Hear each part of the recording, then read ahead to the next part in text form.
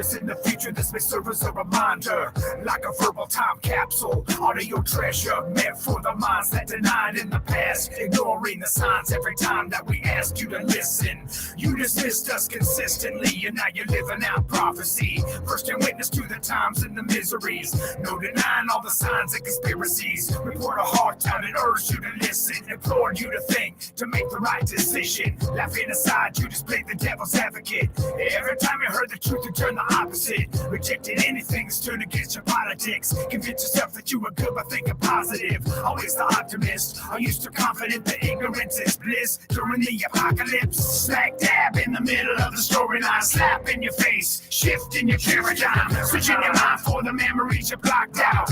Information that you knew was true but locked out. Conversations that you wish could be repeated. Warning calls that you wish you would have heeded. Thought all those Christians were living in denial, but now you do anything to understand the Bible. Every day triggers on memories, reminders. Remaining remnants remembered by survivors. Pieced together from the fragments of a quagmire. Lost souls gathered hungry around a campfire. Brought together through the common recollections. Torn apart by the warnings that they questioned. Looking back, they knew this day was unavoidable. They hated God, embracing sin whenever possible. Gave control to everything they knew was evil. Sold their souls and now they're living like medieval. A whole world without laws or morality. Living in poverty and running from reality. I got a picture of missed opportunities. All the what ifs and lost possibilities. Cities burn like a giant crematorium. Mountaintops collapse like an accordion. Wars are rumbling, governments crumbling. Storm clouds gather around, hear the thundering. Smack dab in the middle of the storyline. Slap in your face, shift in your paradigm. Switching your mind for the memories you blocked out. The information that you knew was true but locked out.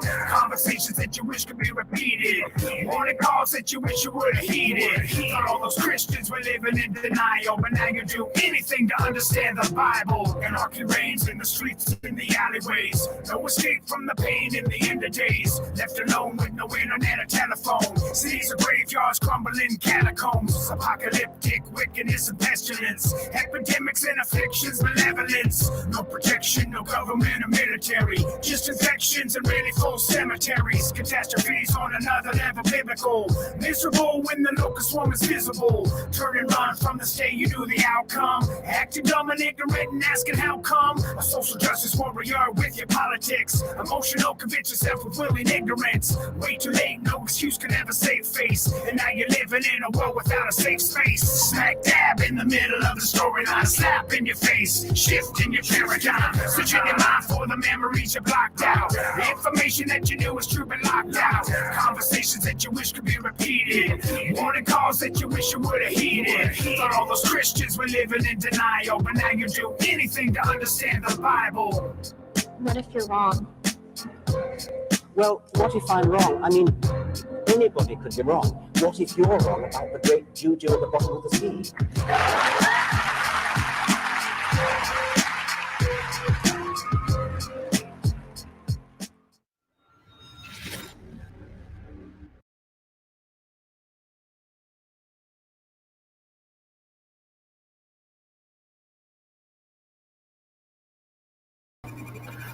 Hey, good people. What's happening? Good morning, good evening, good afternoon, whatever it is, wherever you're at. I hope you're having a good one. It's been a manic Monday, but it's over. Now I'm hoping to have a terrific Tuesday. I hope you guys do too. Woo, woo, woo. So, that was a good stream, good live stream over there at Stavely's tonight. And we'll start off by just saying, hey, just send some good vibes over there. Seriously, for Brian, send his way some prayers. He hasn't given us all the details on what's ailing him and what he might need surgery about, but you know, we're like a big family here, so we need to definitely say some prayers for Brother Brian. Alrighty then. So I've got some things I want to share with y'all tonight. We're gonna look at this real quick. I don't think I've shared it with you guys. It's from a few days ago, but It has to do with Bill Gates and coronavirus, 5G, all that good kind of stuff. So just check this out with me. Pretty sure I'm still screen sharing. And, hang on a second here.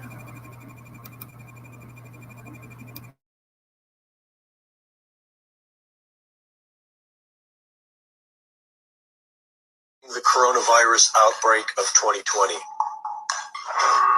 In 2018, the PureBright Institute was granted a patent for the coronavirus.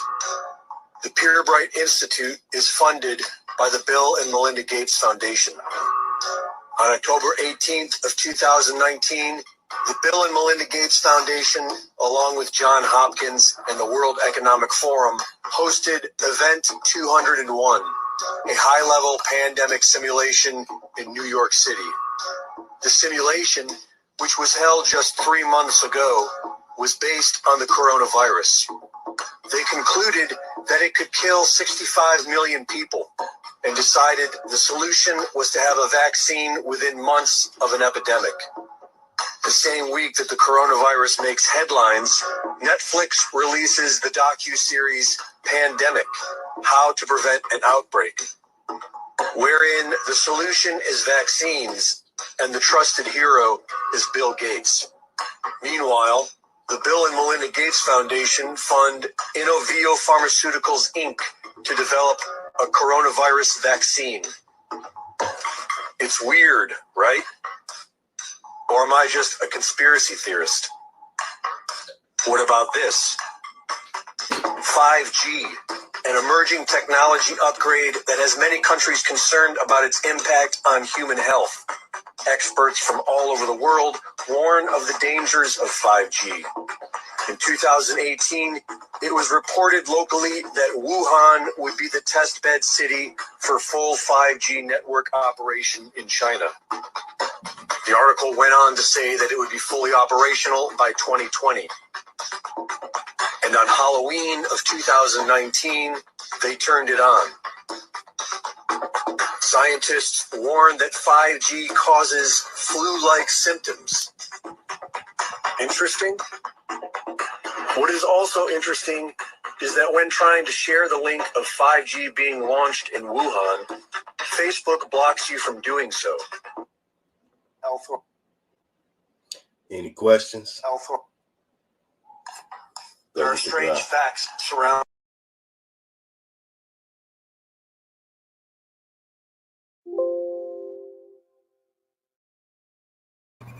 Okay, have any of y'all seen that before, that video? I hope y'all were able to see it. Pretty sure I was sharing. Imagine that, Bill Gates of hell. There's a special place in hell for Bill Gates. You can pretty much bet on that, folks. How you doing, Mad? How you doing, Machine Monkey, Giggles? D-Bird in the house. Hey, hey. Scooter, everybody that's here, appreciate you being here. Just let me know if y'all were able to see that video okay and hear it and all that good stuff. I guess you were, since I played the music before that. But anyway, all right, I've got a few more videos I wanted to share with you too. Thought this was interesting. A study by Chinese scientists suggests that COVID-19 may spread faster in colder temperatures. The researchers from Sun Yat-sen University in Guangzhou compiled a list of every confirmed infection of the coronavirus that causes the disease. The database covers January 20th to February the 4th and compares infection dates to official meteorological data from across China or for the capital cities of the affected country. Temperature could significantly change COVID-19 transmission, said the study, which was published in February. It has yet to be peer-reviewed, but in the meantime, the scientists suggest that countries and regions with a lower temperature adopt the strictest measures. News of the study comes as Chinese authorities report significant progress in containing the spread of the virus. On March the 9th, China's National Health Commission announced 40 new coronavirus infections, its lowest daily increase since late January. All but 4 of the new cases were in the city of Wuhan, where the outbreak first began. The remaining infections were found in Gansu province, but authorities say those cases were imported by people traveling from Iran, rather than local transmission. This makes it 3 straight days since China had any new non-imported infections outside Hubei province.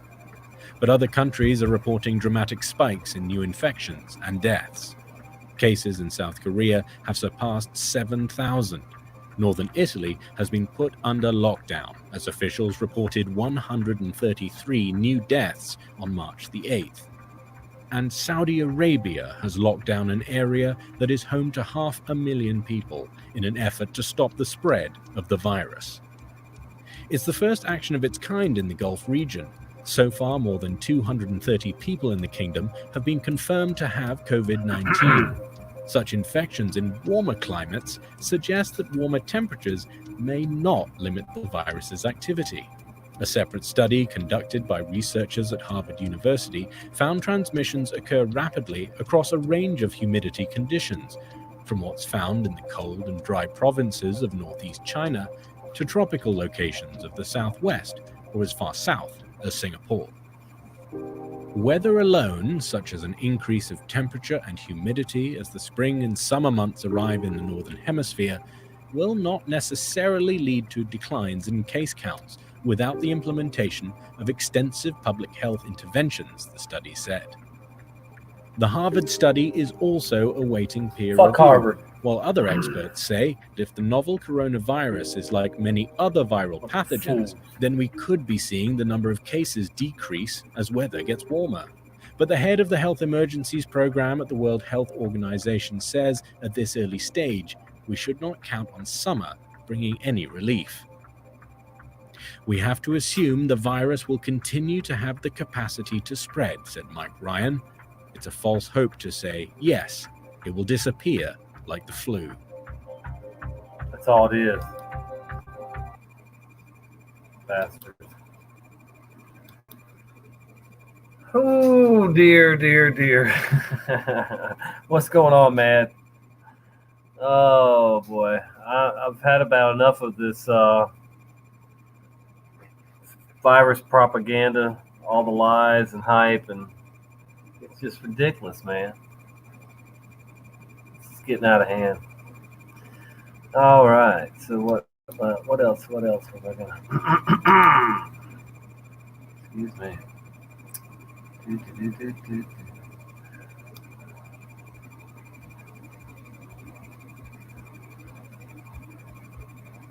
I did save some Corona commercials to share with y'all. I don't know what in the world, but hey, if y'all haven't seen it, Owen Benjamin has a Corona beer joke.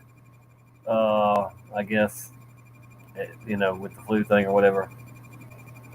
Oh no, I am not Owen Benjamin. What? I don't know. Whatever. I'm not gonna play it then. I don't even know what that is there, but Corona beer joke: how humor disarms despair. Owen Benjamin clip from one of his fans shared it or something. La la la la. Okay.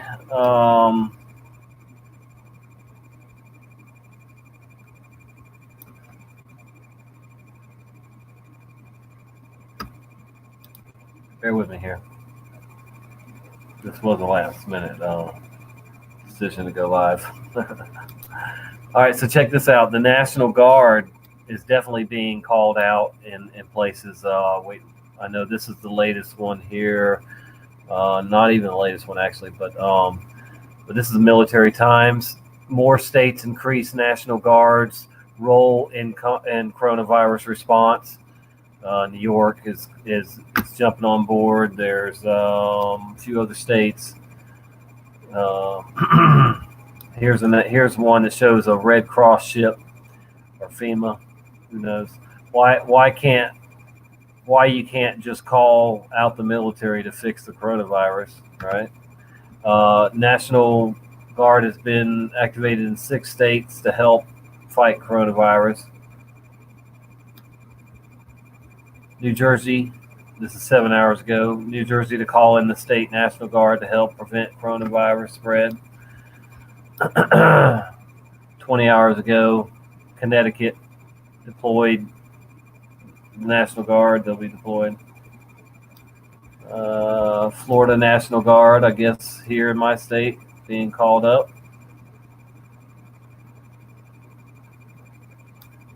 Maryland, and so on and so on.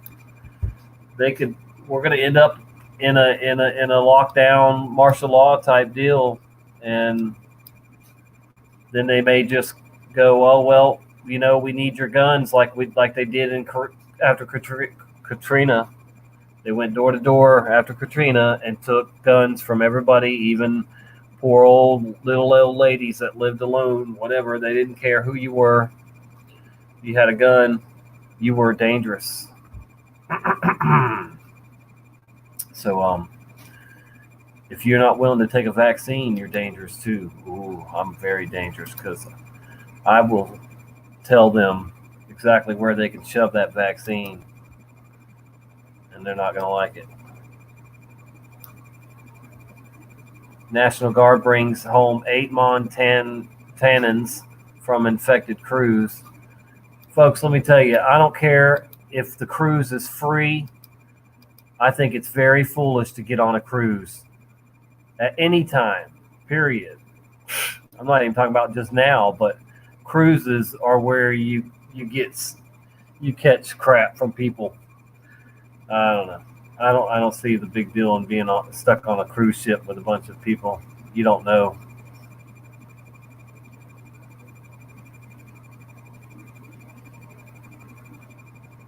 All right, what's going on in the chat? I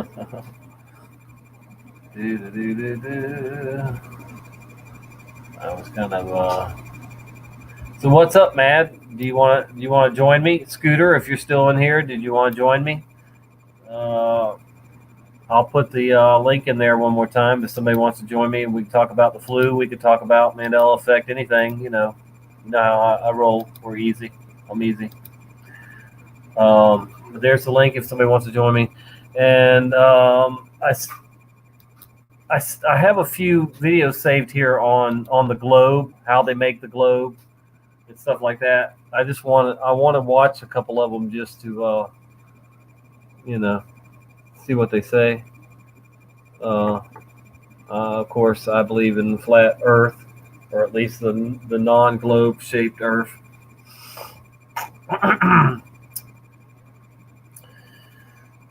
Again, just let y'all know that we should be praying for Brian Stavely and sending some good vibes his way, good healing vibes his way for whatever he's dealing with. And if he's got to get surgery, let's just hope that he's healed before they even have to do the surgery.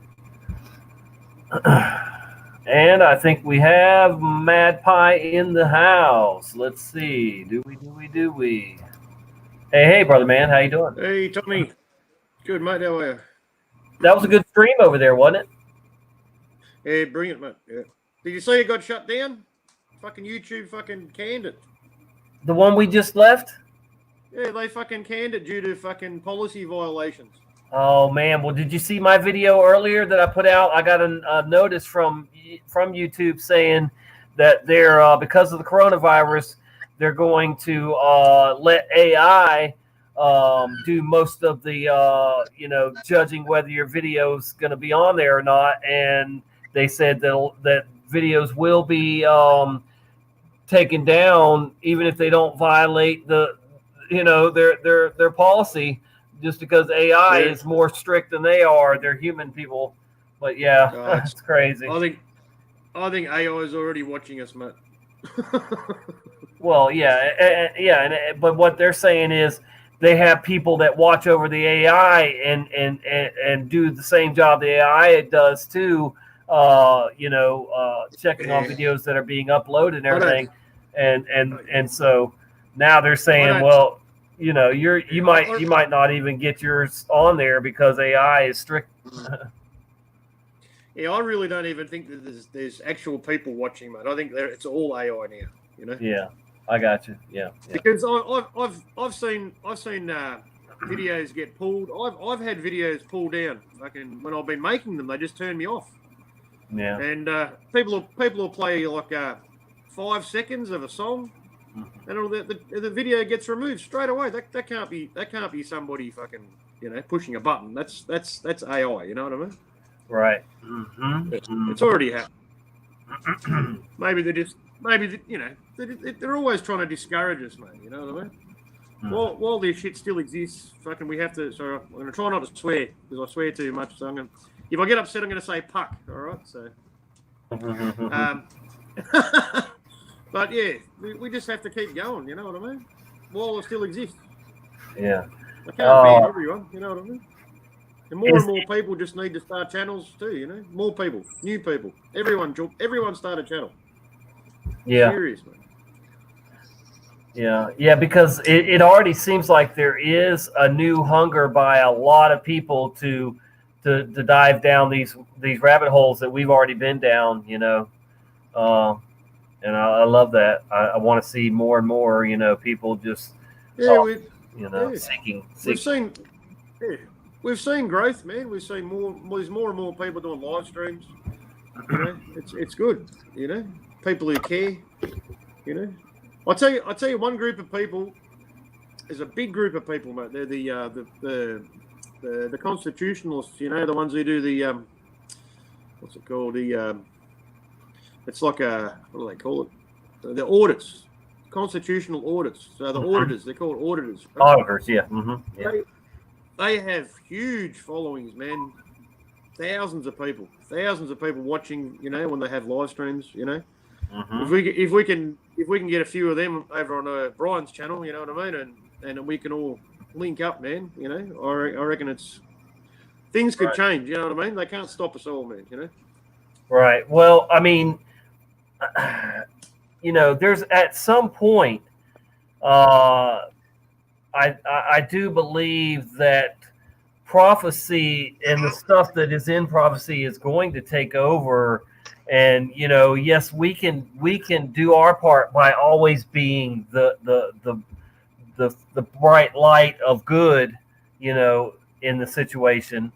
But I mean, the things that Revelation says are going to happen are probably going to happen, and some of them are not too pleasant. You know what I'm saying? So I mean, So I mean. I hate that. We've just got. Yeah, I know. That's they want you to fear. They want you to worry. They want you to think you got no hope. They're going to shut it down. They're going to do this. They're going to do that. Until it happens, mate, I'm going to be here. You know what I mean? They shut me down. I'll start another channel. You know what I mean? Yeah. I'll keep coming back until I can't do it anymore. You know what I mean? That's what we have to do. Everyone has to have that, have that attitude. And just push forward, mate. Because your voice is all you got. This is all we've got. Voting doesn't count. We know that. Money's fake. All we can do is use our voice, man. Following after Jesus Christ says they mess with live streams less, I think. Well, Matt just told us that the live stream that Stavely did 3 or 4 hours, we all thought it was great. I'm pretty sure. I mean, there's always haters, but it was a good stream, and now it's gone already. So nobody will get to see it, apparently. That didn't see it already, but there was 250 to 300 people there almost the whole time, and now I just lost you, Matt. I hope you're able to come back. I'm sure you'll try, but I do believe that all these people being at home now, and especially people working at home, they're gonna have to like make the internet a little faster. And I'm not calling for 5G certainly, but I'm just saying they might have to, it might get crowded. It might get a little hard to do shows, even.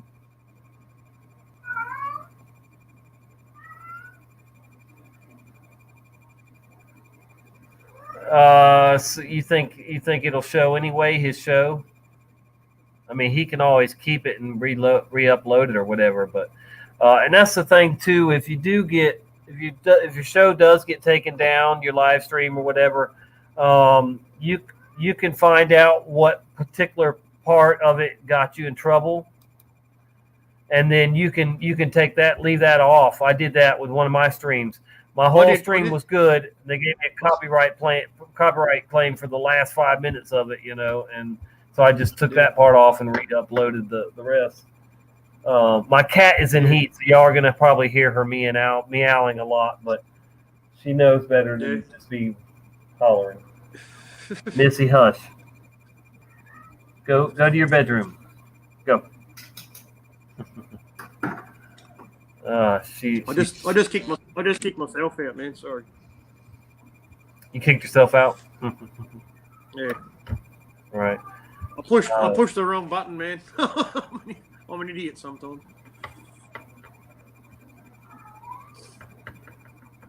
Okay, I guess Scooter's saying it's back up. His show is back up or something, so that's cool. Yeah, it's still there. If it is, yeah. That's Okay. good. Dude. Yeah, no, right at the very end, man, when everyone was saying goodbye to each other, it came up, man, and it said this stream has been I pulled down got due you. to policy violation. Okay, I got you. One of them deals. Yeah. Yeah, the black But screen now- with the message and the play symbol in the middle Yeah. of it. What they could do later is hit you with the worldwide ban, like they've done to me too. Though, they'll stop your stream and then hit you with the worldwide ban. Unfortunately. So. Oh, that's nasty when they do that, man. Yeah. No, Yeah, my sometimes tank they ban. just choose sometimes they just choose certain countries that you can't view it in. Like usually it happens to me, man. The Americans, videos will be banned in my country. Brian's has done that before, man. To me. Yeah. All right. Well, just for humor, since you are on with me, I want to share this Corona commercial that was from Australia with you. Hang on a second. I'm drinking Corona, man. Oh, that way. Oh yeah, baby. Sí, it's good. Mucho buono. I'm muting you.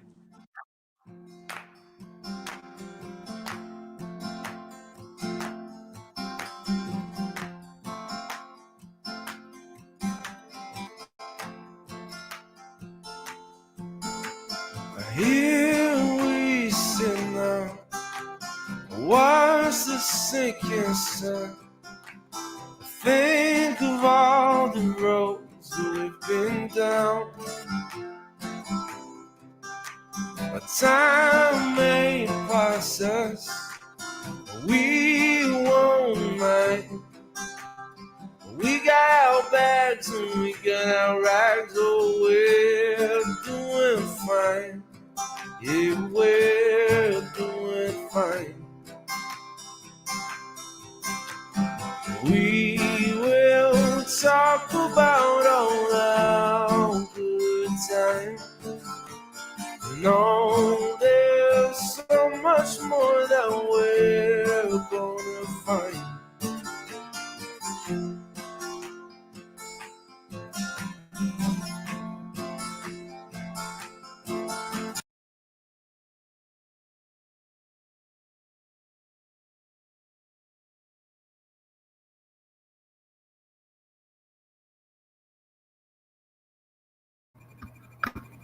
Well, it says on Mexico time, but it's from Corona Extra Australia. That was who was putting that out. So I thought we were going to get to see Australia. Yeah. That's Mexico. Oh, well, was it? Nah, they're probably surfing in Australia, man. Probably. Drinking Corona. Okay, so that was us. That looked like Australia to you? Yeah, that's the say beer on I got here, man. Time. Corona Extra. Yeah, it says Corona Extra Australia, so they probably filmed it here, man. Yeah. Okay. I thought, all right, I got you. So that looked like Australia to you? Oh, Yep. man. Beach waves. Could be. Could be anywhere. Yeah. I got you. All right. Yeah. So, hang on a second here. Yeah, I had the same thing, man, when I searched. I tried to search Corona, and all I got was mainstream. No videos that anyone else had made, you know. And I got a few Corona videos, Corona beer videos. Yeah, I didn't click on them, mate. There's a lot, though. There's a fair few. Eh?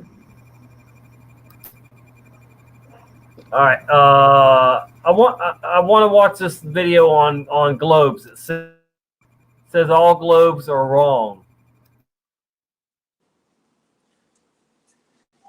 You muted yourself, man.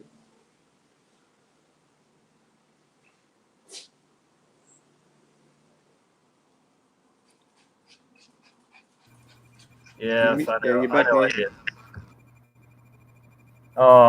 Hang on just a second. All right. It says why all world maps are wrong. So let's check this out. Yeah. We know the globe's wrong. Yep.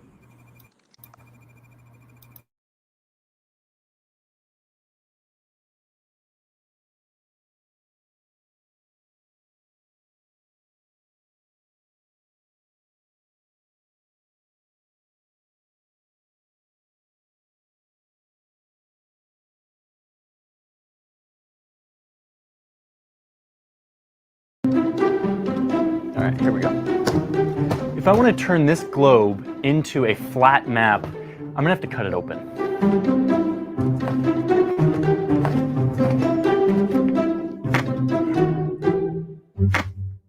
In order to get this globe to look anything close to a rectangle lying flat, I've had to cut it in several places. I've had to stretch it so that the countries are starting to look all wonky. And even still, it's almost impossible to get it to lay flat. And that right there is the eternal dilemma of map makers.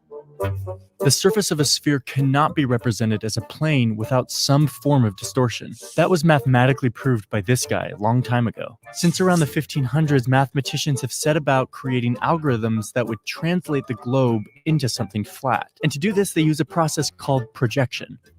Popular rectangular maps use a cylindrical projection. Imagine putting a theoretical cylinder over the globe and projecting each of the points of the sphere onto the cylinder surface.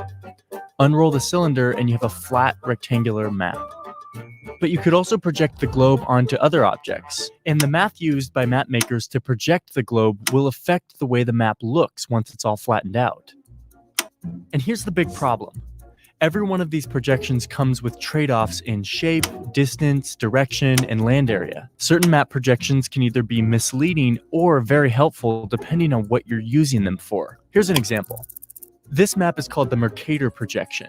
If you're American, you probably studied this map in school. It's also the projection that Google Maps uses. The Mercator projection is popular for a couple of reasons. First, it generally preserves the shape of countries. Brazil on the globe has the same shape as Brazil on the Mercator projection.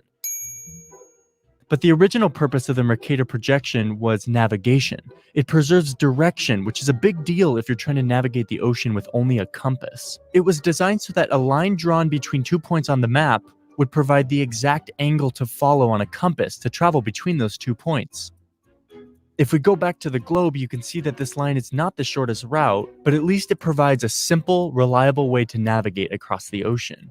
Gerardus Mercator, who created the projection in the 16th century, was able to preserve direction by varying the distance between the latitude lines, and also making them straight, creating a grid of right angles. But that created some other problems, where the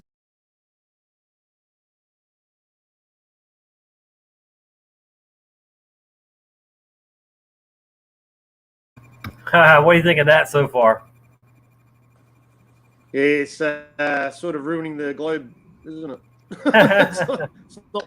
it's not looking good.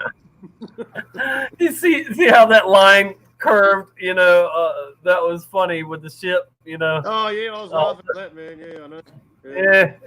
Yeah. So they have to use the flat Earth model to, you know, apparently. It's funny funny how planes fly fucking level and fucking straight for fucking thousands Yeah. of miles, isn't it? No curve. Exactly. Real funny how when we took off from Atlanta Airport, we could see the state of Florida, from hundreds of miles away. We could see we left Atlanta and we headed over to the coast, and the pilot's like, look out to your right, you can see the Florida, and there it was, you could see it in the coast and everything, and it's like, how are we seeing that far if it's a round Earth, I was looking across the bay today, man.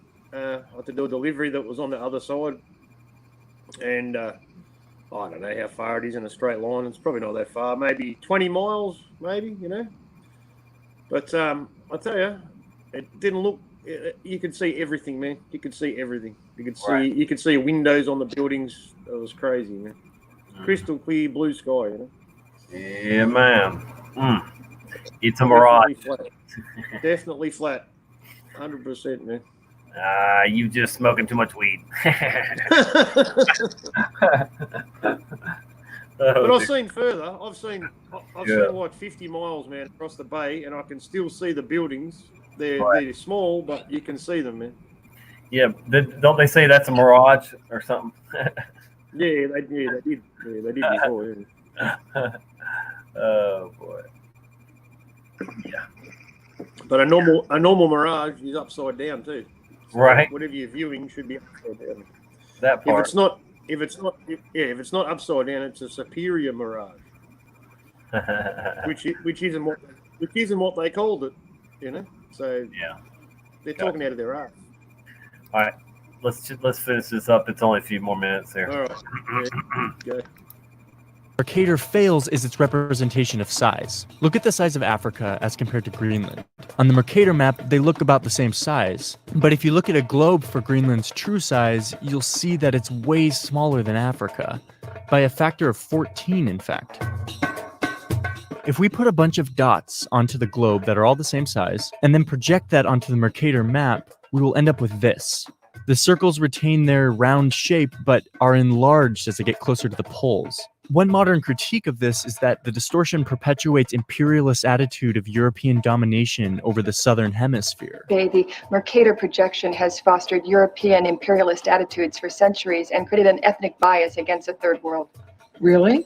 So if you want to see a map that more accurately displays land area, you can use the Gall-Peters projection. This is called an equal area map. Look at Greenland and Africa now. The size comparison is accurate, much better than the Mercator. But it's obvious now that the country shapes are totally distorted.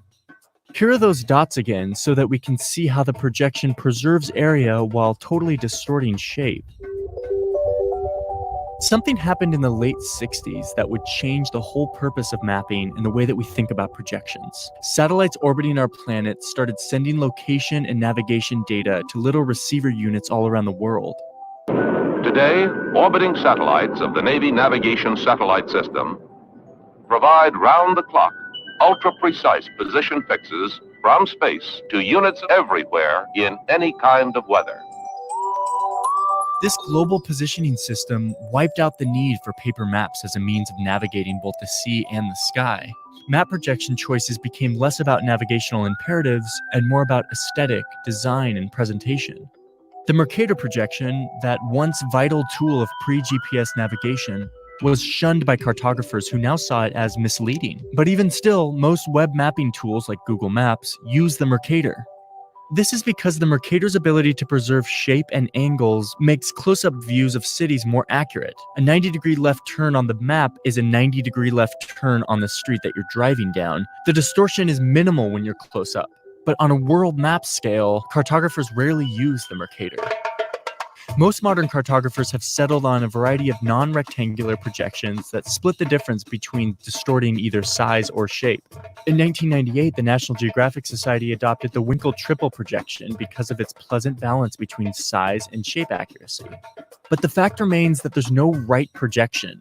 Cartographers and mathematicians have created a huge library of available projections, each with a new perspective on the planet, and each useful for a different task. The best way to see the Earth is to look at a globe. But as long as we use flat maps, we'll have to deal with the trade-offs of projections. And just remember, there's no right answer. If you yourself want to poke fun at the Mercator projection, you can do so by going to thetruesizeof.com, which is a fun tool that allows you to drag around whatever country you want around the map and see how it is distorted depending on where it is. I also want to say a big thanks to Mike Bostock.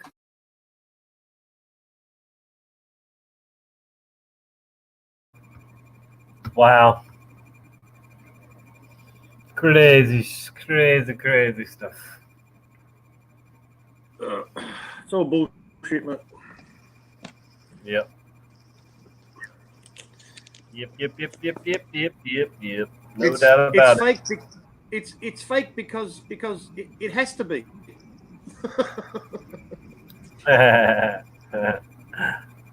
Right. Remember the dude who tried to explain he's the NASA scientist. Tried to explain why that they have to use CGI to make the flat map, you know. William Shatner has a new series called The Unexplained, and we're going to see a couple clips from that real quick. I'm going to show you a couple clips if we don't get taken down by AI. Yeah, imagine that. All right, so first one's called The Unexplained. Will technology destroy humanity? This is William Shatner's new thing. Yeah.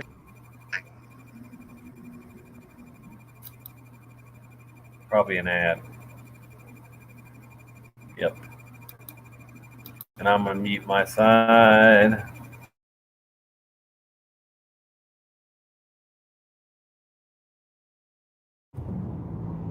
Oxford University, July 2008. A panel of experts from the Future of Humanity Institute published the results of a survey regarding the global catastrophic risks that humanity will face in the 21st century. The results of the questionnaire are both surprising and concerning, because the experts agree that there is a 1 in 5 chance of human extinction before the year 2100.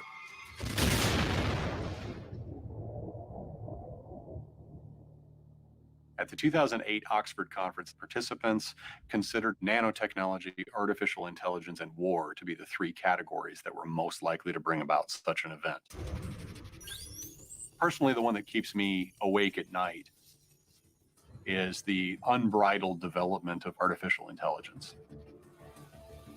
It's partially because of the weaponization of artificial intelligence, what I like to refer to as the dark triad of offensive, lethal, autonomous machines. The possibility of programming errors or of users deliberately inflicting these upon enemy populations is the type of thing that makes me nervous. It's the development of artificial intelligence. It is supposed to make lives a lot easier, but in practice might represent the biggest existential threat of all. When we see a civilization that effectively disappears without a record of precisely why they left, the answer is often rooted in the development of advanced technology. Because advanced technology enables a larger population to live in a smaller area. But if something happens to the resources themselves, then you don't have the capacity to support the population anymore. When I look at an episode like Rome making an incredible drainage system out of lead pipes, and then everyone goes nuts, is it all that different than a human society building up technology to the point where we forget that we're really just part of an ecosystem that's much more powerful than us, no matter what we build? We have a tendency to assume that we can always innovate our way out of the crisis of the moment. There's also no guarantee that technology will save a civilization when it's faced with an existential threat. Will we live to see the day when our own civilization comes to an end? Given how advanced we've become, it seems unlikely that all of our current technology, our cities, architecture, culture, could ever be reduced to a giant pile of rocks and a few carvings. Well, then again, Maybe it's our naive belief that it can't happen to us that makes our demise inevitable. So is there any way we can prevent it? Perhaps the answer will be one more that for now remains unexplained.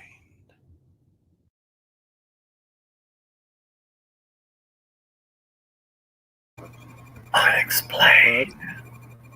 That's pretty crazy. That's pretty crazy, man. That they let him make movie videos like that, man. That's pretty amazing, isn't it? Yeah. Well, it's Shatner, baby. You're gonna let Shatner do what? You know how the system works. You know how the system works, man. Nothing Yeah, gets out there unless they want it. Yeah, exactly. But they they have to put out there what their plans are, but because of the laws of the universe or whatever they say, you know. But yeah, I think, yeah, I've got a little bit of faith in him, man. I have to say, because that's not the first time he's come out with truth, man. You know what I mean? Yeah. All right. Let's look at the next one real quick.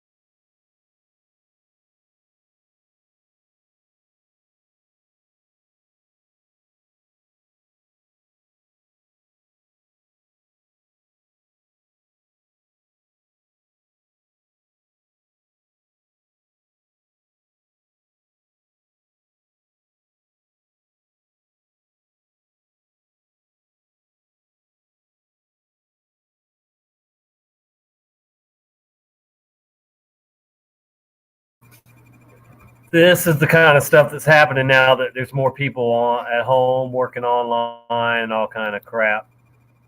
See, not good, not good. They're slowing. You've been slowed down, man, because there's too many people online. Yeah. Yeah, well, I got news for AT&T. I'm not going to pay the same amount if I'm not going to be able to live stream correctly. You know, this is crazy. Analytics. Okay, finally. Here we go. Professor Pikachu. Is a fancy way of saying, look at the data and figure out why things happen. Very important. Banks, corporations, computer companies spend hundreds of millions of dollars sifting through tons of data trying to find instances of causality. If I raise the price of a product, does my profit margin go down? Will I go bankrupt? In other words, corporations constantly try to predict the future. That's the name of the game. You predicted wrong, you zag when you should zig, you go bankrupt. I think predictive analytics operate very similarly to how our brains work. Our minds come equipped to make predictions about the future based on our past experiences, and they operate very similarly. In fact, machine learning algorithms, the type that carry out predictive analytics, are often called neural network models because they're designed to mimic how neurons work in our brains. The idea of advanced computers pulling information from the cloud in order to predict the future may sound like science fiction, but in truth, this idea has been around for thousands of years. Every culture in history has had some concept of a universal mind. The Greeks used to call it nous, or a great overmind. In Vedic tradition, it's sometimes called akasha, or a kind of universal ether. People like Nostradamus and any seer will tune into what we call the Akashic record. This is like the memory of all things. It's a universal mind. We enter it by going into a state of meditation and connecting with the past, the present, and the future. One of the great secrets of the mystical tradition is that all human souls are one. So we are part of a collective whole. In later psychology, it has been understood to be called a collective unconscious. In ancient times, it was referred to as a collective soul, which is the collective mind of all humanity, past, present, future. I think the people who work in this way, what they're doing is they're tapping into some source of information. I don't think the question is, why are we able to get information about the future? I think the question is more like, why don't we get more information about the future? A universal mind, all-knowing and all-encompassing. But do we really want to know everything before it happens? Time of our own death, perhaps, or the fate of our loved ones, or how about the end of the world? Perhaps we're better off not knowing, letting those things remain. The unexplained.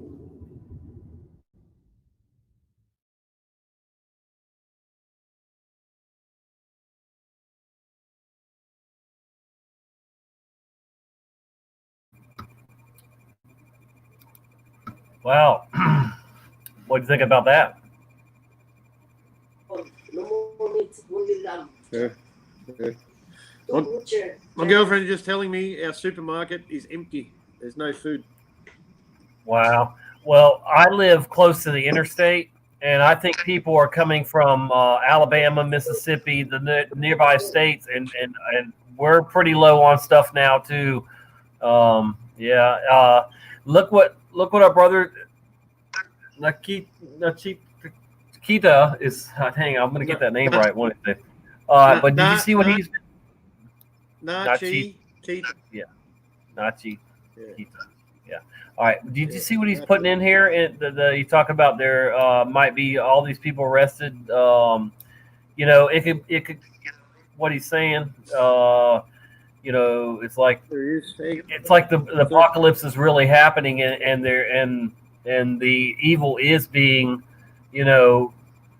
being dealt with, uncovered, revealed, and maybe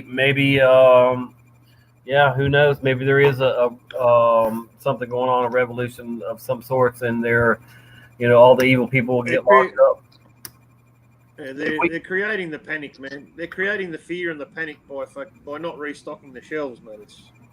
It's not like we don't have the food. Oh yeah, yeah. I'm gonna have to take these off because I'm having a hard time hearing with these headphones. Did I lose you? My micro. I'm using an iPad, man, so I have to talk a bit louder. I think most of the time. So yeah. I don't know what's going on with this laptop, but I'll be glad to not use it anymore when I get.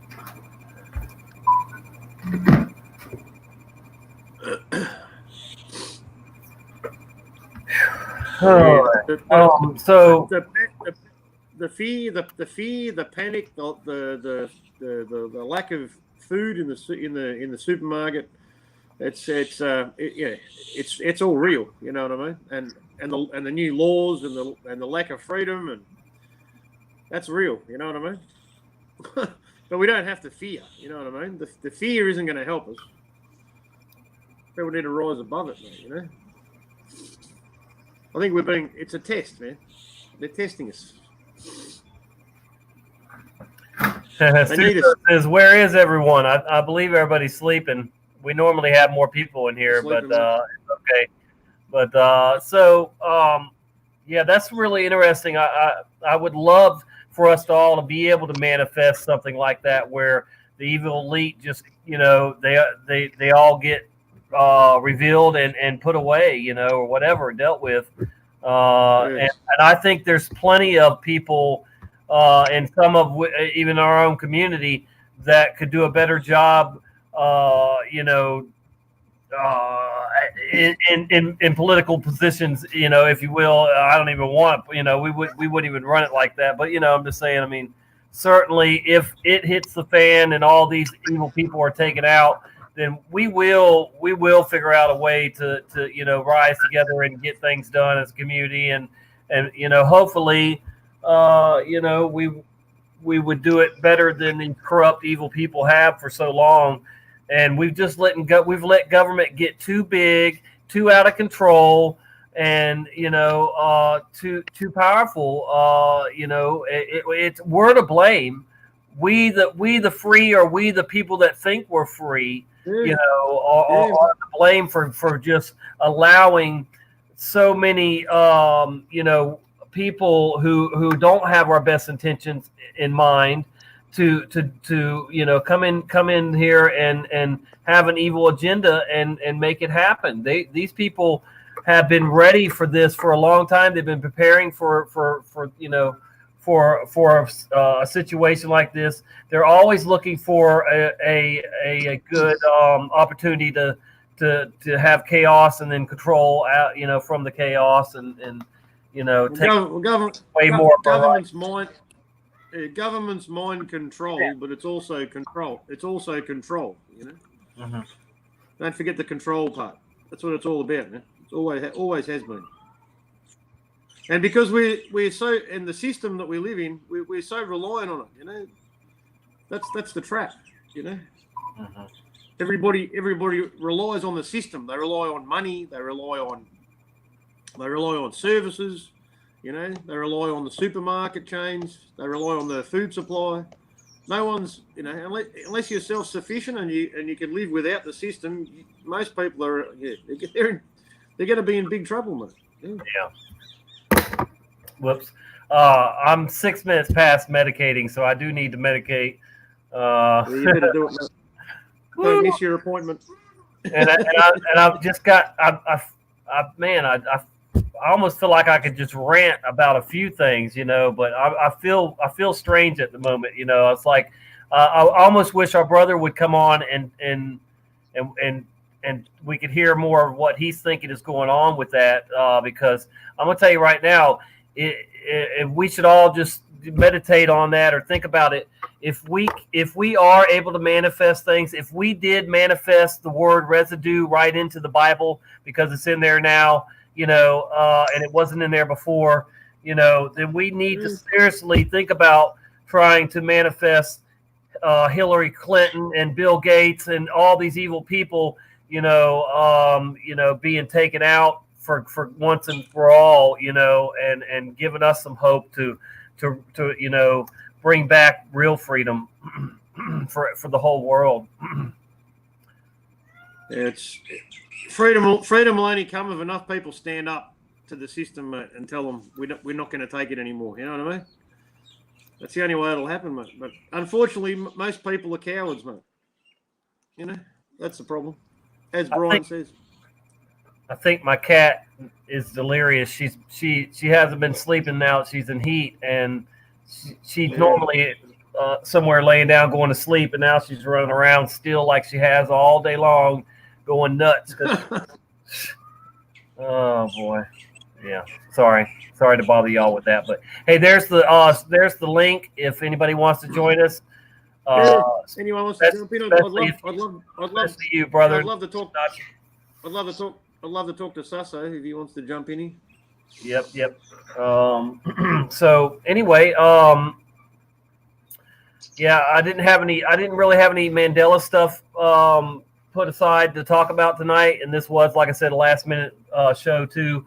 But definitely for anybody that just came in, we're wanting to send good vibes, good healing vibes Brian Staveley's way, and pray for him if you do pray. Sure.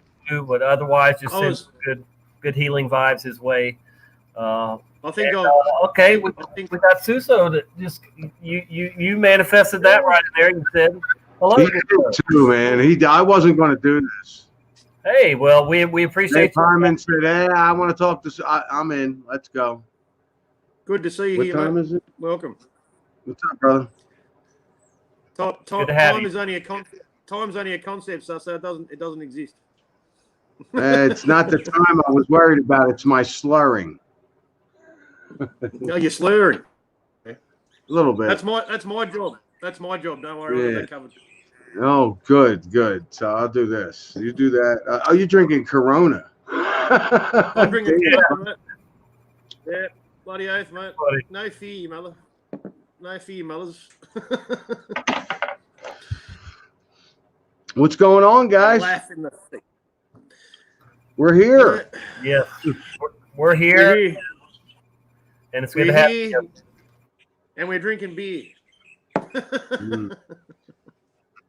Yeah. So I work in the bar downstairs, Yeah. and they told us today we're shutting down. So Wow. yeah, we got to shut it down, and yeah, we're going to. Well, how do I put this? We're staying open. I've already put the curtain in front of the window. It's going to be a speakeasy. Hmm. A speakeasy. I love it.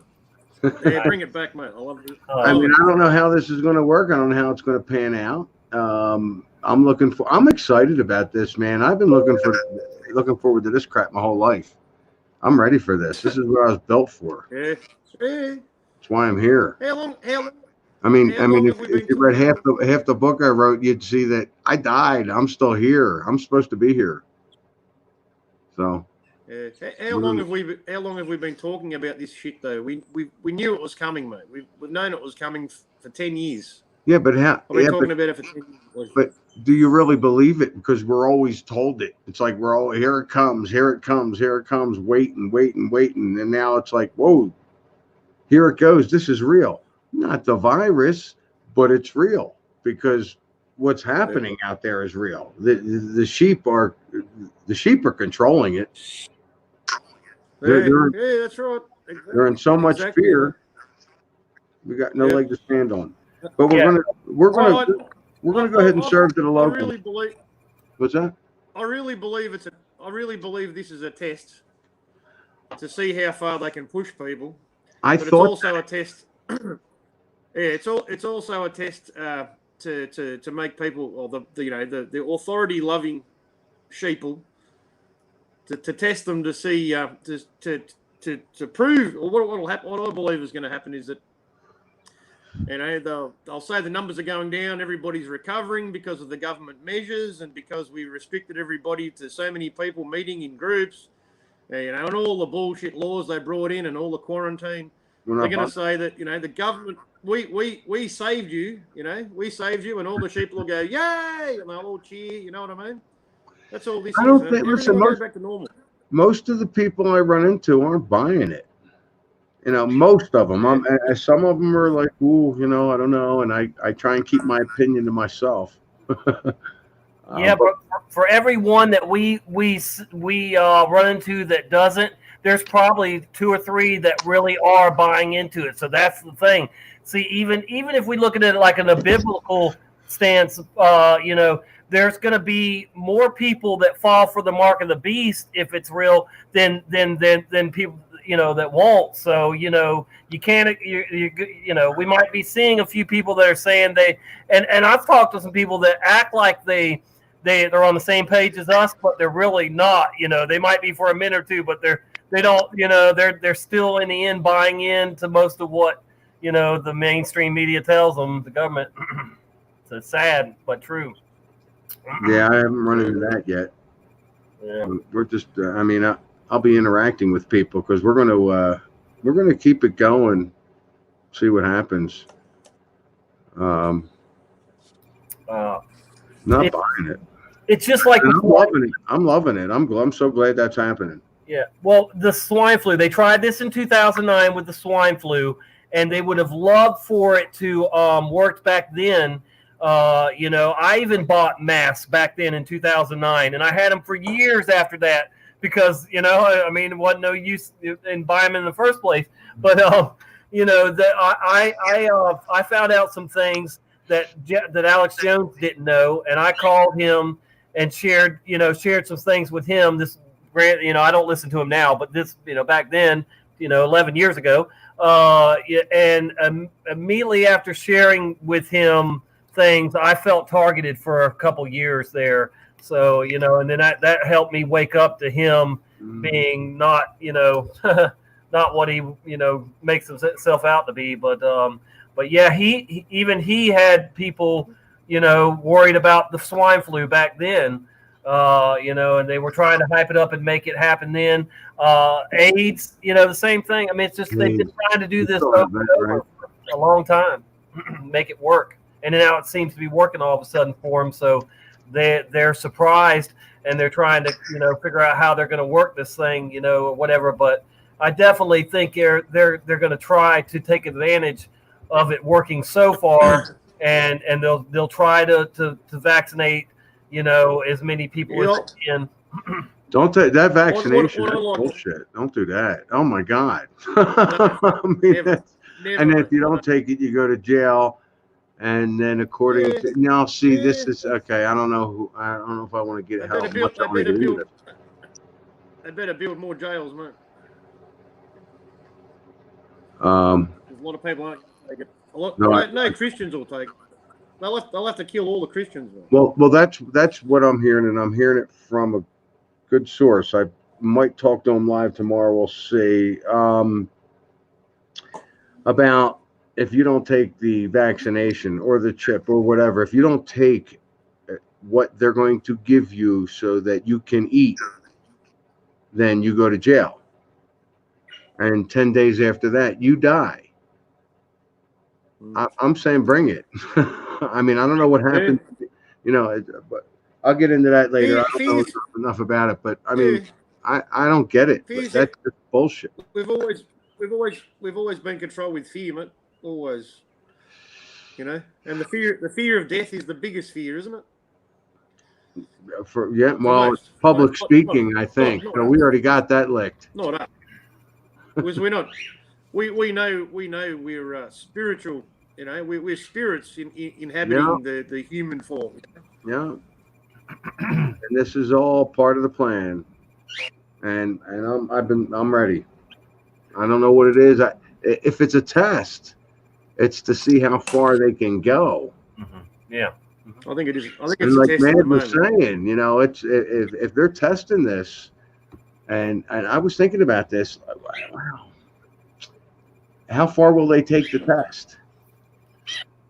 Well, we're almost in uncharted territory, though. Think about it. We already are. This never happened before, right? Right. No, they've tried it with all these other bird flu, swine flu, SARS, whatever. The only other success they've had was with AIDS, but that was a small amount of people. It wouldn't scare the whole world, more or less. I mean, what I'm saying. I mean, they made it out to be a gay thing and a drug user thing, or whatever. But it was the ATZ drugs anyway that was killing people. It wasn't the virus, So, but yeah, so we're in uncharted territory already, just this quick, and they're trying to figure out how best they can, I think. Yeah. Tommy, I think they'll be fine. Look how quick they did it. They've already proven how much that they control us. They've proven it right already. I mean, you see what's happening. In a month, the country is going to be bankrupt. Nobody's going to be working. Nobody's going to be paying their bills. Everybody's going to want to be paid. What do you think that's going to cause? I mean, hopefully we're smart enough to work around that. Mm-hmm. Mm-hmm. We've got a new guest with us. Welcome, following after Jesus Christ. How you doing? What's going on, man? Hey, glad to have you. Go ahead and give us your thoughts on everything if you want. my computer's lagging hard today. No, you said something about you still got me? Yeah, we can hear you. There we go. Yeah, it's lagging pretty hard. But no, you said something about they was pushing this agenda. My buddy, here, let me see if I can find my phone real quick. He sent me a picture off 71 North. He lives like south of me. And talk about spreading fear porn. They got one of the National Guard vehicles, right? Because in Ohio, like right down the street, we make all the Humvees. We make the Abrams tanks up in Lima. We got like 3 infantry units. This is where they keep the SF helicopter stuff. Like we do all the vehicle maintenance, make MREs, all that fun stuff, right? So it's really kind of ironic that they're having all this stuff in Ohio. One, we can't find anybody who actually has anyone related to anybody or a friend. That really blew me away. I honestly figured that the first thing to go was going to be beer and cigarettes, but I was really disappointed on that. All right, I bought a carton. All right.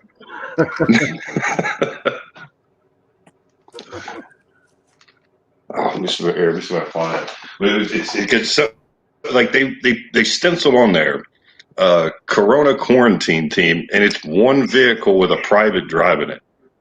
And I'm like, what? And he's like, yeah, it was with the convoy. And he sent me some pictures. I'm like, dude, those are training vehicles. It's like, I don't know. It don't make sense. I had police cars shooting down the street. Oh, he blacked out there. At like 90 miles an hour. We're in the middle of a mountain town, man, and I've never seen them drive that fast. Now, granted, the streets are practically empty up here right now, but they're shooting down the street 90 miles an hour. I'd say 3 times I've seen them half-hour increments. I'm like, what's that about? Where are they going? I mean, please. And then a fire truck. So it was four times I saw that. I'm like, you got to be kidding me. Where are they possibly going? To me, that's just to keep the fear running. And it doesn't matter where you're at. They're told to do it. They're going to do it. That's what the. I was told what the sirens are for, man. doctors were told, do not just from Brian Staveley's channel, but I've gotten this from other people. They're trying to go to doctors and they won't take anybody except coronavirus to test them. I mean, and that cracks me up. But I heard it on Brian's channel because Brian had to go to a doctor, and then I'm listening to a guy that I'm kind of frequent with, and he's telling me the same thing. They won't even take them. Welcome back. I don't know if you can make that out. Yeah, we can see it. It's a military Humvee. Yeah. But it's here we go. got Corona, or was it Corona? COVID-19. COVID-19. Yeah. Sponsored by COVID-19. Sponsored by Corona. Where's the other one at? But the only thing that doesn't make sense is he took the picture on the highway and the wheels ain't moving. That's the only. And when I zoomed in on it, because I used to do Photoshop, when I zoomed in on it, it's got a lot of artifacts to it, and I'm like, dude, that's just a little. I was like, you saw that on the highway? Are you sure? Like, what kind of phone you got that took a picture of the wheel stopped? I mean, that's a little. I mean, I've seen it happen before, but that's pretty clear for a vehicle that's supposed to be moving like 70 miles an hour. And then that's the other one too. He said the Humvee was doing 70 miles an hour. Like, have you ever driven a Humvee? You'd be lucky if you get 65 out of that thing, especially our Humvees. Talking about the National Guard. Oh. I'm gonna take off, fellas. Thanks for having me on, Tommy. Send me your email. Okay, yes, definitely. Anytime, brother, man. Thank you so much. Yeah. See you guys. Nice talking to you, man pie, man. Following after Jesus Christ. Nice to meet you. Hold on. Hey, it was nice to meet you, brother. What's up, bro? Before you go, mate, check out Eric Farmer. He lives near you. He's a good man. He needs someone to talk to as well, man. I'll do that. I'll see if I can. Yeah. Some check info. out his channel, man. Eric Farmer. Contact. Yeah. Of course, I'm probably not going to leave the building. All right, guys. All right, thank you so much. That was great. Thank you, Suso, for coming on. I don't know if he knows my near-death experiences. I know he's had one or two or so, but yeah, I definitely find it interesting that so many of us in the ME community have had near-death experiences. You know, I'd love to know how that relates. You know, what it's got to do with it someday. We'll see, but. So yeah, welcome back. What do you go by other than following after Jesus Christ, brother? Oh, Sean. Everybody, yeah, Sean. Okay. It used to be We Do Not Consent, Ohio. Oh, okay. Yeah, I think I remember that name too. Yeah, because I remember Pieman from Sob's channel back before. Yeah, with Betty. Oh yeah. Always one up me for the comment of the night. Oh yeah. That's all they used to talk about was Betty, man. Yeah, Betty. Oh, I know, it's a small world. When I saw you get on here, I was sitting there thinking, I wonder if that's the same Mad Pie Man. Like, it has to be. There can't be that many people with that name. Yeah, man. There's only one. The world's not big enough for two. So, I've got a picture to share too, and this is a real picture. Let me see here. Hopefully, it's still where I can grab it. Oh boy. No, I guess not. Let me see it. Let me look at my phone here. My sister had sent me a picture of a train convoy with military vehicles on it. Of course, we live near a base, so they didn't surprise me. But they're on Did the they move. have the UN markings? Because one sister, she sent me one. I was on my other phone, but it had UN markings. They were our Humvees. They were our MRAPs, brand new. I'm not talking about the used green piece of crap ones. I'm talking about the up armored Frag 5 kits on all of this stuff. You slam this thing with an RPG a couple times, right? Those, but they was white with blue lettering. Hold on, let me see if I can get United this Nations, clear man, enough. isn't it?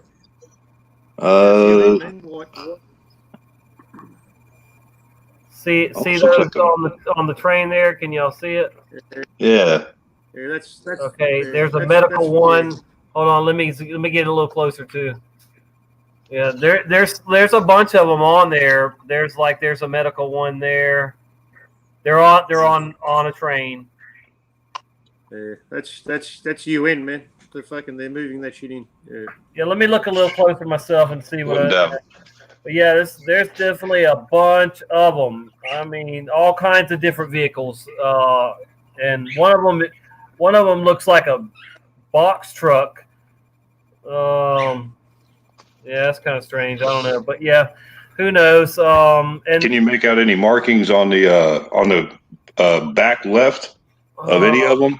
let Does me it say like Charlie Echo, like CH, and then like a number dash something else? Because you can actually look up the unit. Tomorrow I will check with who took these pictures, because I know who took this picture. It's my sister sent to me, but it was her neighbor that took them, a friend of ours.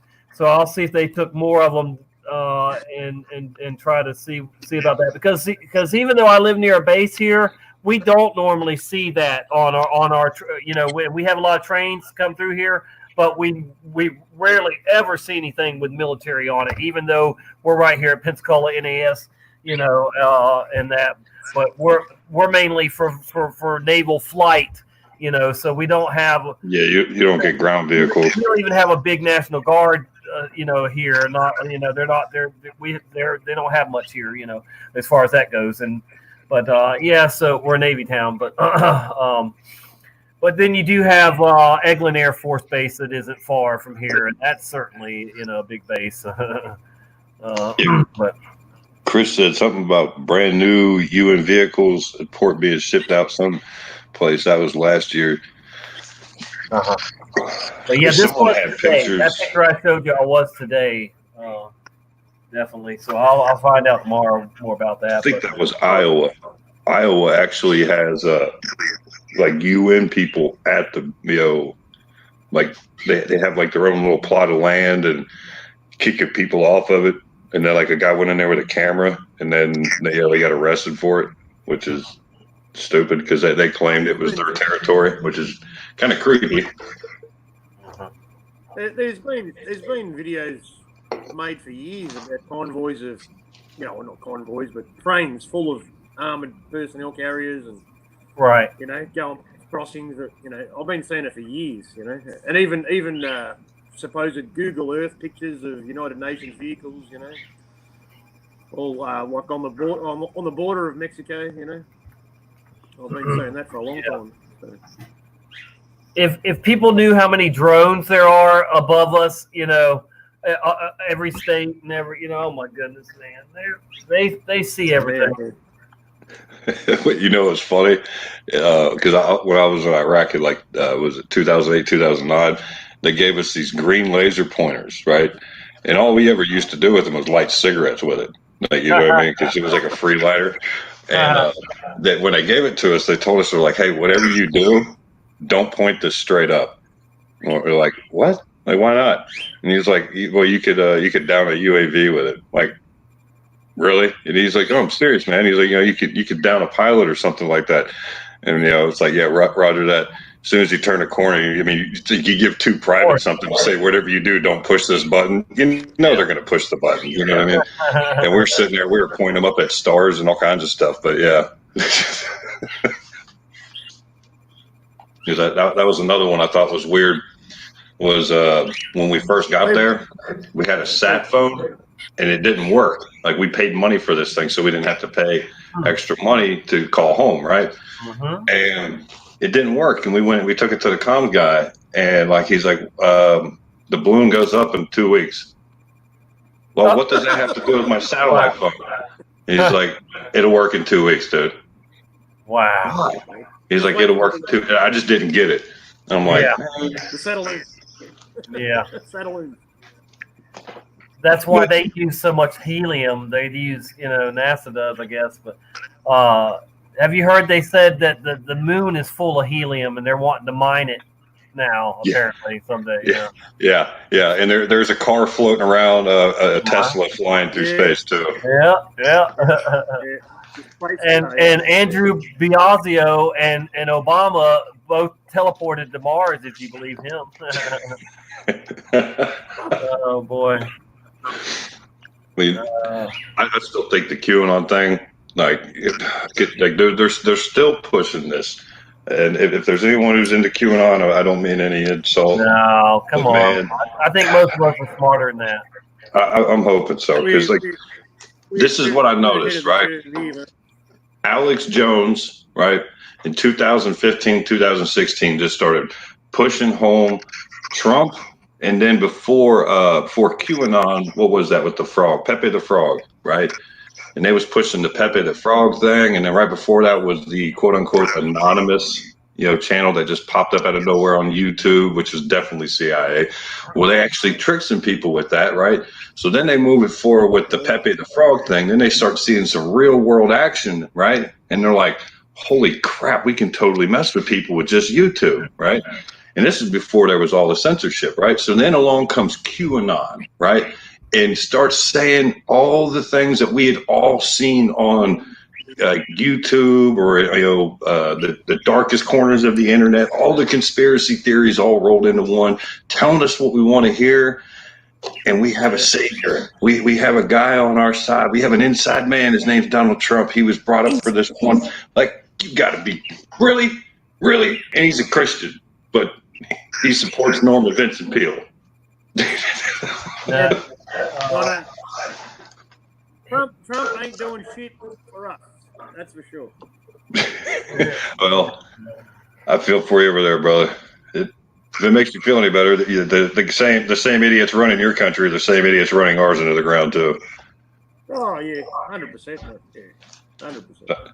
So people are like, I'm gonna run. No one's gonna save us, mate. it's up to us. Well, We've got to do it. Yeah. Well, hey, Jesus. Hey, I mean, for real, do you guys honestly want to leave this world behind to your children? I mean, this place is horrible. I mean, it's absolutely horrible. Well, I've said it before, man. I've got a slightly different take on what Jesus is all about. But when I talk to Christians and they try to tell me about hell, I told them that hell is here. Hell's here on earth, mate. This is hell. It's becoming hell by the day, mate. We can see it happening. So. Hell is real. Hell is real. And this ain't it.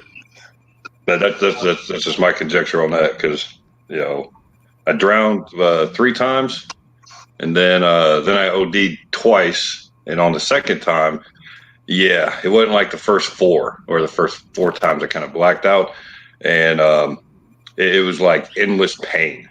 You know what I mean? Like, whereas before it was, didn't feel anything. Like there was no time, but it was like in a place. It was dark. It was hot. It was cold, and it was just painful. It was horrific, and just like every horrible thing I'd ever did, just came back at once, dude. It was absolutely terrific.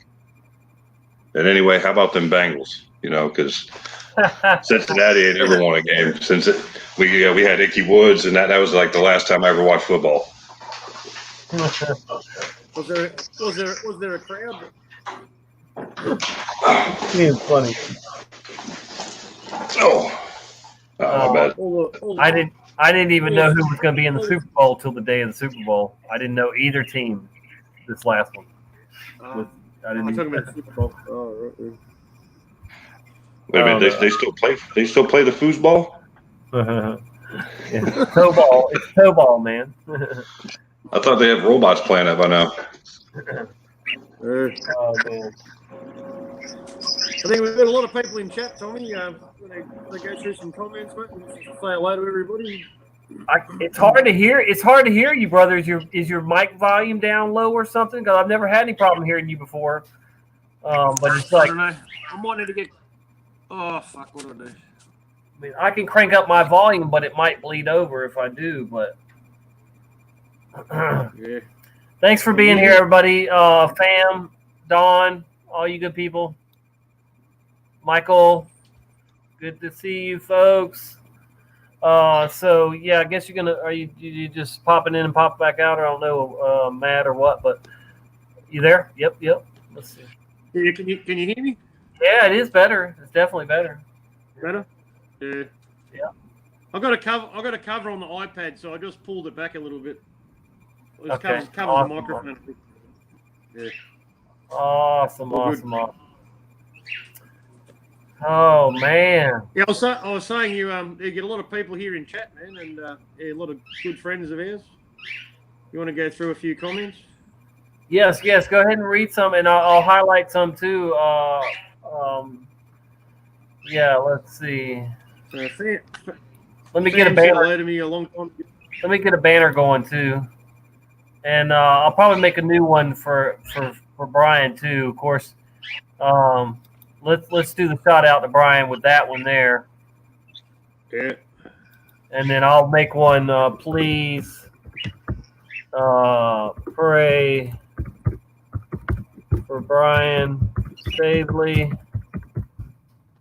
and or send healing vibes. Yeah. High vibes. Nothing but love for Brian, mate. Its way. That really pissed me off. Yeah. When I heard that, when I watched that, I didn't catch it live, but I watched it. I watched it back. It's that really pissed me off, mate. So many stupid people fucking clogging up the fucking doctor's surgeries, mate. It's amazing. They don't care about real people with real illnesses, mate. They only care about bullshit. You know what I mean? They should be ashamed of themselves, mate. All of the people going there are all dumbasses anyway. Because if you suspect that you might have a viral disease that's killing the world, why would you line up with fucking 100 other fucking dickheads who think that they've got the same problem? Because if you haven't got it, you will catch it, won't you? If you believe it's real, it doesn't make any sense. Don't be a dumbass. Just stay home, drink water, have some vitamin C. And if you do have it, you'll get over it anyway. Unless you're 90 years old, you're not going to die. So calm down. Wake up. Pisses me off, mate. Yeah. Welcome, Tracy. Good to have you here. I'm back in a minute. Yeah. Let me give a shout out to my mother who is sick at the moment, and she went to the doctors. And she has pneumonia and something else, but they didn't even test her for coronavirus. She came in there with sicker than a dog, and they didn't even test her for it. Which I'm glad they didn't. But they told her that she'll be fine. But they did put her on antibiotics, which is half the problem this country has of using antibiotics. and all kinds of other medicines too, for that matter. But anyway, so I'm hoping my mom pulls through this okay. She's 71, going to be 72 this year, and she does stand up and speak up about chemtrails. She knows chemtrails are toxic, and she recognizes some of the Bible changes too, and Mandela effects too. So, Anyway, so yeah, she went to the doctor, and they just gave her antibiotics and didn't even test her for the coronavirus. Maybe Brian should have pretended he had coronavirus symptoms or something, and he would have gotten seen at least, and then he could have, been like, "Oh, doc, what about this here too?" But man, that's sad that you go in for a doctor appointment, and they say, "Oh no, sorry, we're going along with the fake corona crap today. We're not going to see you, but we don't have any patients to see anyway. So yeah, it's just a vacation day for us around here. Mm-hmm. Go home and be in pain, Brian. You'll be all right." Sounds like the VA. Yeah, exactly, or something. Yeah, there you go. So well, anybody else? Let's see what we got in the chat. Yeah, you're right. They would have tried to give them a vaccine or something, but there is no vaccine yet apparently. So that's good anyway. If they ain't got it, but they want people to be begging for it by the time they come out with it. To be like, "Oh, please, please." Speaking of vaccine, did you guys see the ID 2020 with Bill Gates? Was it ID2020.org? And it's calling it the certification mark, right?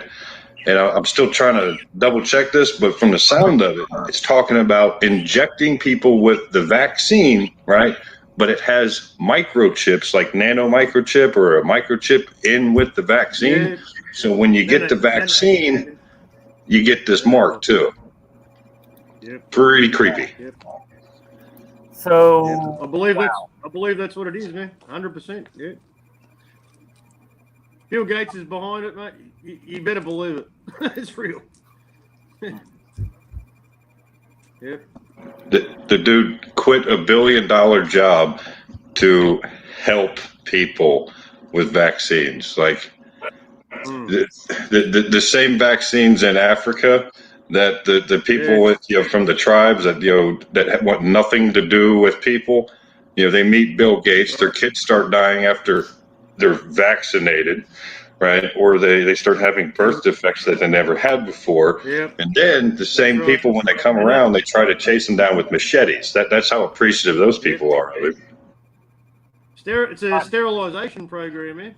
That's what it is. That's what he did in Africa. He did the same thing in India and in the Philippines as well. I know about those three countries for sure. I got something we can look at real quick. Here's a website talking about that, what he was just talking about, and hopefully we don't have any problems. But let's just see.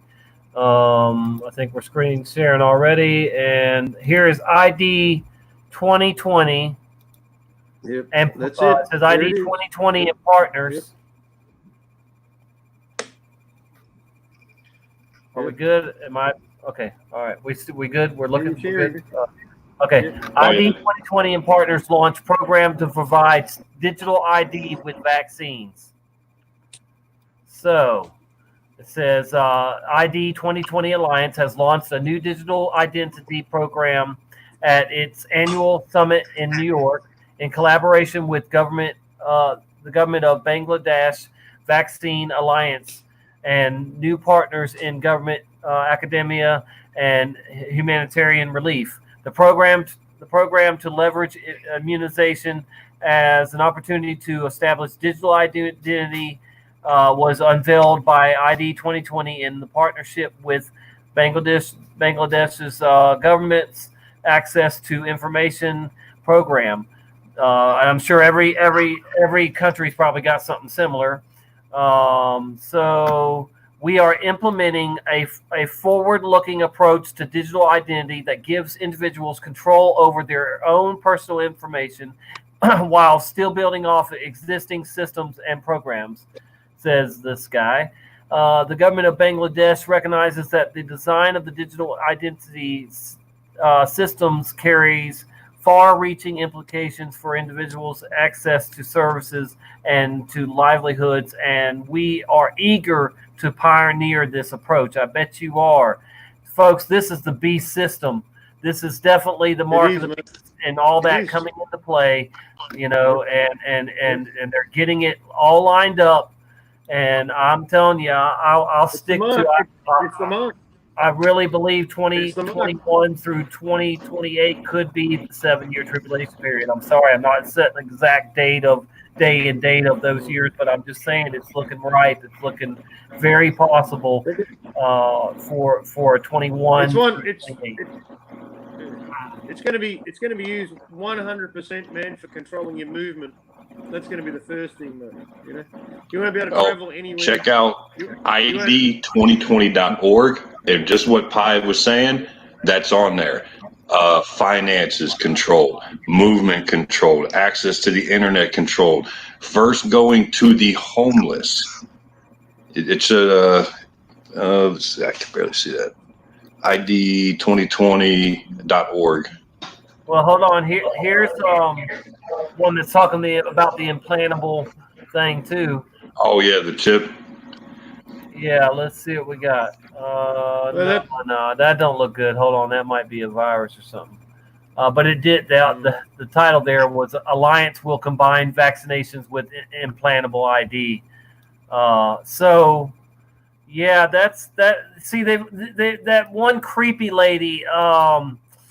Dang, I can't think of her name, but there's a creepy lady that talked about having implantable or having medicines with nano trackers inside them and stuff like that. So that's they've been trying to do this stuff for a while, and they just want total control of our bodies and our minds and our souls if they can. Too. Of course. You talking about the TED Talk lady? Yes, that creepy TED Talk lady. What's her name? Yeah. Yeah. Well, anyway. You know that she actually she worked for DARPA and used to work for the CIA. Yes. So. She did. Probably still does. Yeah, probably. Yeah, I don't think there's such a thing as they used to. Right. Exactly. Yeah. I've met a CIA agent before. He may even still be in my hometown area, but he actually attended my hometown church, and I wish I could remember the conversations we've had. But this was over 10 years ago, and I've been through a lot in the last 10 years. It's probably been 15 years ago or more of that. But anyway, but yeah, this guy, he knew a lot, but he would just mainly confirm like the stuff that I would say. He didn't talk a lot, but but he was definitely active on CIA, and he was a Christian, or he was pretending to be a Christian, so there's that. I don't know, but but yeah, didn't they make like a Netflix movie or something about that? Where they were going through trying to round up Christians or something like that. Just yeah, and he could have been there on a mission, for that matter. I mean, it was a fundamentalist church, Bible church, still there, Bible college, that I was born into and raised in, fundamentalism. That's why there's a hell for people just like that, and George Soros and all these other people. I mean, there's a hell. Well, yeah. And they're going there.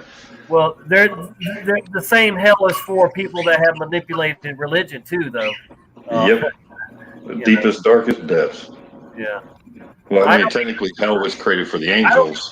I'll be honest with you. I don't even like the word Christian anymore. I do call myself a follower of Jesus Christ, but they've almost ruined the name Christian. The label Christian. It's good, but I believe we're at the end of the church age. We're falling away, and that 90 to 99% of churches out there are not preparing their flocks for the tribulation period, for the Antichrist, for the mark of the beast, or any of this stuff, and they're certainly not telling their flock that the Bible is being supernaturally changed. Or they're telling them, hey, don't worry, you're not going to go through anything. Even though, I mean, I can show you several places in Scripture where it talks about, we're going to have to go through persecution. Like here's a good one. Jesus said, straight is the way, right? Not straight, meaning ST, or it's straight STARIT, right? Like a straight, like you're sailing, like a nautical straight, meaning treacherous or hard to navigate, very small. You see what I mean? And narrow, is the way, right? He didn't say broad is the way to salvation, and many there will be that find it. He said few there will be that find it, right? And you look at the stipulations that he put on it, right? Most of the people, they don't want to do it. You know what I mean? And then it's like, words have more than one meaning there, man. So yeah, so you can interpret it any way you like. It means more than one. Yeah.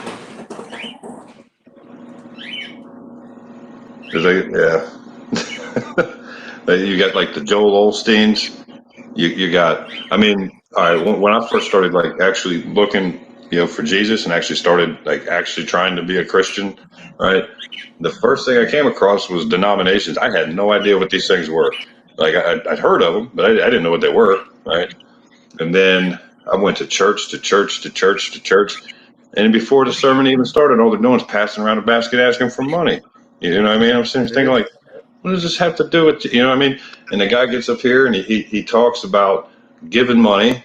He talks about this and he talks about that. And I'm sitting here thinking like, okay, this is church?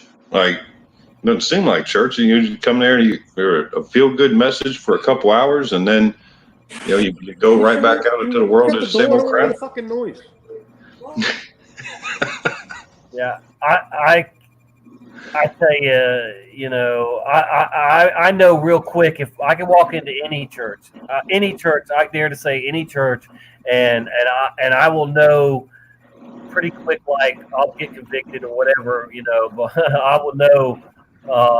My spidey sense, whatever, the Holy Spirit will let me know whether or not God is in that place, truly in that place, is the Word of God, So I like I said, 90 to 99%. Seriously, it's that bad. It's that high of a number of churches that are, out there that are just all about the money. They've turned into nightclubs, social clubs. And even if they see the changes, the scripture changes, which is hard to believe that anybody doesn't, but these pastors are not telling their church, hey, the Bible's being changed, from one end to the other, because they'll run for the exits. I do believe they wouldn't want to be there anymore, wouldn't want to read their books, their Bibles anymore. The only reason I'm gonna be honest with you guys, the only reason I read mine anymore is because I grew up reading it, and I've read this Bible that I've owned since 1994 right here, before and after the changes, and I know in almost every case immediately, okay, it used to say this. So to me, it's still the same Bible that I grew up with, as long as I can still remember what it used to say, but it really bothers me that there's so many blasphemies and mockeries and stuff and attacks on Jesus in there now. It's ridiculous, and just shameful. But the Word of God should be implanted on your heart. I don't think it was ever meant for it to be for us to count on the book. We should count on our faith in God and the Holy Spirit. He gives us the discernment and everything. So, but yeah.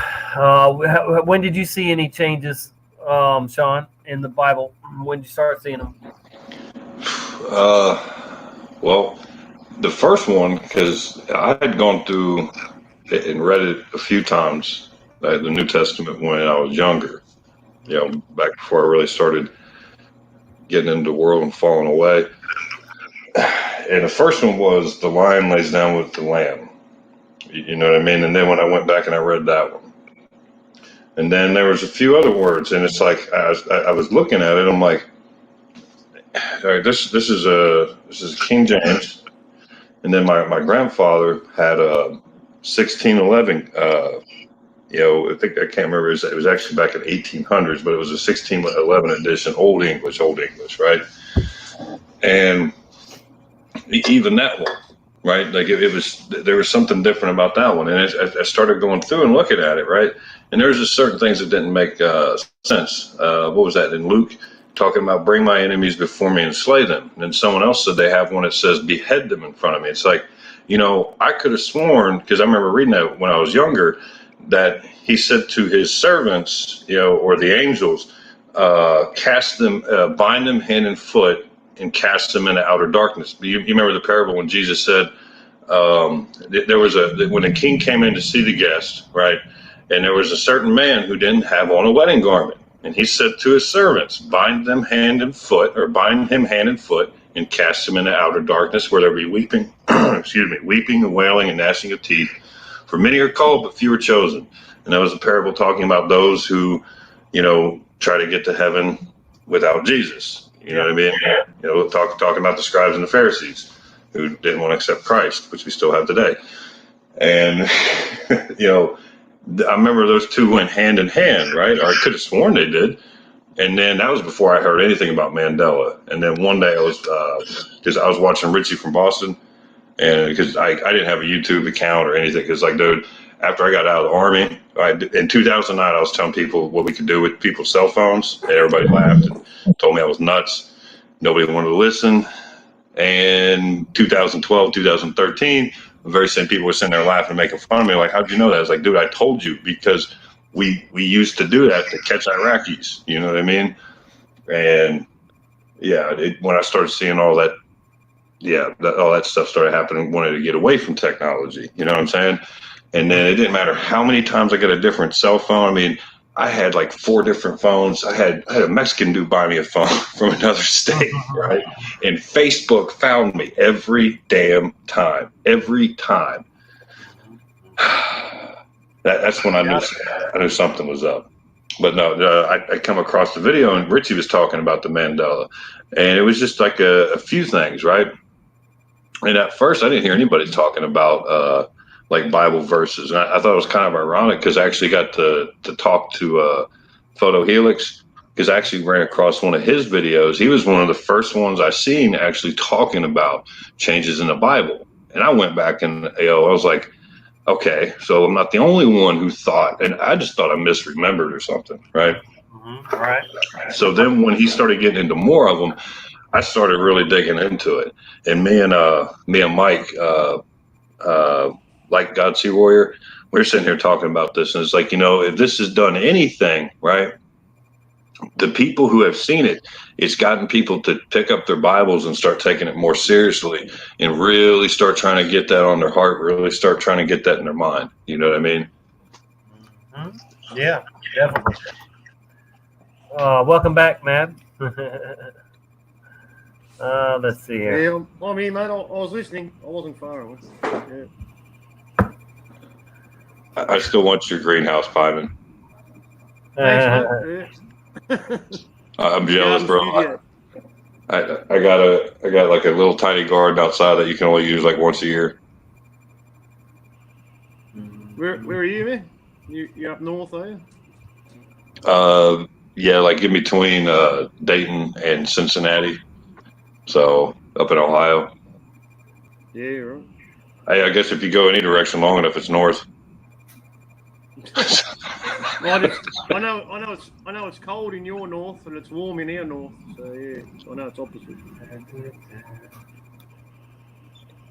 You're in Australia? Yeah, mate. Yeah, Melbourne. I'm at the bottom of the ball, mate. Upside See, down. I need to start living with you in the winter, and then you can move here in the summer. That's it, man. We'll never have a cold day ever again. That's right, man. It gets hot here in summer, man. Don't worry about that. We get to Oh. 110 in summer. We can. We got to take Don too. He's from Cincinnati, I think. Yeah. So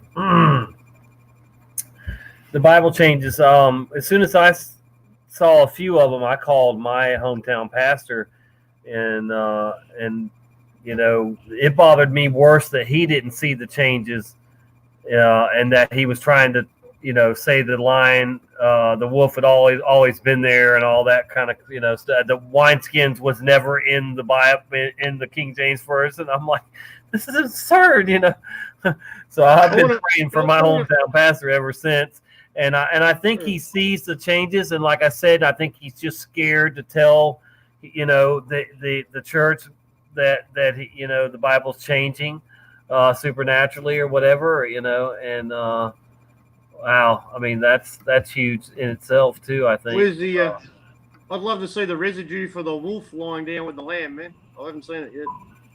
Yeah, but like many, my pastor said that that you know, oh well, they just took it from, you know, where it's in there too. Lion is still in there, you know, down below now.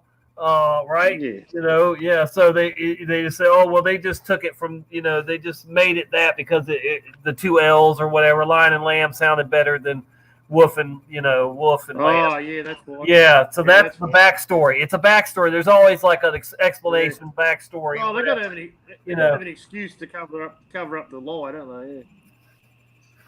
Yeah. Yeah. Crazy, man. Right. But even if that whole verse has changed, man. Now, what is it? The small child will ride with the leopard or some shit. That wasn't in the verse before. No, that wasn't there at all. I'm pretty sure there wasn't a leopard in there at all. Well, leopards in the Bible. Excuse me. Yeah. Yeah, I'm not gonna say that I remember whether it was in that verse or not, but I mean, you know, leopards in Revelation. Yeah, it sounds ridiculous. The whole thing's completely changed, man. The whole verse has changed. Right. Now, what do you think about this? I don't know if me and you've talked about it before, but we can ask Sean. Do you think there's a chance that the Bible has been Mandela affected before? It's been changed before, like our time, like, you know, hundreds of years ago or whatever? That gets scary. That one, I'm holding more true to what Jesus said. I know. Right? That his word shall endure, right? Yeah. And I will say that there have been changes made, right? But I could pick up an NIV and I could still give the gospel with it. I mean, granted, I have to, you know, I guess change the words to what I remember on it, maybe. But the teaching, the underlying teaching of what Jesus taught is still there. You know what I mean? So even though someone maybe changed a syllable here or changed a word there, right? Unless we see something that says, you know, hey, take the mark or don't take the mark, you know what I mean? Because we all know that one says in the hand, right? So if it says something to like in the arm, you know what I mean? That would be really noticeable. Yeah. Yeah.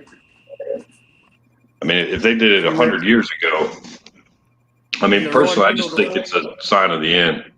Yeah, it is. I was just throwing that out. That hasn't changed, does it? In the right hand or the forehead, isn't that where the mark is? It still says that, doesn't it? Yeah, it still says that. But there's people that are like kind of twisting that, and they're saying, "Oh, well, you could take it in your left hand. Can you buy or sell with it?" Well, yeah. Forget it. I still wouldn't do it. Yeah. No, I don't want any kind of chips in me. I think the right hand is a metaphor for the right way, man. I think, as well, you know. But also, too, in ancient in Judaism, right? Like, you know how they do like the Shema, the thing on their hand, and it's like a little prayer thing, right? and I think you put it on. I think it goes on your non-dominant hand or something like that, and then the one that goes on your head or something like that. On your hand, or your forehead is on some people. It's on their left hand. On some people, it's on their right hand. You know what I mean? But because I've heard some other ones like that, and they were trying to say the mark was something else or Sunday law. Like, dude, the Roman Catholic Church telling me I have to go to church on Sunday. Unless they're going to say if you don't go to church on Sunday, you can't buy or sell food. That's kind of a long stretch. And the word mark is translated from scratch or etching in the hand. So, and I think that was from the Greek. Yeah.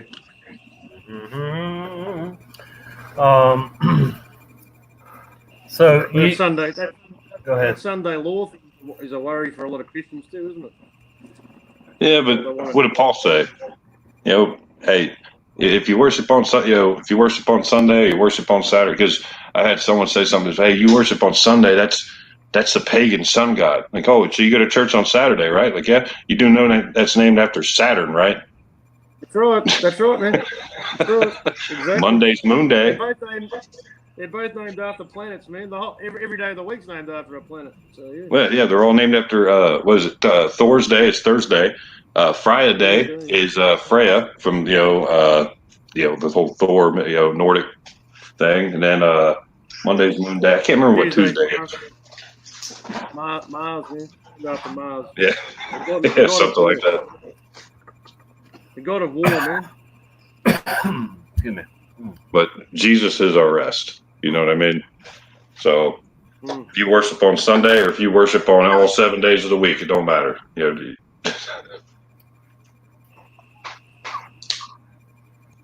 well, I believe the church is, the temple is the body, man, and it's got nothing to do with buildings. Amen. I mean, especially like the Zionists, right? They're all fixated on dirt and stone. But it's ironic that they'll even quote that the temple of God is not made with the hands of men, yet you're completely fascinated with a third temple in where? Yeah. Exactly. True. What do you think about? That's the. Go ahead. Yeah, that's what do you think about the Noahide law? Sorry. Yeah, that's the Noahide law. Yeah, that's the prophecy they're making. How much time do we got? Sorry, I had to put an ice pack on the bottom of my computer because it's like holding up to legally drive. The Noahide laws, huh? Oh, yeah. Where do we start on this one? Because I mean, we could go all the way back to, Trump and this whole QAnon distraction, right? As they're going through and pushing all this stuff, the anti-Semitism laws that the very people who aided the Nazis, under this anti-Semitism bill, and then here in my own home state, they're pushing this crap that makes me a freaking terrorist for telling the truth about some guy who literally sold out the actual Jewish people who were persecuted in the Holocaust, so they themselves didn't have to go through it. But if we say that, that's anti-Semitic. So you can't tell the truth, right? And then they're pushing all this race war crap, right? Which one of the other things in the anti-Semitism thing is, conspiracies, and they want to call everyone white supremacists, right? So then they get that all grouped in there, and like it's what's that thing? All the world's a stage, right? Even with Freemasonry, right? Freemasonry also is a form of Kabbalah. The 21st rite of Freemasonry are called the Noahites, right, or the Persian Knights. And when you look at it, right, they're into this whole Noahide law thing, and their logo is a arm with a sword, right, talking about persecuting Christians, but talking about delivering the death sentences and stuff like that, or upholding the laws of Noah. That's what I mean. Like, even in Hollywood, right? Because we call them the dark cabal, right? And they practice Kabbalah or the Zohar, Eastern mysticism, what we call the Kundalini. It's Kabbalah. I mean, it's just Satan with a different name. Yep, that part. Yep, exactly. Florida, my state, has already adopted one of the 7 Noahide laws, and I'm sure they'll adopt the rest of them, as time goes on. I think it's a key part of the beast system. We know that the Zionist Jews are going to fall for the Antichrist figure, they're going to use the Noahide laws to go along with the beast system, the one world religion, one world currency, all that stuff. So I do see it playing out that way, where they'll rebuild their temple and everything else, and Jared Kushner or whoever it ends up being, whatever. I don't think it's going to be Kushner. That dude, he's just a pawn. Right. Just like Trump. I mean, like, it's like, we know about the Black Pope, right? Because Francis is the one we see, right? It's the one pulling the strings behind him. He's just the front guy. You know what I mean? Same thing with Trump, with all these world leaders, man. They're just pawns. They're puppets. You know what I mean? I think Pope Francis is the false prophet. I think he's the official false prophet. And you might be right on that one. yeah, I think he really is, though. He has done so much damage, and he's got his he's a Jesuit too. I mean, come on, yeah. Here is one with Noahide laws and are bridging the gap between Muslims and Jews, right? One world religion. One world religion. They're all on the same page, dude. There's I'll see if I can find the video later, and I'll pin it in there for you. But it's talking about when they build the third temple, they're going to have this light, and it's the one thing that's different about this third temple than all the other ones, and it's a light that's supposed to be for like the Christians and the Jews, or I'm sorry, the Gentiles, right? So like the Muslims and the Christians, the Noahides, right? And it's supposed to be for them on the outside of the temple, and it's really creepy and interesting. But what I was getting into, what I wanted to say was Neom. You remember that city? And have you guys ever heard of Ron Wyatt? Like, he found the actual site where Moses had delivered the 10 Commandments, right? It was actually in Saudi Arabia, and there was a pillar marked with it. There was graffiti all over it. Well, it sat this whole time with just completely cordoned off. No one's been there for a very, very, very, very long time, right? And a lot of the Arabs that lived around that area, they knew it as the Mountain of Moses, because they know about Moses, right? And one of the things when they're making the city Neom is they want to turn that into a tourist attraction. So you're talking about where God himself came down to issue, the 10 Commandments. They want to turn this into a tourist attraction, and it's also going to be the site of this Neom, city of the future, where everything that can be connected will be connected. The same place that adopted Sophia the robot as its first robot citizen, which I guess technically its very first citizen, right? And to live in this city, you have to be connected to AI. And one of the things I found really interesting, and this is years before anybody really started talking about, not years, but before anybody really started talking about the Noahide laws and really kind of exposing the Kabbalist, right? They had already worked out, Ben Salman, when he was still just a prince, right? This was his pet project. He had already worked out a trade deal with Benjamin Netanyahu to make a free trade zone in part of Israel and over that. You see what I mean? To have a free trade zone with the city of Neom to be its own independent country, right? And then what's that movie? The Matrix. You ever seen the Animatrix? The anime one? They had I didn't see that. If you get a chance, you should go back and check it out and see what started the war. Right. In Saudi Arabia, there was a city of the future where it was a free trade zone, and it started like kind of like the whole how Tesla has like an automated factory where they make everything, and then the machines started fixing themselves with AI, and it's just kind of creepy how some of the stuff that they put out actually parallels the stuff that they're doing now. You know what I mean? So I guess it kind of goes with the predictive programming. Right. somebody somebody was asking who our guest was, meaning you. So if you wanted to just say hi to the people in the chat, tell them who you are real quick, brother. Sean. Hey, what's up, everybody? Sean, following after Jesus Christ. How long have you been hanging around our different chat rooms and stuff, the community? Brother? As an actual YouTube channel, about 2 years. Yeah. Very good, very good. 'Cause So I like what Pi said. I mean, hey, especially like if you guys got a channel, right? Like, just think of it this way: this is the fourth. You guys like football? I'm assuming there's probably a lot of football fans, right? So we're in the fourth quarter, right? We got halfway through, right? So this is the last half of the last quarter. Right now we're tied, right? And you guys got a chance to be able to play in this game. You got a YouTube channel, right? You know they're going to kick you off eventually, right? So you might as well go out with a bang, right? You might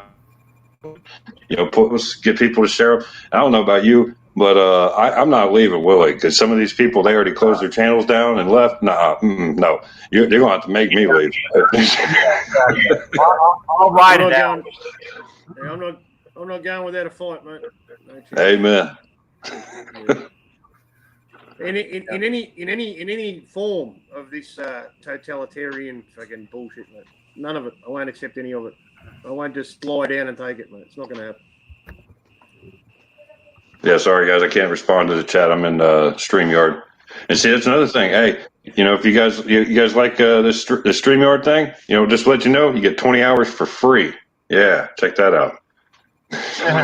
Yeah, I already went through that. I had to pay them. I had to give them some money this month. They let me get 21 hours and something, and then they were like, you're done. So I said, all right, you're done. Well, it resets after 30 days. Yeah, I know. Yeah. But that, I'm balling on a budget. Yeah. Tommy does 20 hours in two live streams. Yeah. You're probably right. Pretty sure if you add up all the hours I did, it's more than 21 too. So they were really kind. And Voynich got like 40 hours, I think, out of them. Yeah. So, I don't know. Yeah, but this it month, probably is worth the money. the rest of this month, I don't have to worry about it. I can definitely, stream as much as I want, and I will pay him probably next month too, because I haven't found anything else that beats StreamYard. I've said this before though. YouTube is losing. They're the biggest loser in all this because they could provide everything we need to do this here themselves. Even the ability to have a call-in show because they have Google, Voice and all. So it used to be. They used to be hate free. us. They hate the truth so much that they just don't even care, I guess, whatever. And they have so much money already. But you would still think they would want to provide more services that they definitely could provide and make more money. But like I said, they hate the truth. Yeah, I think when I got on, man, when I first came on here and started a channel, I couldn't live stream straight away. I think I had to get 500. No, it wasn't. No, I think it was 100. I think it was 100 subs. Once you hit 100 subs, you could live stream, And I took full advantage of it, mate. I was like you. I used to live stream all the time, and then they changed the rules and said you got to get 1,000. I'm still only halfway, so I got no hope. That's why I'll jump on anybody. You can live stream from a laptop. You just can't live stream from your phone until you get 1,000. Yeah, I'm on an iPad, man. So it's classed as a mobile device. It's the same problem. Yeah. And see, they don't care about the money. I mean, dude, they're getting paid by the Alphabet gang. You know what I mean? To push the agenda. They would pay money to get rid of information, and that's what it's all about. If they was in it for the money, if they was in it to make money, YouTube would be completely different than it was. It'd be like it used to be. Yeah. Yeah, you used to have a lot more freedom, man. The censorship started slowly years ago. I remember seeing it when it first started, but now it's just out of control. It's crazy. But yeah, I've got a mate that I work with. He's a young guy, and he shows me a lot of Facebook videos, and he even showed me the other day a YouTube video. I can't remember what it was. Oh, that's right. It was a guy in a fish market in China, and he was eating. I think he was eating a starfish, or no, what was it? He was eating some animal, man. He was just eating it raw. He was just biting into it, peeling the skin off with his teeth. It was just like, how can that be allowed on YouTube? You know, but Facebook's got everything, mate. You can see murder, porn, people putting their heads up women's parts. Everything's allowable on Facebook. There's no censorship unless you're talking about the truth, obviously. But because of what he talks about and what he's seen, he thinks there's no such thing as censorship on Facebook. But I know people that have been, locked out. They get put into Facebook jail. He doesn't even believe Facebook jail's real. I said, you get timed out, mate. They won't let you use it at all for like a week, 2 weeks, or a month, or whatever. I don't use it, but yeah. It's amazing, you know what I mean? If you talk about truth, you get shut down straight away. He's gone. Where'd he go? We lost our guest.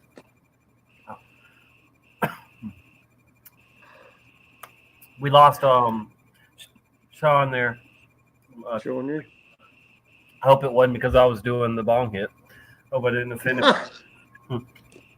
No, I think he's having trouble with connection, man. Oh no! I hope I'm not getting hiccups.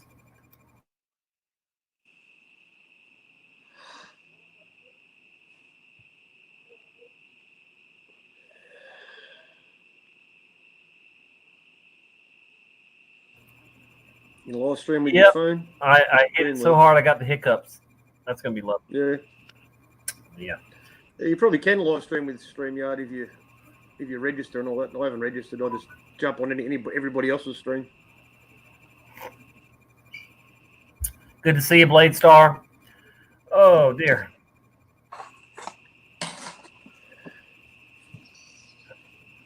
So, Scooter, do you Scooter, do you want to join us or not? You still welcome to join us, Scooter. If you do, it doesn't matter either way. But oh man, we'd love to have you anytime. We had some great fear mongering in our paper today, mate. I told you I read the paper every day. I used to make videos about stories in the paper. Fear-based psychological operations that they promote. But it's full on nothing but coronavirus. That's as it has been for like the last week. But this is a great headline. They put this on the front page. It's not the headline, but it's a story on the front page, and in bold print it says 150,000 could die. At least 50,000 Australians are predicted to die from COVID-19 in a best-case scenario for the spread of the virus. And then it goes on to say that something in the range of 20% to 60% of Australia's 25 million people would contract the virus. He said the coronavirus death rate was about 1%, meaning 50,000 to 150,000 people could die. That's on the front page, mate. Yeah. What sort of effect do you think that's going to have on the zombies? Not good, I'd imagine. It's amazing how 1 minute they're saying it's deadly and all this stuff, and then in the next sentence they're not. You say something opposite. Yeah, stay calm. Don't panic. You'll probably get over it. They can't even get their own story straight. I know.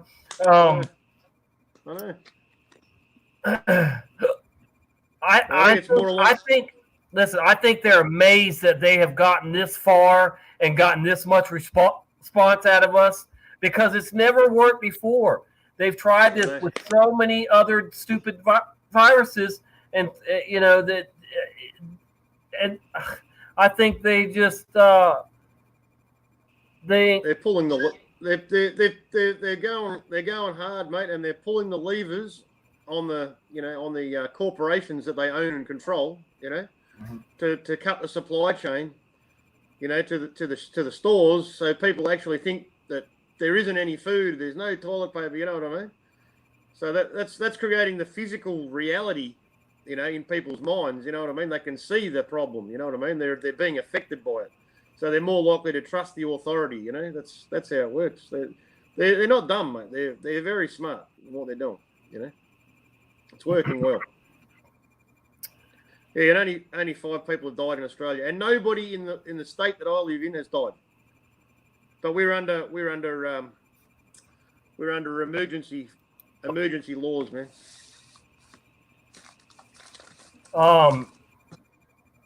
I wonder if they're fixing to.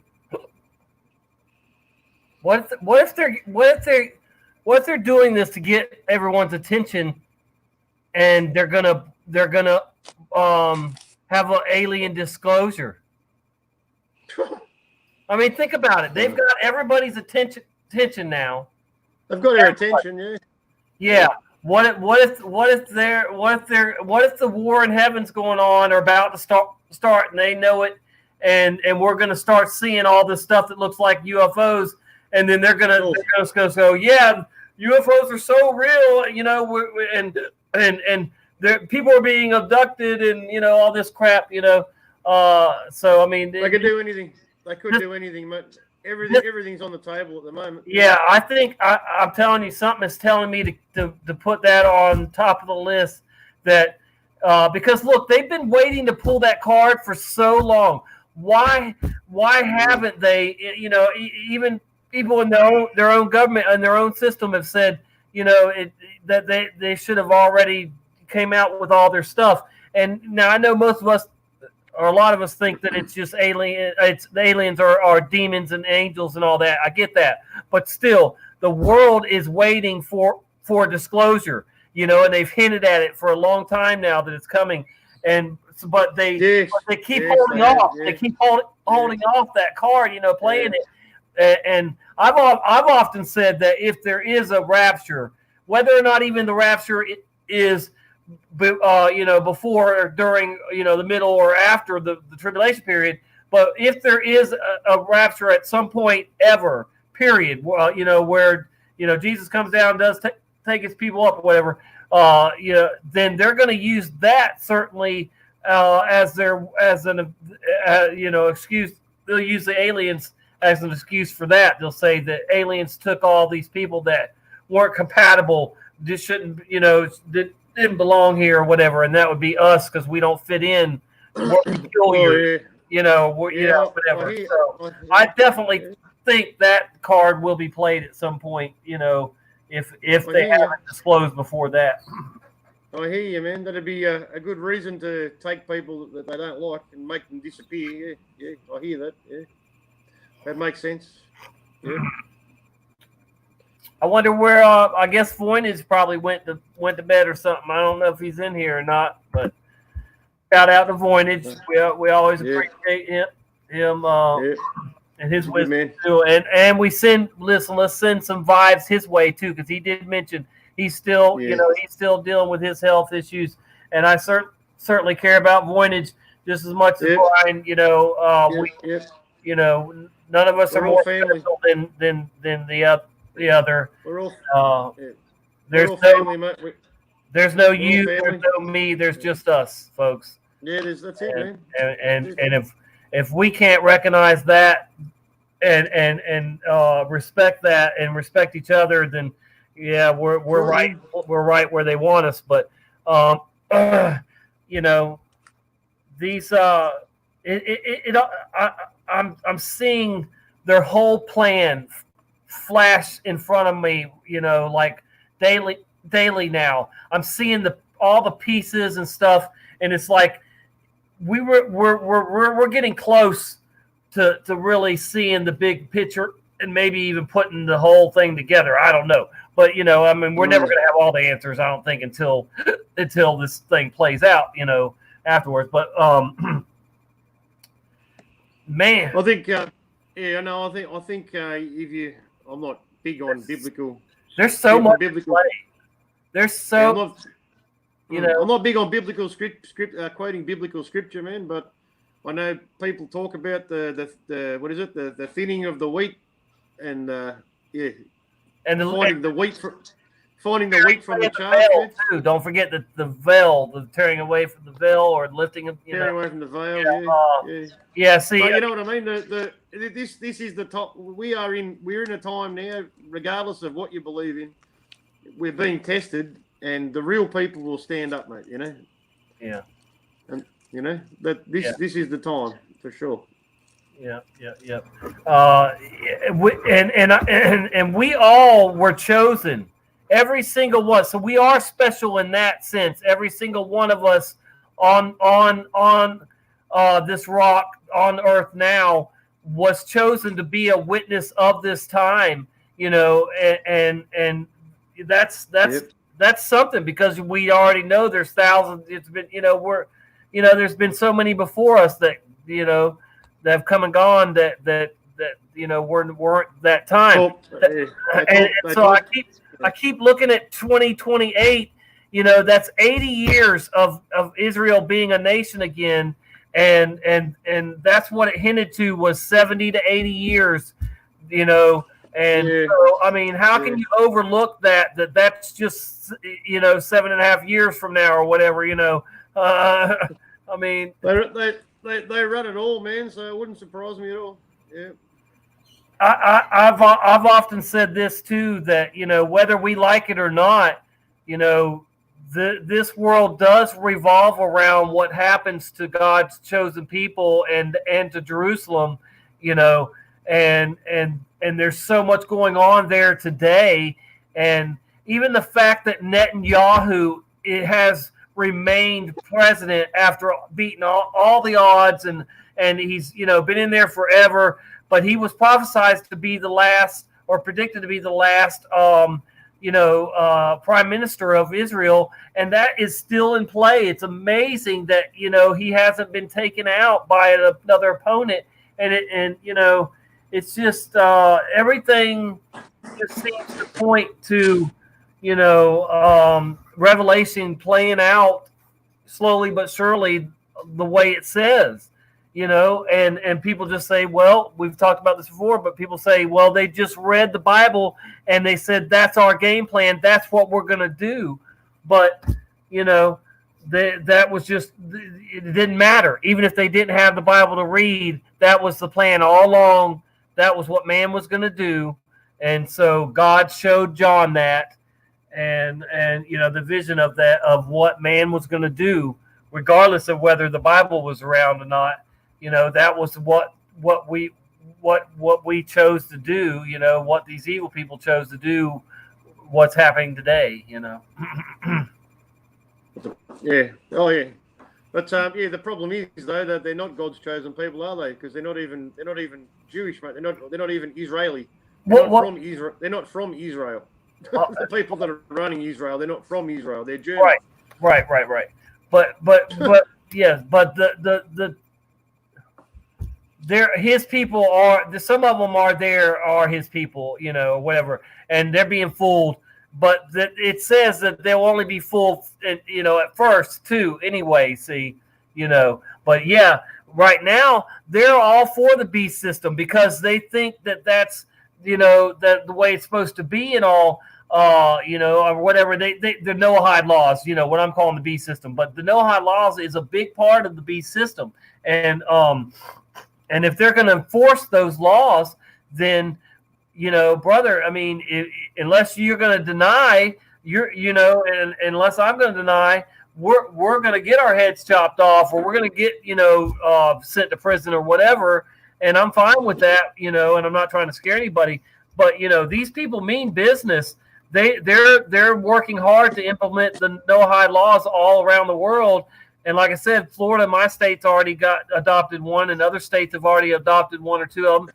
And, once that's all in place and the Antichrist is on the scene and stuff, I mean, everything is being put in, all the technology being used today and all these agendas 2030 and 20, you know, all these different plans they have, 2020, you know, we're all just pieces of the puzzle of the pieces of the system, the beast system that, you know, they've been assembling, and you know, and and once the war in heaven happens and the third of the angels and Satan are cast down here to earth and stuck here during the tribulation period, they will have the power to you know, to do all kinds of things that, you know, we're not even seeing yet, that will blow, you know, be mind blowing. I mean, you know, they'll,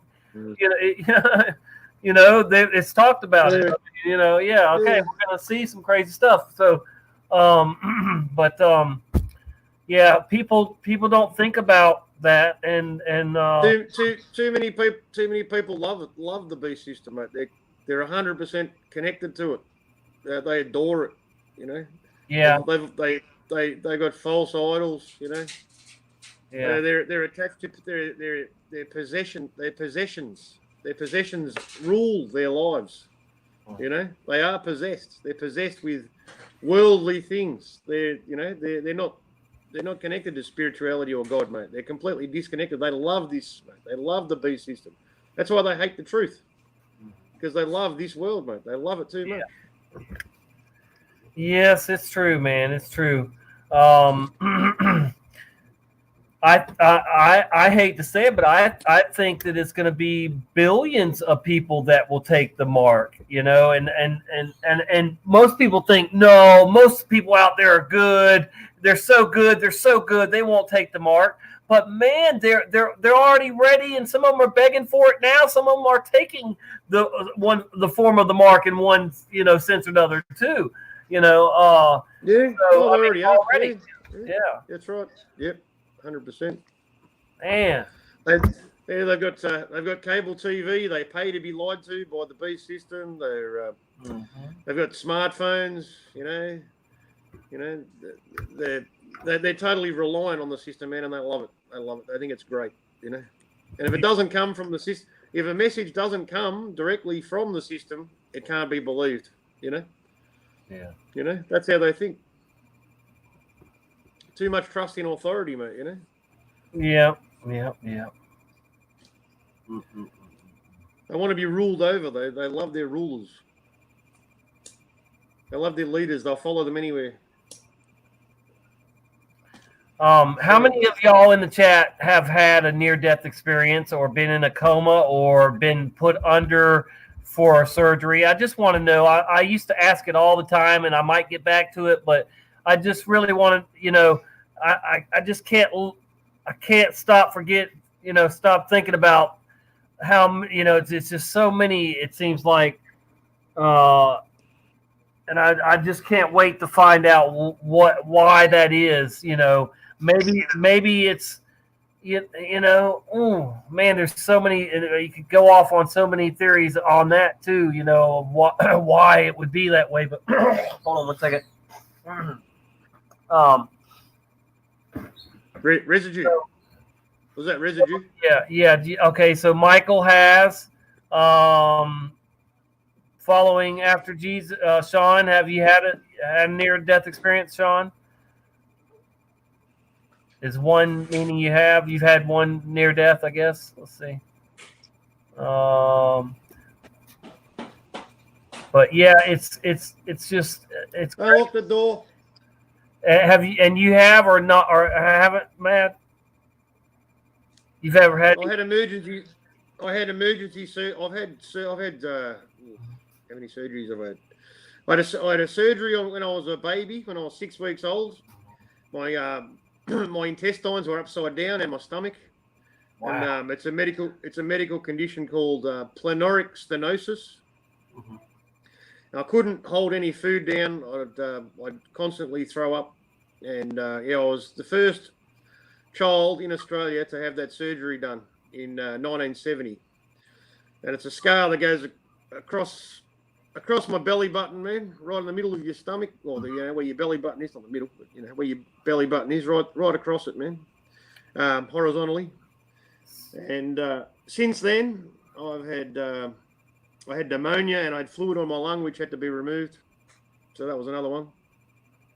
Then I had 2 hernia operations.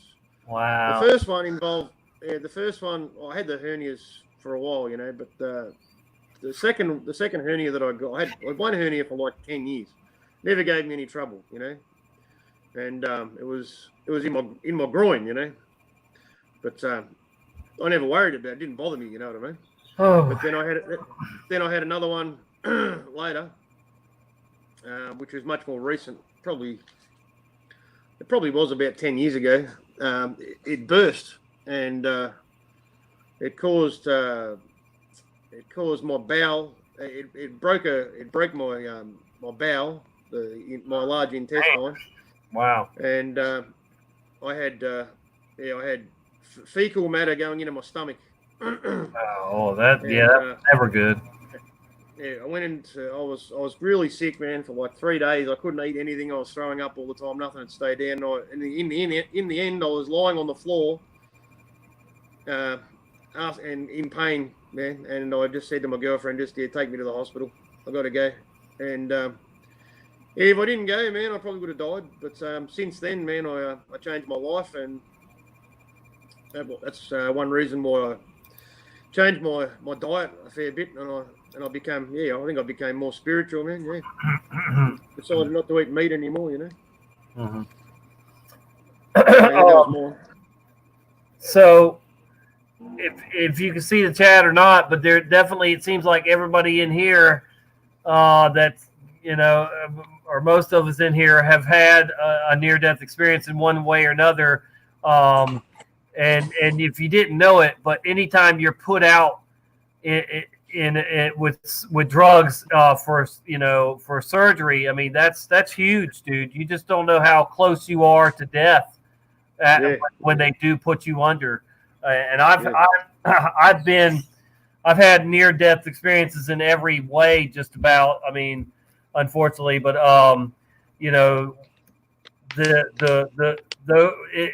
those freak me out when they put you under, and then they do all this to your body, and then you wake up, and it's just like you don't feel like yourself, man, when you come back. Yeah, no, I've never have, and I've been put under for 5. I've been under 5 or 6 times at least, probably more than that. Yeah, and I was in a coma for a couple days, and that really freaked me out because when I woke up and my mom was standing in front of me, and she'd come down from Virginia, I'm like, how I knew that I was in Florida and she was supposed to be in Virginia. I'm like, whoa, how are you here?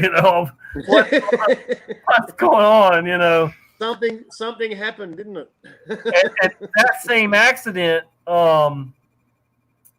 Let's see. No, it wasn't that accident. It was the one after that. Your stories are way better than mine, man. Well, yeah. I mean, the fact that I had 2 Aprils in a row, 99 and 2000, on the same road, the same stretch of the road, two car accidents that they used miracles both times, and everything. Yeah, it's great. It's pretty crazy. I believe we're all here for a reason, man. There's no doubt about that. Yeah. So that's what I was getting at. I mean, do you think that there was a split second, a nanosecond, whatever, that where God said, "Yeah, you're going back because you're not done yet," or we were given the chance to go back, whatever, But like that's what I was about to get at too, was I saw myself on the stretcher for a split second, so I did have an out of body one of those accidents for a second, but yeah, it's like it's just there's so many questions. I have so many questions, that I didn't before. I found out that so many of us have had these near-death experiences that could relate, and then the stupid Mandela Effect movie comes out, which I still haven't seen to this day, guys. I've only seen the trailer a couple times, but I refused to support it, knowing it was I knew it was going to be a hit piece before it came out, I just knew it. And I was like, Brian, I was adamant on it that it. You got to pay to watch it unless somebody's downloaded it and they can share it with you. Yeah. No, I don't want to see it. I don't have any desire to see it. That's it. Yeah. I'm not. Oh yeah, no. Yeah. I've heard Not even curiosity. I'm not even curious. I don't. But I do know what I was going to get at was yes. His daughter had a car accident or whatever or something like that. And then there was death. There was a death, and then he sees the changes and stuff. So it's like they were wanting to push the whole it's death related or near death related. Yeah, that's interesting. That's interesting. Yeah. That's probably the only truth in the whole movie, though, isn't it? So to take it a step farther, is it because we've had a near-death experience that we're able to see these changes, and that's the only reason, or one of the biggest reasons, or something? Yeah, I think there's a strong connection there, man. I also think there's a lot of. I think there's a lot of people that can see changes, and are more connected spiritually, and they're more open. They're more open-minded to any possibility. Are all RH negative. There's a lot of RH negative people too, man. I'm RH negative. Who's leaving? Okay, Flat Accord Music fam. All right, get some rest. See you, fam. Got to rest to stay the best. Good to see you, mate. Sorry I didn't get to chat to you. Was floating in dark water. When were you floating in dark water? Was that a dream? Let me see. What, Sean? What was that about the dark water? I had a reoccurring dream for years when I was a kid that I was either going up or down, falling or flying up, whatever, I don't know. But I never ever hit the ground or hit anything. But it bothered me that it just kept coming back, and so I would pray about it and just wish it, try and wish it away. Eventually, I stopped having the dream, but for a number of years, I would have it like once a month or more. The same one. I'm just like I don't know. I guess I still have it. I still have falling dreams, man. Huh? I still dream that I'm falling backwards, falling, and then I just wake up, man. Yeah. I get that. I still get that. Yeah. Weird. It's not a good feeling. No. Flying? No, I never had flying dreams. No. Michael says we are all taking X, and my mate's eyes turned red, and I saw red tears in his eyes. The guy has never been the same since that day. Woo, that's creepy. Huh. Red tears, jeez. Yeah. Okay. Oh yeah, I know. He's talking about ecstasy, man. Michael says he had the falling dreams too. Weird. All right, how many of us had some kind of a falling dream, recurring falling dream, or whatever? Man, so there's, What Michael's talking about though, man, is spiritual possession, man. That's what he's talking about, man. Because when you take those type of drugs, man, things can happen. Yeah, I got you. Yeah. And Blade Star says I had those dreams too. I missed that one. When I had those dreams when I was flying. Huh? Flying. When you were flying, probably better. Flying would be good. I like that dream about that. I don't seem to dream anymore very often neither, Tracy. But here in the last week or two, I have had some dreams. But nothing I can really, amount to anything, But now, in 2017, I had what I call is a rapture dream, only because I was going up into the clouds, and this lady was down on the ground saying, why didn't you warn us or tell us and I had some friends standing over by her, and I said, I tried. I told these, I told them they didn't want to hear it, So I'm the only one going up, but it's like I don't know what that one was about, but it still makes me think, and I'm still praying for two of those individuals that were standing by her that are are still struggling with what I would say, but anyway, but yeah. That was a very, very, very vivid dream. I was going up in the clouds, and this lady's like, "Why didn't you warn us? Tell us, whatever, And I'm pointing at my buddies, saying, "I definitely," and these guys have definitely heard me. I think that's I think that's a subconscious type deal, man. Where you actually, like, we're all in the same boat. Like, you're the only one that knows what's going on, and everyone around you is a moron. That's right. We're all in that. We're all in that boat, man. Don't worry. Yeah. Hey, system failure, Mark. What's happening, brother, man? Good relaunch of your shows and stuff. Good to have you. Good to late star, Marky. Yeah. Yeah. Nobody could celebrate St. Patrick's Day because we weren't allowed to gather in groups in pubs. So yeah, that didn't happen. And Jennifer M, right? Jennifer M, good to see you. Howdy, Jennifer.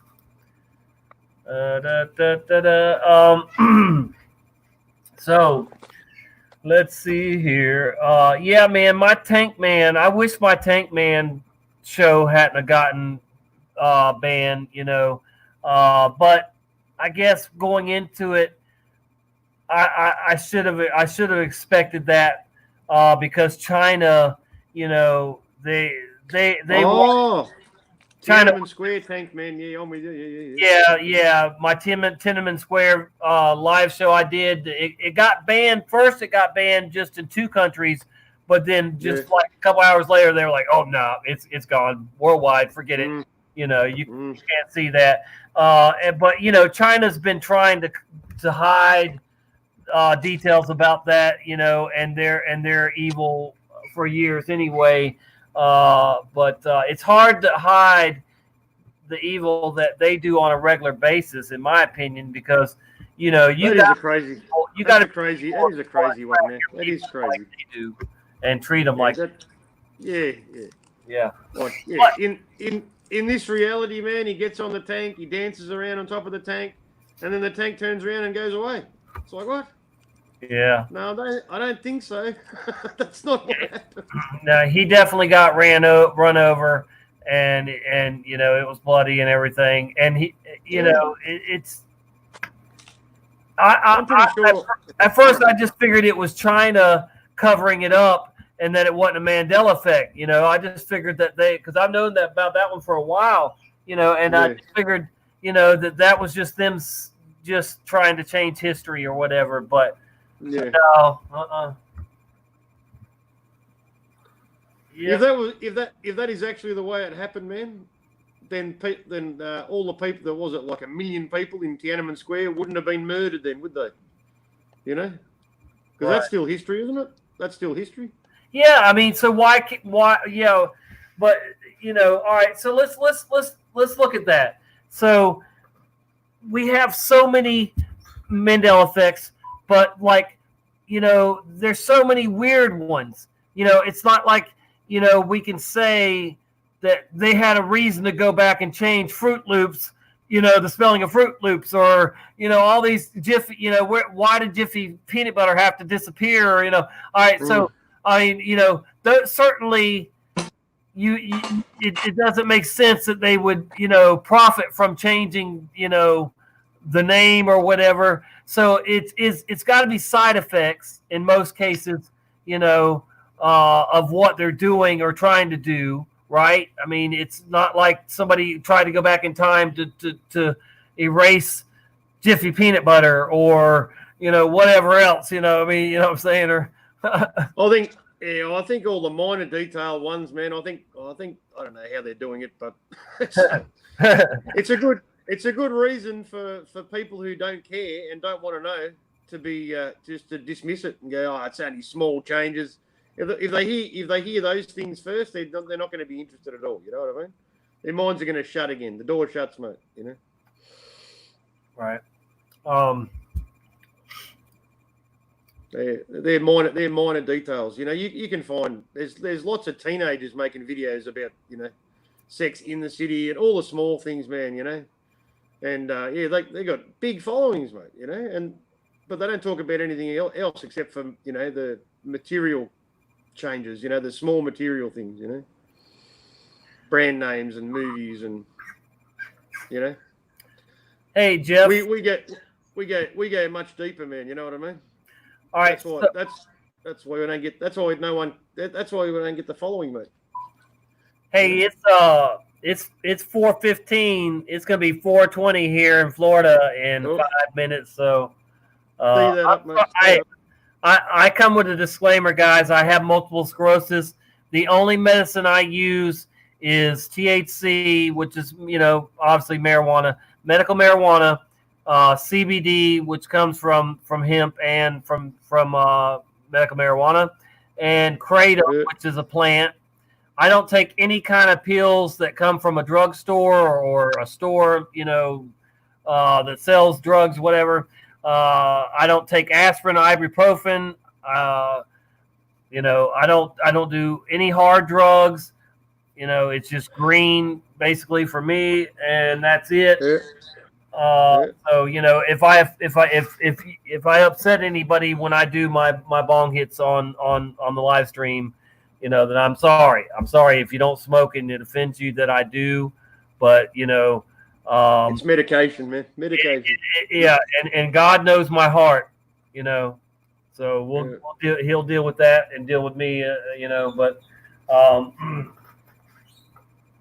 I think I know where I stand with him on it, you know. But anyway, regardless, you're not causing any harm to yourself, man, or anybody else. So it's all good. Yeah, I'm definitely not. I definitely was harming myself on the dozens of pills they had me on. Yeah, oh man, right. I mean, I was making more symptoms and problems, issues than I already have with multiple sclerosis. You know, that's what they're designed to do, man. Keep you coming back for more. Exactly, brother. Exactly. Yeah. Zal Moxis is here. Good to see you, Zal. He just finished work. He's another Aussie. He's from Sydney. Who was it? Zal Moxis. Oh. Yeah. He's a good mate. Nice, Jeff Ray. He says he makes cannabis tinctures for different ailments. Beautiful. Very good. Dude. My friend Woodrow Wobbles used to do that too, man. He used to help a lot of people, man. So this stuff I'm using right now is called Super Glue, and it comes from the Afghani strain, Afghan, and Northern Light. That's the best, man. That's the best. Northern Light was a treat for us back in the day. That was one of the first, you know, like first good strains we had outside of Reggie. Afghan has always been good, man. No problem with us. Yeah. Mm-hmm. It used to be the best hash that we could get here, mate. It used to be Afghan. Right. Yeah.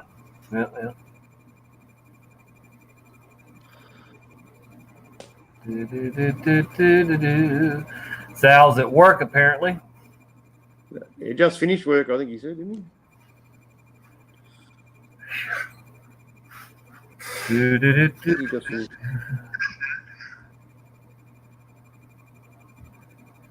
Hang with us there. I'm just waiting for 4:20. Oh, you got 2 minutes. Oh, a minute and a half, probably. Getting a little okay. Phew, I thought we were gonna lose the show there for a second.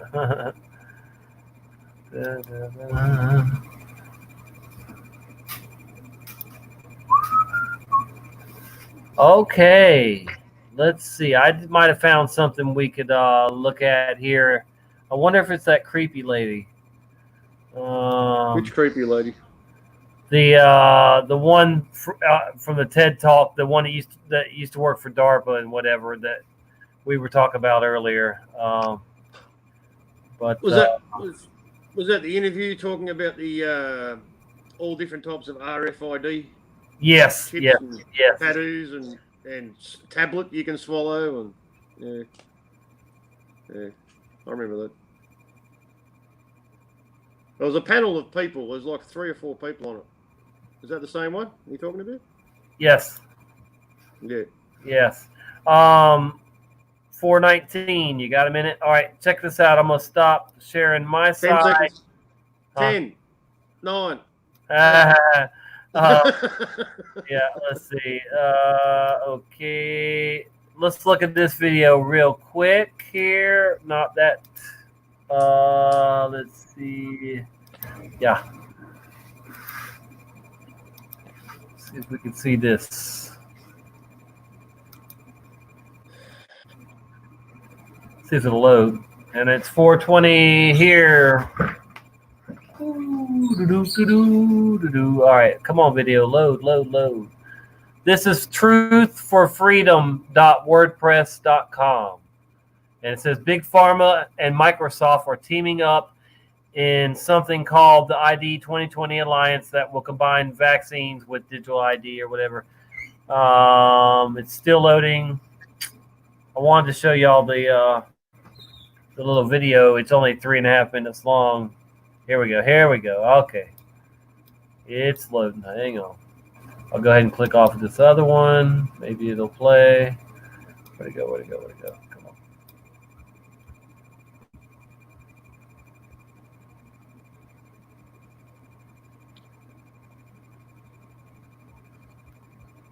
Trying to find it. Hold on. Bear with me. There it is.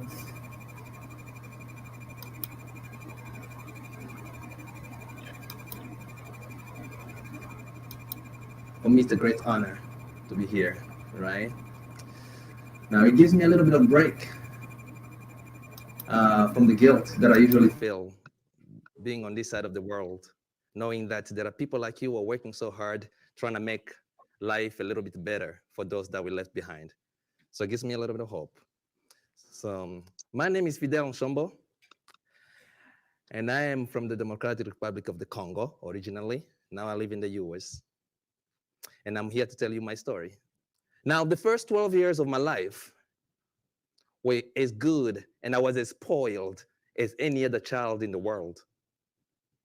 You see, my friends and people in the neighborhood used to refer to me as Baby Junior because my father had a little photo studio in the neighborhood that was called Studio Photo Baby. Every day, my family would walk every morning to the neighborhood Catholic chapel to pray in the early mass before going to school. When we get home, my younger brother and I would go play soccer. He was a little bit better than I, and that makes him a little more popular. But he was also a little mischievous, and the reason for all the fights that I got into and I got lost. We didn't take a lot of family vacation, but every summer, the whole family would walk to the village and farm and harvest from our plantation and bring food home. At age 5, I was singing in a choir, in a Catholic church choir, and I always wanted to be a field reporter journalist. My mother was this beautiful woman, and I always wanted to go to her to the market, even though she'll be stopped 10 to 20 times along the way by people who just want to say hello to her. And that always pissed me off because I thought, at 15 minutes would turn into 2 hours and I wanted to go play soccer. But now that it's been a while, I look at it and we were people, we were someone, we were somebody, we had an identity. Not because we were famous, it's just because the people knew us, they knew who we were. And it was easy to be identified. You see? And then the war started and everything changed. I heard that the rebels were kidnapping young boys and turning them into soldiers. See, in the first Congo War, I watched my parents try so hard trying to keep us away from harm, stepping over dead bodies, trying to stay alive. And up until today, I still wonder what was going through my parents' mind at the time. The fear that we will see the fear in them. The fear that they felt powerless to protect us. Or the fear that they did not want to fail on their promise to us. Promises like, Father will always be there for you, or don't be afraid, Mommy is here. See, now that I have my own children, I find it a little bit hard to make those same promises to them. But I have to, because that's what fathers do, right? Because that's what mothers do. You know, we die for our children. See, my family got scattered during the Second Congo War.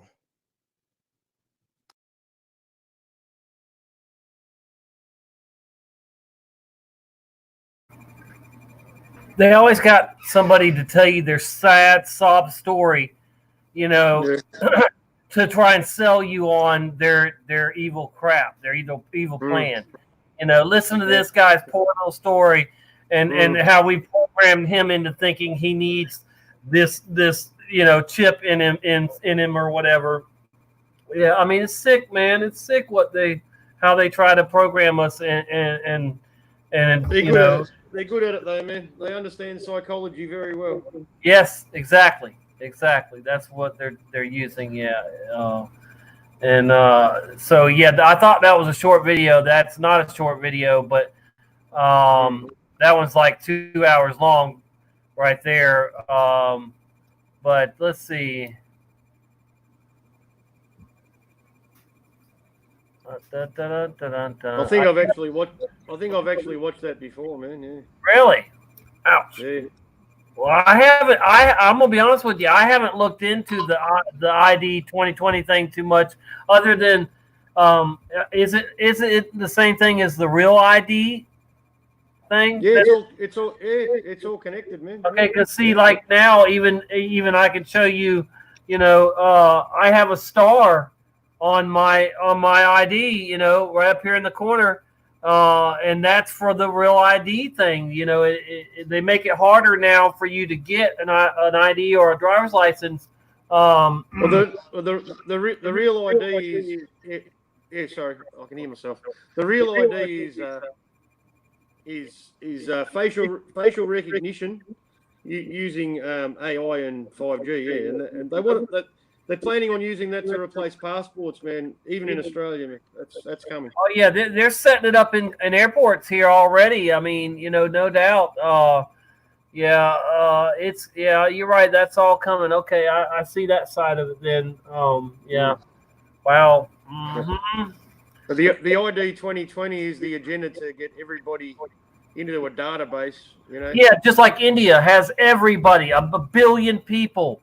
A billion people are already in a system, and they that's the only way they can access their money and their benefits and stuff, their government benefits and everything. Yeah. So I mean, they're right there is a prime example, folks, of the future beast system working, and then you see the rest of it how it works in China. You know, with what they're doing with, you know, to their people. That's the plan for the whole world, man. Yeah, 100%. Exactly. But it's even worse than that, you know, too. But you know, it's echo. We got an echo, I guess. Let me turn my volume down. Sometimes it happens like that. Yeah, but, yeah, it's good. Yeah. Let's see. Yeah, the social credit system, man, they've got in China. Yeah, you're constantly monitored. You're on CCTV everywhere you go. Your face is recognised by the facial recognition cameras. You know, and whenever you break any law in public, you'll be named, shamed.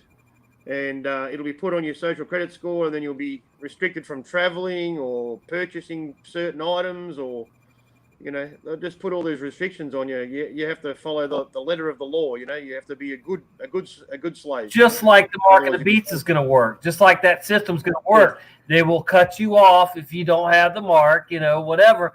And so, yeah, I mean, It's 1980. It's 1984, man. They told us about it a long time ago. You know. Yeah, 1984 should have been, you know, 2020 or whatever. You know, I mean,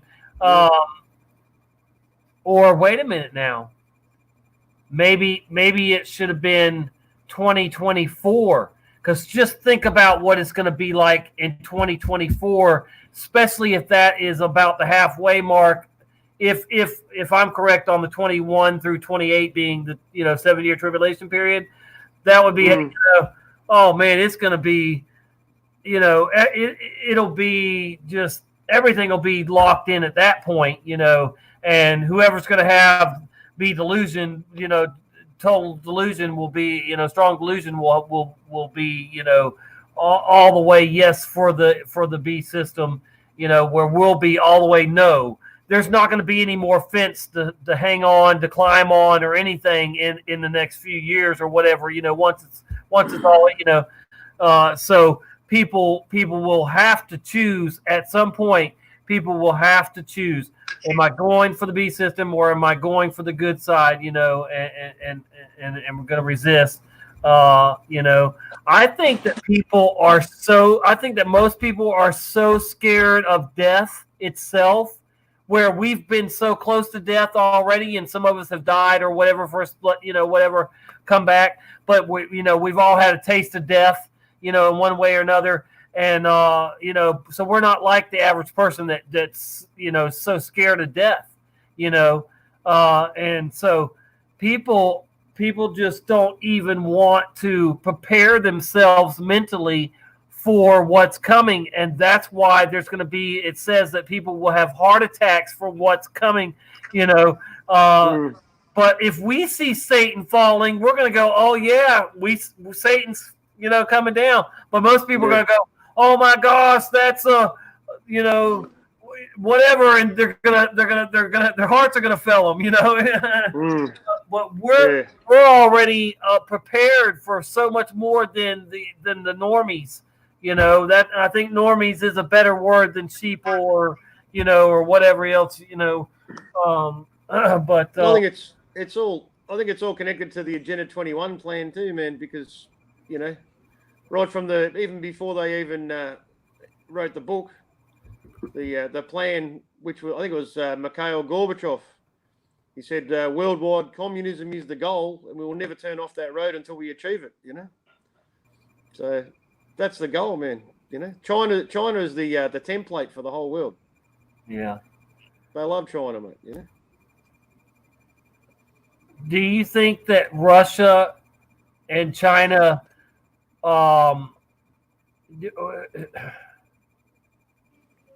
do you think it's just control, man? Control over every aspect of your life, every part of it. Well, aren't they doing the same thing pretty much in Russia to their people, but maybe just not as boldly or as, but I mean, I don't know. And we're not as free here as we think we are neither, I mean, that's I don't think Russia's as bad as it used to be, man. No, nowhere near as bad as it used to be. If you've got money if you've got money or connections in Russia, you'll be all right. Okay. Yeah, I got but you. In China, if you're not part of the government, you're in big trouble. Yeah, the government's God. The government's God there. Yeah. But see, technically, though, really, communism's the same way too. They want to be your God too, but maybe Putin is a little different. But do you think Putin will be able to stay in like he wants till he's dead? I think he's a big part of it, man. He's a big part of it. He's not going anywhere. Yeah, he'll be there. An elite man. You think he'll be there until the end, till the illusion of our freedom is over. You know what I mean? He'll be there all the way to the end. Probably the same with Trump and Netanyahu as well. But I think they're going anyway. Big players, mate. All the other ones are up for grabs, you know, but it doesn't matter because it's all controlled anyway. But they're in for the long haul. They're part of the system, man. 100%. Yeah. Did you know that not every country has the same beliefs in the planet systems as we do in America and there? Did you know that? I think people in America and other first world countries assume that the whole world is on the same page, planet-wise, or I hate to even use that word, but or space-wise. But there's a lot of different viewpoints out there that I think people are surprised to find out. I think a lot of the big governments, though, man, they've all got their own space programs, and a lot of they've got normies in their countries who believe everything they're told as well, Take care, Tracy. It's a worldwide operation, man. Yeah.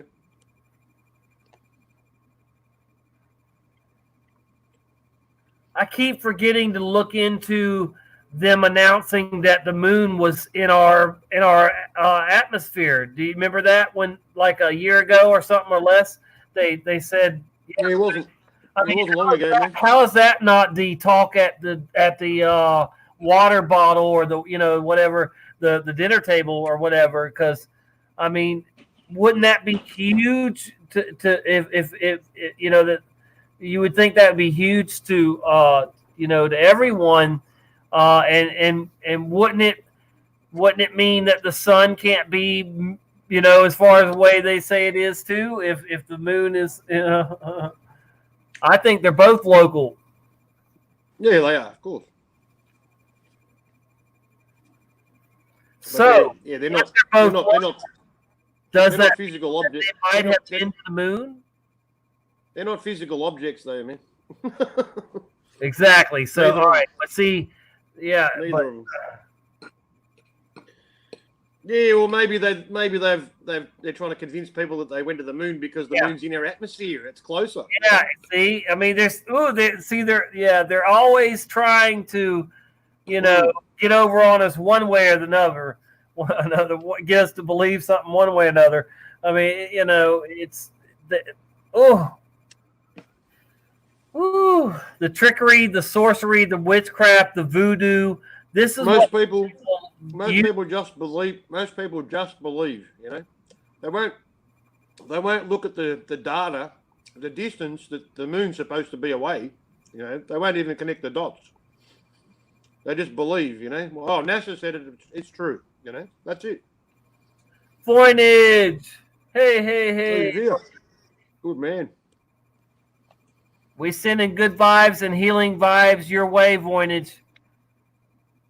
We care about you just as much as we care about Brian Staveley. Seriously, brother. We want you both to be healed. Yeah, we don't want you sick either, man. Good. We love everybody here, man. We're all family, man. So, oh man, what point was I was gonna go to next? But let's see. So where are all these people? Where did we go wrong with, like? I mean, I don't understand how there's so many people that just are just buy into everything because like when I was growing up, it seemed like everybody was on the same page or not far from the same page, and like. I don't know, man. It's so weird how that, how far we are from the normies now, I mean, and how much they buy into the stuff that we don't, yeah. Isn't it strange? I mean, doesn't it seem strange that these people are like NPCs, that they'll just believe whatever they're told, like they don't question anything anymore. I mean, thank goodness there are a bunch of people questioning this virus thing, but still there's too many that aren't. when you look at the big picture, yes, it is great that people are waking up and saying, "Hey, this stinks," but still, it's working too well. So there is obviously millions of people that are buying it, line sinking, whatever the hell they say that. But so they believe in it. They believe in government, man, and they trust them. That's the problem. Voynich, do you want to join us? I'm just asking, either way, it don't matter, but you are welcome to join us, Voynich, if you're feeling good and want to. But I've been on for over 3 hours, man, already, and it just seems like when you get good people together and you get you start bouncing off of each other and talking about these things that we should be talking about. I think, it goes quick. Time flies by, and the right things come out, I guess, too. I think maybe the smartphones and the better TVs and the more channel options and all that kind of crap. The loosening of morals. There's a lot of factors that play in to how people were created. People like to tell me sometimes that I created the monster in my wife, or I helped create the monster in my wife because I spoiled her and I let her get away with cheating on me and stuff. Well, that's bullshit. They've made me feel like, well, okay, maybe I am a little responsible because I was so, good to her and easygoing or whatever. But I was just trying to, always look at the big picture of, we can work through everything, and she'll stop cheating on me, and she eventually tried to kill us, poisoning us, but anyway, I'm not going down that road tonight, but I'm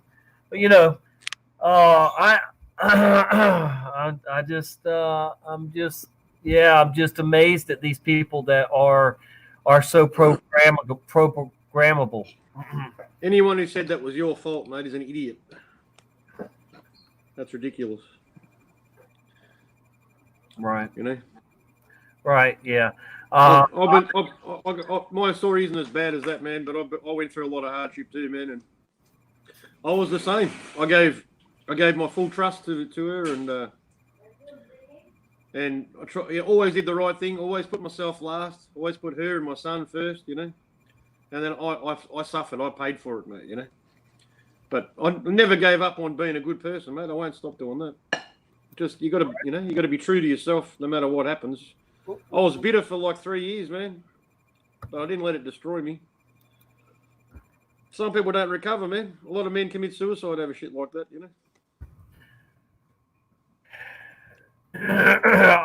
I only time I ever thought about suicide was when I was paralyzed and I wasn't sure if I'd ever walk again, right?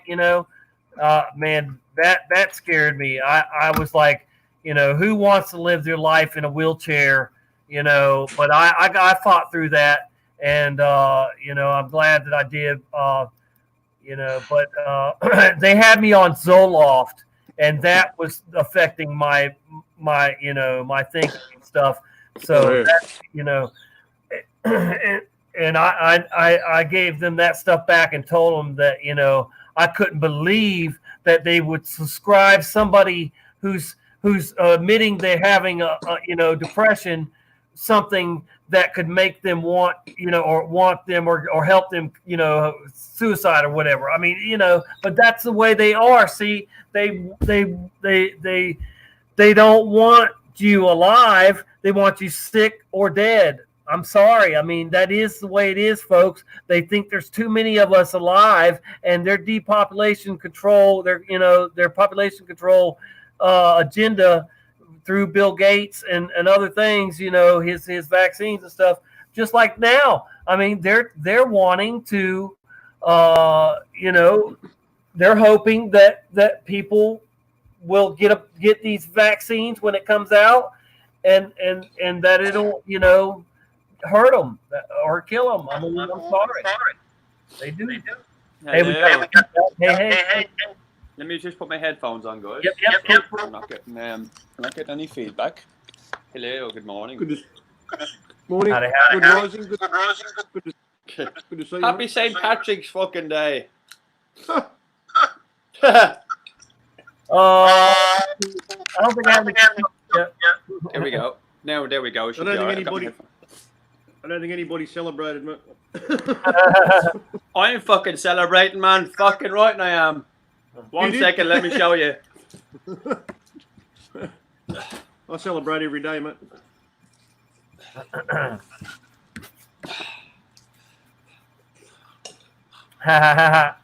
Wow. Hey. Woo! Nice. Very good. Get it on. Let's get it on. So Uh, this is what I'm going to be drinking tonight at my party. I don't drink. So if Right. anyone wants to see me drunk and give loads of people abuse, don't take offense by it, but it is St. Patrick's Day, so I can say what I want. It's my fucking day, alright? Good morning, guys. We're talking about the mad shit that's going on in the world there. Oh, Yeah. anything, mate. Yeah. Anything crazy. So these virus thingies are on about. Yeah. You know, the 5-year, 10-year plan or whatever. And what do you call it? Agenda 21? Is it Agenda 21 it's called? Oh, there's a bunch of agendas. I mean, Well, but it, I think the one that they're doing at the moment is Agenda 22, which is part of, you know, Thanos' slip. There you go. Half the population will fuck off and disappear. Go into the holes underneath the ground because they think everything is coming for them. They're gonna be safe. But what's coming? Yeah, they want us What's all coming? locked in our houses, mate. Yeah, They don't want us to yeah. leave their house. They want drones to be sending us food to our windows, like these Amazon drones and stuff like that. But what you don't realize is what's in them drones are little guns. Pop, pop, pop, pop, pop, pop, pop. And also in them little drones, they have holographic technology. So they'll be flying around, and you go, "Oh, look, there's me dinner," and next minute we turn into a fucking spaceship, and you go, "Oh no, it's actually Project Bluebeam." Now I showed Project Bluebeam 2 nights ago, live. They were doing Project Bluebeam over fucking I don't know where it was. It was live, man. Had this big fucking entity, and I mean, it must have been 100 foot tall, out of a fucking hole coming out of the clouds. It was live, man. There was 4,500 people watching this motherfucking thing. Two big eyes in the sky with a big fucking thing around it, looked like a fucking door, fucking keyhole, coming out of the clouds. Brian Staveley was on. I tried to show it to him. I sent it to him. It's on my profile on Facebook. But it fucking hell, I'm like, what the fuck? Where is this? But you know, it is what it is. Because it was on repeat. It looked like it kept on coming back and back and back. So it was probably just CG. Yeah, it was CGI kind of stuff. But even Project Bluebeam is going to be on the loop when you see it. But that's what them drones are coming out for. So in another 3 years, maybe this Project Bluebeam will be starting around, and then the other things will be there. But this coronavirus is just to get us inside. So we're just sitting inside. Go, oh no, I can't go out. Let's put a mask on. Fuck off. Shove it up your arse, man. For fuck's sake. Go into a supermarket and go, and everyone will leave you alone. You get your shopping and fuck off out. You know what I mean? That's how you get to the front of the queue in the supermarket, man. Exactly. Just get your go, just walk around like that, going, and everyone will just move out of your way, and you can do your shopping. You know what I mean? But don't go to Costco. Don't go to them bigger ones. Go to the little one in the corner where all the tins are there. And if you're on about fucking toilet rolls, you know what you mean? Just fucking get a rag, fucking wipe your arse, wash the rag, fuck it. You know what I mean? Coffee filters. Get some coffee filters. Any fucking thing. Fucking a dock leaf, a fucking leaf off the ground, man. That's what we used to use. If you go, you're cutting the woods, you fucking wipe your arse with a dock leaf. Make sure it's not a nettle, because that's a stingy hole is not a good thing, man.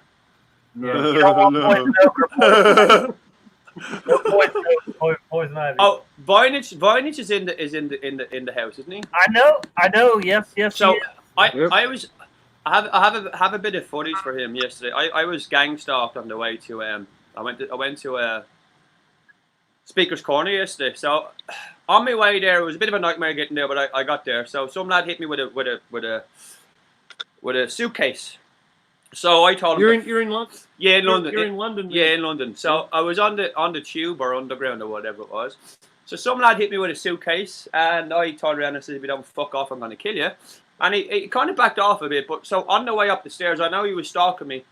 So I got my camera and I kind of put it like this, behind, like filming myself. And I was talking to me, but I was talking to him. I said, see this lad behind me, this lad with the suitcase? If he doesn't fuck off, I'm going to fucking kill you. Now, fuck off. And Voynich, this is for you. This is how you get rid of gang stalkers right now. And this is what I do. I turn around with the camera. And I turned around and I pointed it at him. I said, are you stalking me? Wanker. I'm going to be waiting outside for you. And he left. Now, another couple of stalkers, another couple then actually... Go ahead. Well, you could... Oh, sorry, I was going to say, as a suggestion, you could also say, I'm actually live streaming. Say hello to all my friends. Well, yeah, you could do that. That's the thing. Once you stick a camera in their face, they'll fuck off. He followed me. One of them, I got into a bit of an altercation with a couple of people there, but it doesn't really matter. It wasn't on movie. I went into the Hard Rock Cafe, and one of the crews followed me in. So I went to the cubicle, took my piss, came back out, stood at the mirror, looking at the mirror. Now I knew this guy followed me in, so I looked at the mirror, and as he came out, I was looking at the mirror, going, "Hello." And then I turned around and looked at him and says, "So you'll follow me, yeah? If you don't, fuck off, I'll kill you!" And he left. That should work. He left. Didn't see him since. But I was headbutting windows and everything on the way back in the train, going, I'll kill it all! And no one fucking touched me. Now I went back to my house via Brixton. I don't know if you know where Brixton is. Brixton is a place in London which is predominantly black. And I got on quite well with quite a big cruise down there because I used to go there. I was in Brixton police station for quite a while. And I was locked up there for a little bit. And I got on with a lot of people. But when I came out, it was like, no blacks, no Irish, no dogs. Yeah, I know you Irish, you're all right, don't worry and all. Because it's a bit of a, in England it's a bit different over there. But I know quite a lot of them, so walking up to the town, if anyone was following me, I went through an estate that only I or a couple of black people might be able to walk through, and no one walked past me, no one walked. So that's what you do, you go through your own shit, go through an estate that you know you can get through, and nobody else can, you know what I mean? Yeah. So don't worry about this fucking gang stalking shit. If a gang is stalking you, tell me, and I'll fucking come and get my gang after their gang. Sorry, I just got really, really pissed off yesterday. I just saw the amount of trolls at this Speaker's Corner. I wanted to kill a few of them. But next time, if anyone here is watching that are going to Speaker's Corners next time, I'm going to have people there with me this time that you won't see that are going to be watching me. They're going to be watching me. So if you come to me, they're going to come and get you and take you out of the park. So that's for yous, guys. I didn't go there last time with any of my friends. I just went to meet my friends. Now I'm going to bring my friends with me this time. And I mean friends, there's going to be like 4 bands of, what do you call them? You call them Irish travellers, itinerants, or whatever you want to call them. Yeah, I'm going to have gypsies. I'm going to have 4 or 5 bands of gypsies around that park next time, guys. So you come at me. I won't be saying a word to you. Anyway, virus. Happy St. Patrick's Day. Let's get fucking plastered. I don't drink, but hi. You guzzle. I guzzle. I get a little pipe. I just put it all the way down, and then I just go, okay. Instead of pumping my stomach out, I pump it in. I pump it all in. Yeah. And then it just goes. It goes. Woo, and then I get sick later on, more beer!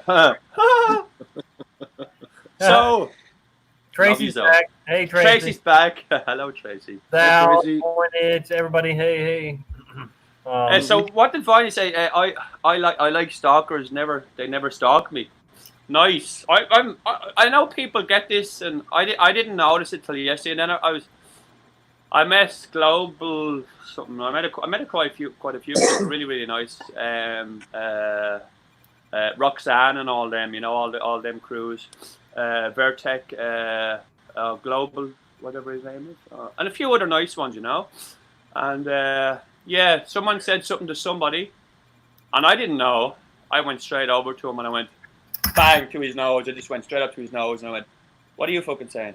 And then I dropped my bag and says, "Come on, let's go." But I don't know the rules, So if I don't know the rules, tell me if I'm breaking them, and then you get 3 warnings and that's it, Oh, sorry, 3 warnings. So that's what it was for me. Yes, it was great fun. I haven't been. Mark's drone clip has been taken down by FB. My drone clip, has it? Oh, shit! Yeah, I haven't put any stuff up yesterday from yesterday's stream, but I do have quite a lot of stuff. I think I might have been on Roxanne's one somewhere. I think Tracy said they saw me, but I daren't look back because I don't like the name of me. Are you smoking a big old pipe? This hour of the day. Look at him. The vape. Oh, good old vape. I got it. Wax though, it's wax bin. Here's my wax for later on. Oh, wax on, wax off. It's got a sexy lady on it. Oh, look at this. This is super glue. Oh, this is super shit. In a bad way. Yeah, Londoner Ground. That's who his name is. Londoner Ground. That's that I met. Yeah. Really. Wow. I mean, I know. I'm so happy I met all these guys. But what an intelligent guy. He could tell you, what your personality was just from your birthday. I wish I had a recording of the time I talked to him on Discord one time. Well, you should look at. There was a part of, I think Dolly. Sorry, not Dolly. I think Roxanne was filming yesterday. We were sitting in a sort of a shelter because we kind of moved away from the other people. He was talking about birthdays, and he was talking about, you can give him a birthday, he will be able to tell you what kind of personality he is. He does all the mathematics and all. He's got a brain on him that should be out here, but it fits in here. So it's amazing. And I asked him about my birthday, and I showed him a few Mandela effects and stuff like that, and yeah, it's just, I'd love to sit down with him and get in his brain and talk to him about all these different, different numbers, different times. And I'm sure he has probably done some stuff like that anyway, Yeah. So you are talking about the I suppose what everyone else is talking about, this fucking virus and what's going on, and what other topics are we talking about? Sorry, I'm only literally up about half an hour. We also talked about the beast system and AI. AI. Okay. If you want my 2 cents on AI, AI is already here. If you think you're not being subject or being controlled by AI, well, you need to wake up. Because if you think the AI beast is the AI beast, the AI is not a beast. The AI is just AI. It's not a beast. It's a tool of the beast system. It's whoever controls AI is the beast, But there is no beast, like there is no spoon, There is no beast. It's just some dude like us who's just a little bit higher than us. He's thinking on maybe the 12th or 15th or whatever, 20th level, attention level, whatever. This whole thing that. Okay, let me explain it. Right, so we smell of fear, yeah, because we're being pumped with fear. So if a dog or a wolf or whatever will smell fear on someone. So if you always saying, oh, don't smell of fear, don't be frightful, or the dog will smell the fear off you. Yeah.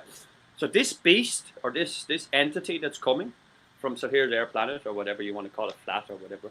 So this beast that's coming, that's not going to smash us all. He goes through us, right? But he takes souls with him. Right. All right. Now, what he does when he's passing around, he will smell fear. Okay, like a dog, and he's out here smelling fear. Now, what they're doing, this little 1%, 5% here, they're trying to project this fear on us. So we smell worse than them. So when it comes, it'll take us, not them. But the thing is, they're going underground thinking that, oh no, we can't, they won't smell fear. But what happens is it doesn't go like that. It goes on your soul fear, not your fear. Because we fear accidentally. Yeah, because we fear by what they're doing to us. So what's happening is this thing will come and take their souls and not our souls, and we'll be the one that be left the world. This is the new world order, or whatever you want to call it. If you turn it upside down, it's the W. It all symbolizes other stuff. But they're trying to make us fear it more than they fear it, so it'll come and take us, not them. But even if it does take us, it'll take us to a better place, and it'll leave them on their own. Now, the better place we're going to might be whatever you want in here, your mind's eye, or it could be where we are now and we build and build and build. But don't be afraid of what's coming. It's not Beelzebub, it's not Satan, it's more like Ra with a capital A than a small a. So you have them, the Egyptian giant lads and all the Not the Nephilim or anyone like them. You don't have to worry about them. They're off somewhere else.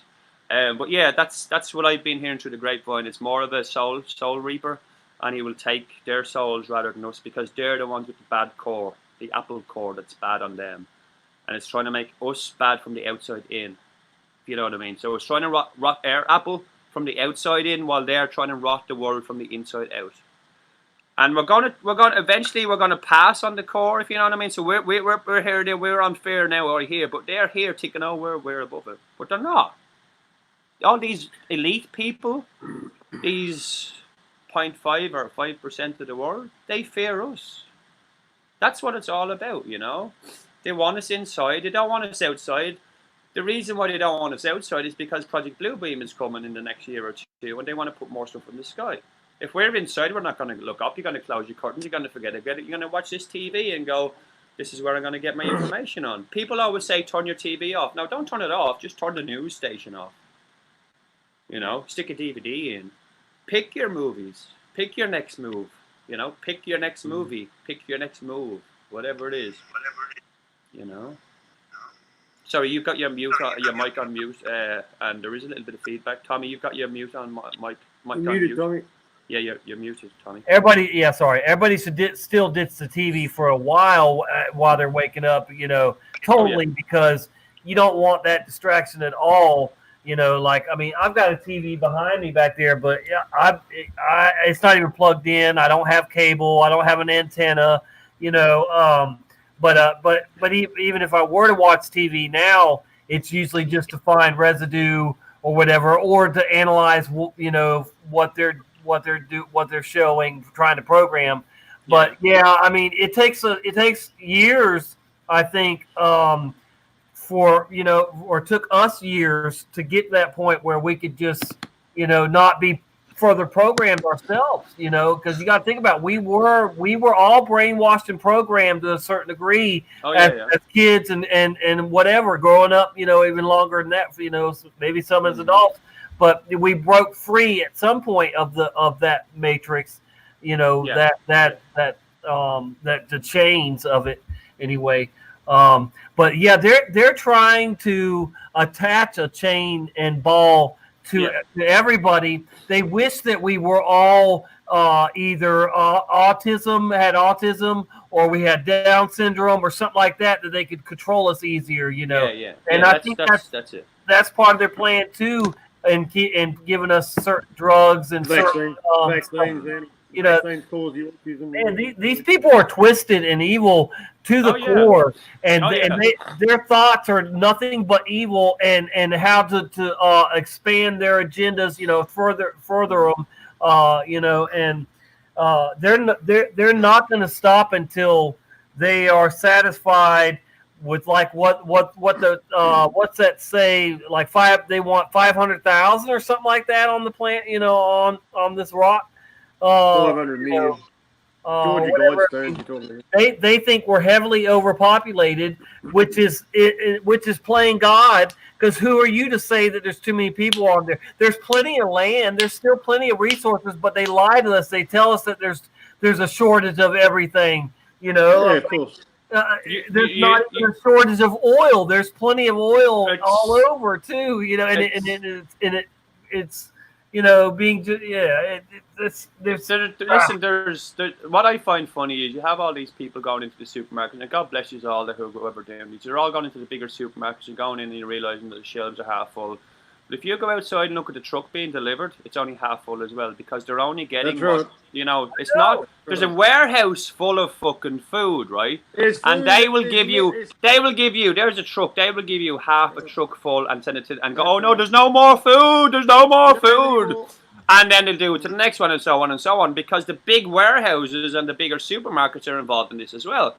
So go to your corner shop, get a couple of fucking toilet rolls or whatever. Everyone's on a bit of toilet rolls. Tins of food. That's where you get them, your corner local shop. You know, don't be walking around to Aldi, Lidl, fucking Costco and all them other places. You have Target and all them other. Don't be going to these bigger places where people are just running in and smashing into. It's like Black fucking Friday sales. They're all running over each other to get a fucking toilet roll. Fucking hell, man. Do you know what you do? Smack someone that takes that. Take their jacket off. Use their jacket as a fucking bloody toilet roll. Fuck it, man. Don't be worried about it. Yeah, fuck it, man. If someone annoys you, take off their clothes and bring it home, rip it up, and use that as toilet roll. Fuck it, man. I think the face mask will make good toilet paper, doesn't it?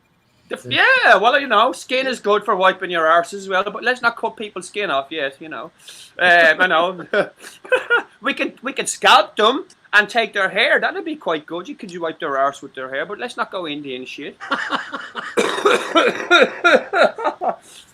I have to say big shout out before I go because Tracy's going. Thank you.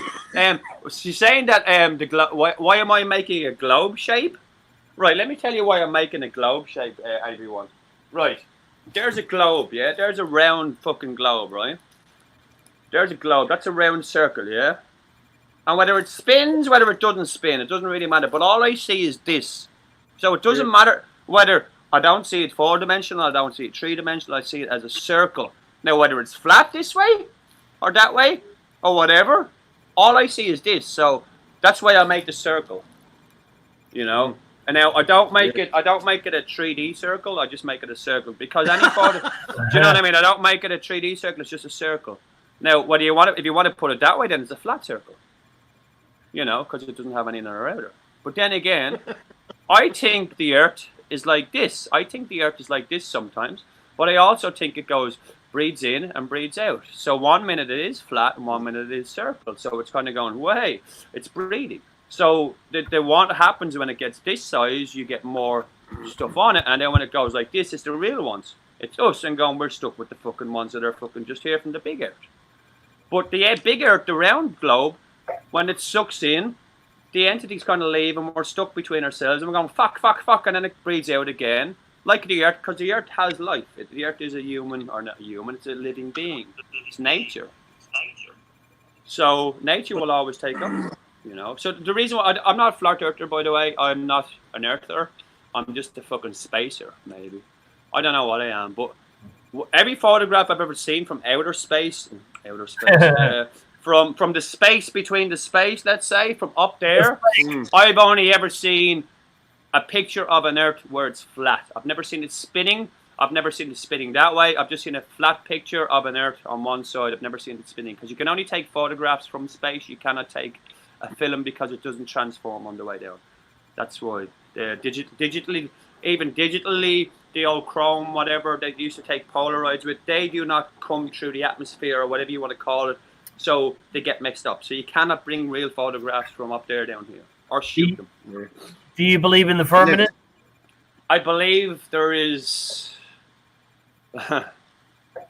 I believe there's something stopping us from getting out past it, but I also believe when they went out there,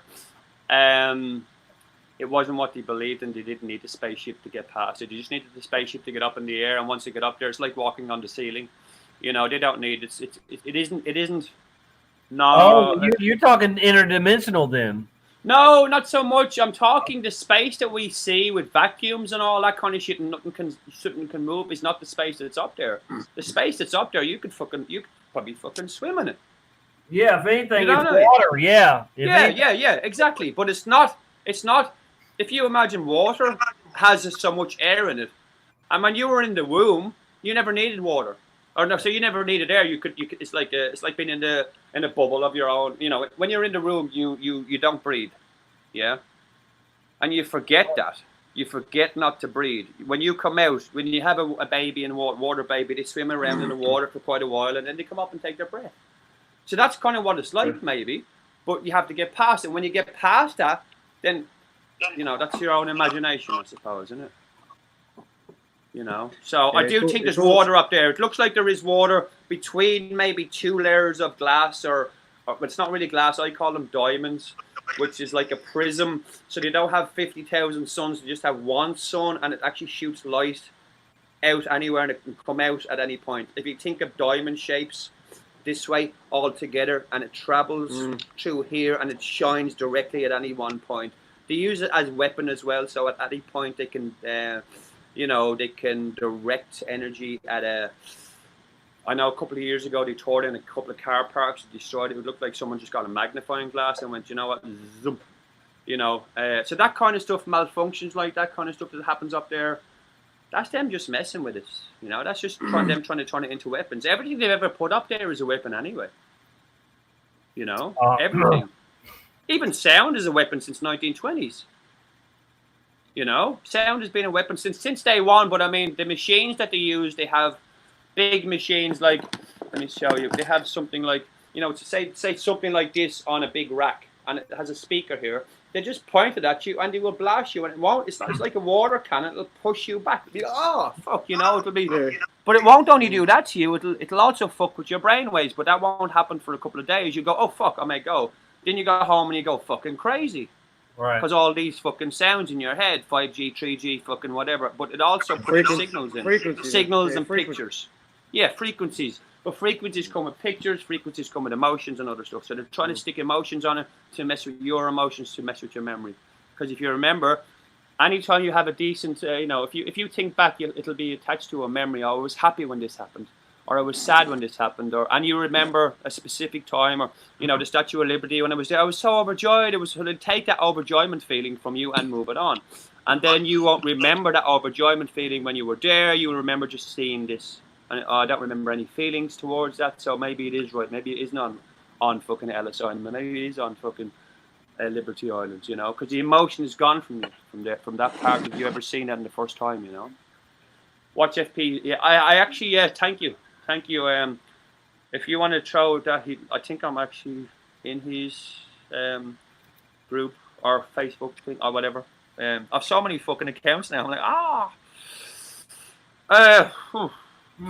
Is Mark in for the fight? Yes, I am in for the fight, Voynich. I am in to fight any motherfucker. I don't really give a fuck what side you are. The bigger the better, you know. The harder. He was saying the FE fight, and then you told him, no, you're not a flat earther. Oh, no, I'm not a flat earther. But listen, I was with flat earthers yesterday, and people were annoying the shit out of them, right? I'm not a flat earther, but I stand up for the right for people to stand up for the right to say whatever they want to do. And I will not stand there. I will not stand there and let you come over and ridicule someone because you don't agree with them. If you don't agree with them, move on. Don't come over and say you're a prick, you're a bollocks, you're a this, you're a that, because you have freedom of speech. If you're that person that's going to be doing that, I will come for you. I will move you on myself. And if I don't move you on and I'm part of that, I will get one of my knacker friends or whatever you want to call them, tinkers or gypsies or whatever. I'll just get one of my gangster friends, let's just say gangster friends, to come and take you out of the park and move you on. Because you think I'm not a gangster? I had an old fucking life, man. An old life. I'm no gangster, but I know some nasty, nasty fucking people. But anyway, never mind. I'm a really nice guy. I love you all. Susie said the earth is self-preparing, repairing. Mother Earth. Do you ever hear this, guys? Nature always finds a way. This isn't our first time round. The last time, them Egyptian guys and all that shit over there with all them fucking, you know, pyramids and all, they took all that technology and fucked off somewhere. Whether it was dimensionally, whether they opened another portal to another dimension because there is no space, or they just moved on somewhere else. But they took everything with them. Then the mud floods came, it buried it all. Them pyramids are like fucking 50 times bigger than what they are because they're buried. And a lot of pyramids have been buried with mountains. Most mountains that are in the world, the bigger mountain ranges, are pyramids. The mountains, yeah, you know. Then if you start looking into the pyramids and what they do and how they do it, then you start looking at the likes of crystal pyramids, the ones that are for time travel, the ones that that are made of actually crystallized stuff. Then the crystal stuff, if you believe, comes from the rings of Jupiter and all them kind of places. They're kind of like ice crystals, but like spaced ice crystals, so they're hardened. They're like a meteorite but crystallized form. Now they put elements into them so you can go forward in time, not back. But it's not forward in time, it's sideways in time. So if you believe everything is happening at the same time, no matter what time it is, you can go back to 1942. You know, you just have to wait for this 1942 to come around.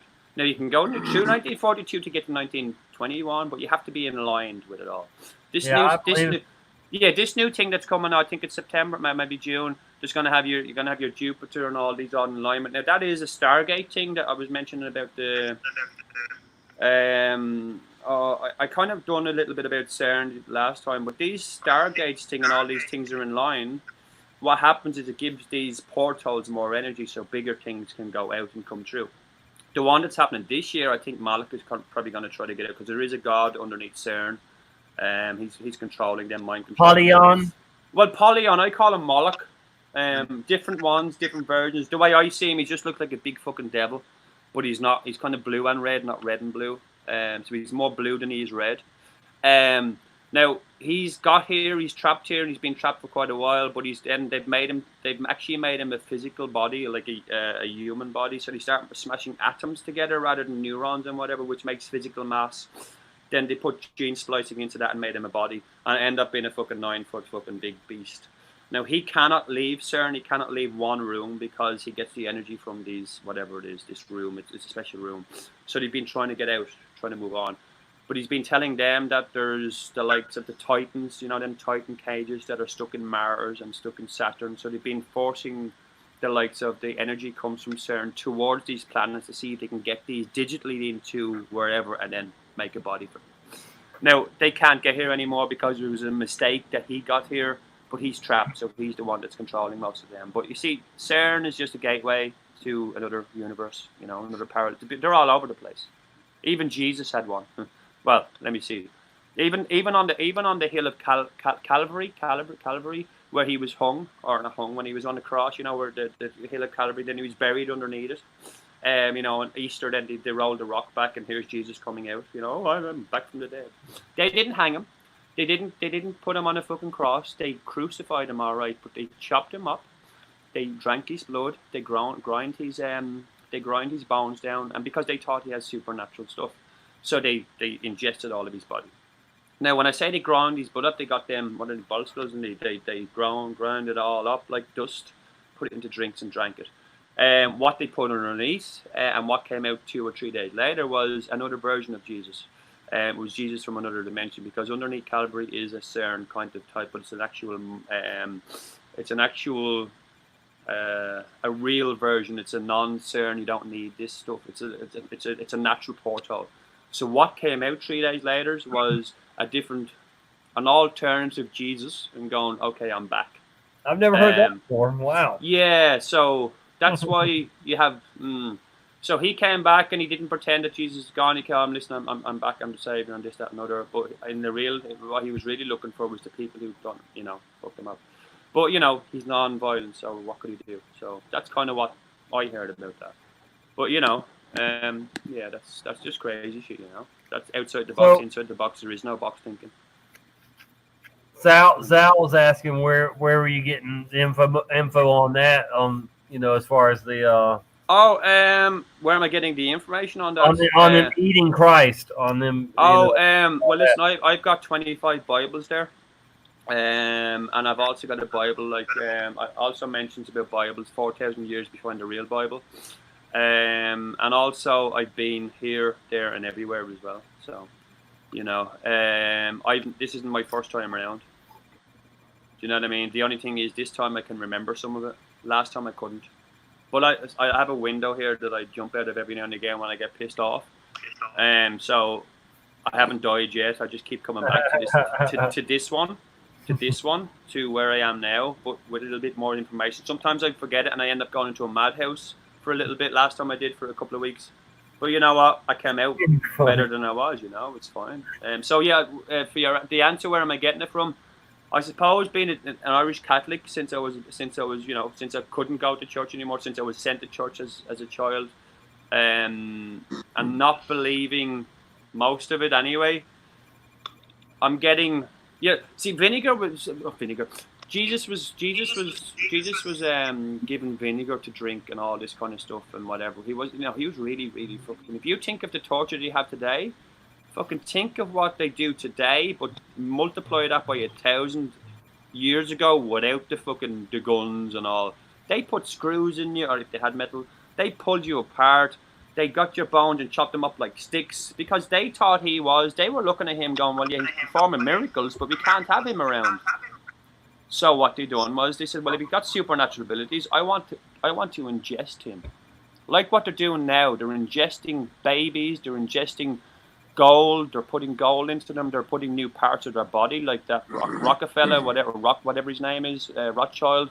I think he died on his 9th or 10th heart transplant. They're being putting. Yeah, that's where do you think all this comes from? Where do you think that they should be putting stuff like that into their bodies? From eating people from years ago that had blessings on them and getting supernatural powers from them. Now it only lasts for a little bit if you're not actually supernatural. So that's why I think I tasted vinegar when I was. Listen, I go tripping, and when I go tripping, I go to the dark side to look for the light, and I go to the light side to look for the dark. So I went into the dark to look for him to find out what happened. I met a few people there and then popped back out of it and went, oh, okay, I processed that in a madhouse for a little, and then I went in again. So that's kind of where I get my information from. But it's all here. It's all in your mind's eye. That's where everything is. The world is flat. The world is round. It's in your mind's eye. You're never going to see until you're up there looking down or over there looking across or whatever. So let's not argue over it's fucking round, fucking whatever. We know it's a lie. That's all I know. It's a lie. And everything they ever tell us is a lie. What they're hiding up there is not what you think it is. I think personally, what they're hiding up there is intergalactic stellar battles that are going on. It's not God and Satan. It's just us and them. You know, that Uma lad that came into the I know it was only pictures, that big fucking spherical shaped fucking thing, the first interstellar asteroid that came through us. You might have seen a couple of years ago. That was a part of it, maybe a part of a. It looked something like a part of a Solar Warden spaceship, which we have on defense. And then what happened is another thing called the Hulk, which was a big green meteorite came in, and it came in shooting in out of nowhere, and next minute Uma fucked off. So if you think we're not protected, we are. Nothing can get in here or out of here without us knowing about it. Now, whether you want to call this Solar Warden that's around us God, or you want to say that we made it, but they've been there for quite a while. And now that's going back to the 1800s, before we could even make fucking spaceships. In the 1800s, they didn't make spaceships, they make submarines. Submarines are watertight, so they put them up there and put an engine on them and see how fast they can go, you know. It's like, so a submarine is basically a space shuttle that goes underneath water because it's watertight and, you know, it has its own air, whatever. So they used to put rockets and stuff on the back of that and try that up there as well. But they used to bring them up other ways, so you know, maybe. So I don't know. It's just listen. I'm fucking weird. You're supposed to put your weird disclaimer at first. Yeah, well, you know, system failure. For fuck's sake, it's all fading, man. But I mean, you know, none of us have all the exact, you know, answers, but you know, it's good that you definitely you leaving Voynich, or who's leaving? Right. Tracy's going. I think. Okay. She keeps saying she's going, but she's not. She'll be here. Much love, Tracy. She can't go. She's like, I'm the same. I'm like, all right, lads, I'm going. And then like I'm like, okay, you just said something, so I'm actually going to stay. And then you say something important, you type it in, and I haven't really gone. No, let me go. I'm like that the other day. Like, I have to go get some food. And I literally had to just close my eyes and pop top laptop, but I left the sound on through my speakers. I can still hear you. I'm like, for fuck's sake! It's very hard to leave. It's very hard to leave conversations like this, you know, because it's not that we're telling the truth, but we're telling something that might be even a snippet. If you go away from a snippet of what he said and go, do you know what? I'm going to look up there and go, well, maybe it is fucking 2 or 3 domes on top of each other, and there's people walking in between them. Because if you think of a dome on top of if you put a dome on top of something, you have to have someone on the outside and the inside to screw in the bolts, or whatever you want to do with. Someone has to be outside influence, has to put that top on us if we're flat. Now, when you, construction-wise, building-wise, or whatever, you have to be on the outside and inside to make sure it's secure. You cannot do it from the inside only. Do you know what I mean? So there has to be some sort of outside influence on it. Now, whether it's God with a capital G, I think it's maybe a God with a small g, like Ra with a small a. Something like that. But then again, God knows. I love you. It's 20 past somewhere. Yeah, I'm 20. I'm late. It's I'm 23 minutes past, man. What's going on with you? You're late. Yeah, fucking. I'm late for a very important date. Hold on there. Let me suck one with you. It's fucking 9 o'clock in the morning, St. Patrick's Day. I will fucking do it with you all day long. The bowl is clear. Oh, my bowl is clear, man. My bowl, fill it over. Oh, fill it over with some weed. Right, let's do it with you, brother. I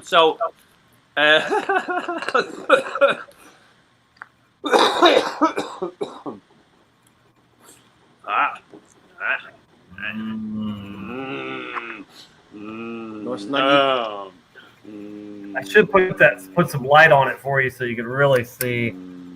Hold on, let's see.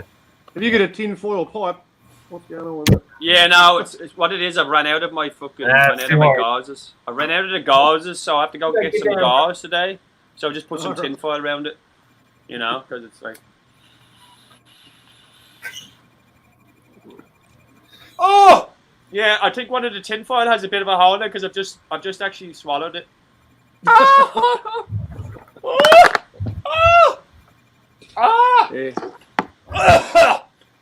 Yeah, that just got me right there. I used to like straight pipes like that, man, but yeah, I'd always end up. Yeah, I've got one somewhere around here. I had a bong there, but the bowl isn't big enough in it. Ugh! Fucking hell, that's horrible, man. But I have to finish it. Oh, it's got a big fucking hole in it. Yeah. Fuck you, man.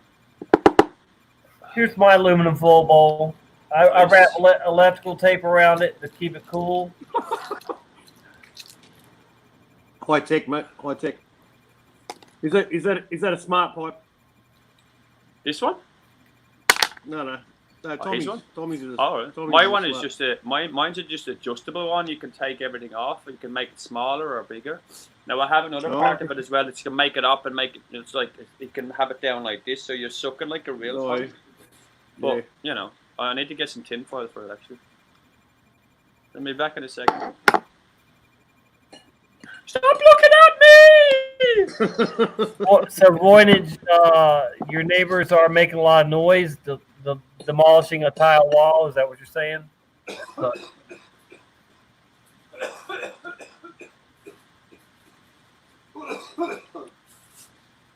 Oh dear.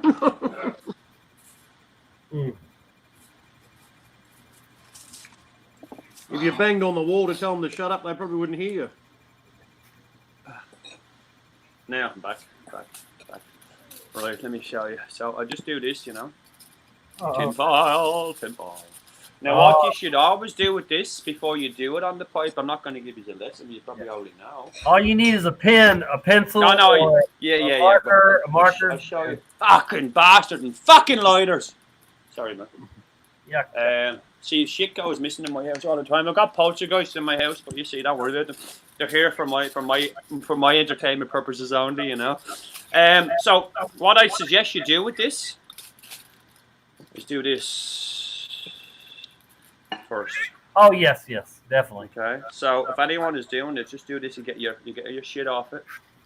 So you can see you get your shit off it. You'll see a sort of a burn coming off it, and you do it on both sides.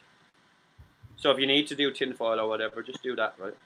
It gets rid of all the foil off it, all the shitty stuff off it. Now you're not going to get it all off because it's in it, but it gets the top layer. Because if you know, you probably know, and you probably yourself, if you do a pipe with this on it, you can taste the aluminium straight away, you know. So I find if you do that a couple of times, it takes it a little bit away. Now it's not going to, obviously it's not the best thing to be using. I do have filters, but it's what I use for today, St. Patrick's Day. If I had a green one of them, I would. So what do you use? Well, it's not really. You're in Australia, Matt, is that right?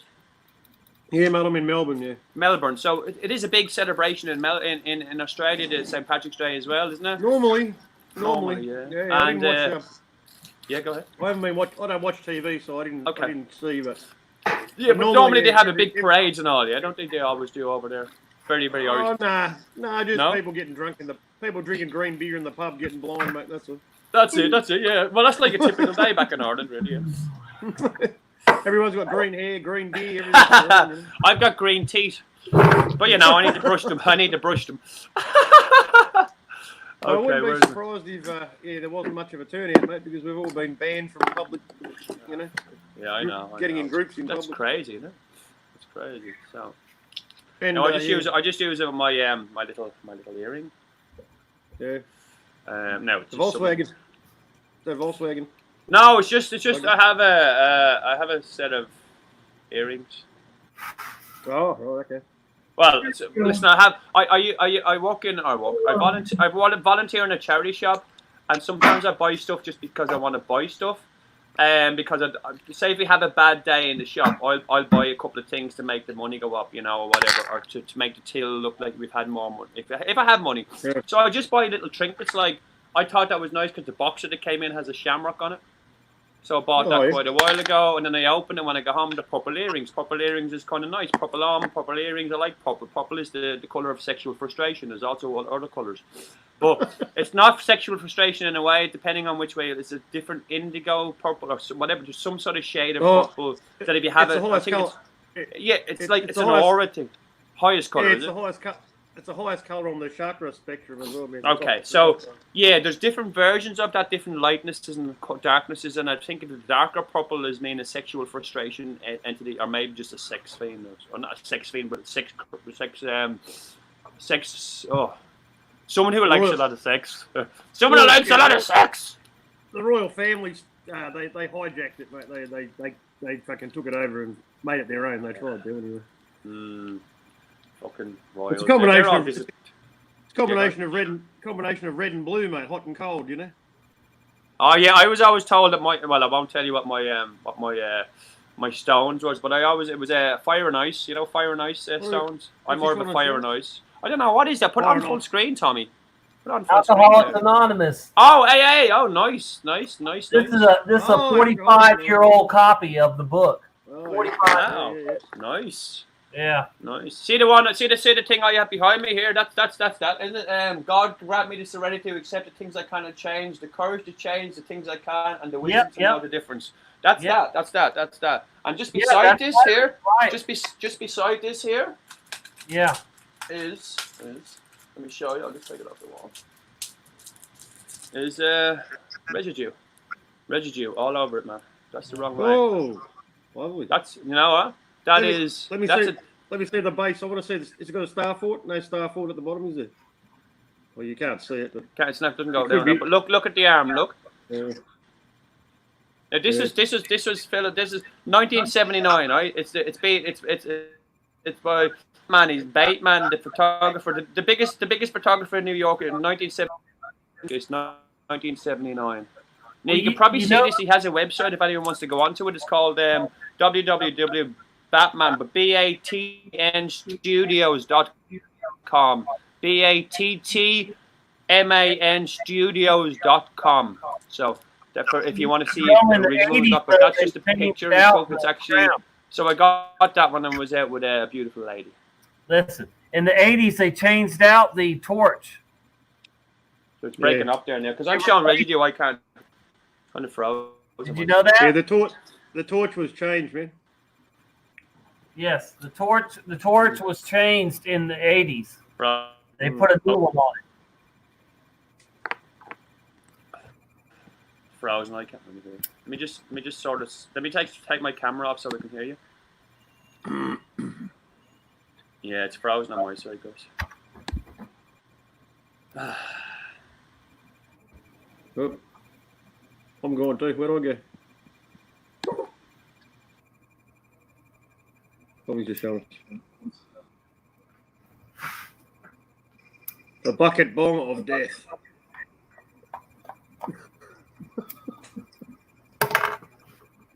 Woo, boy. Here we go. Oh, my goodness. 32 liters. It's a big one. Yeah, it's full 2 liters.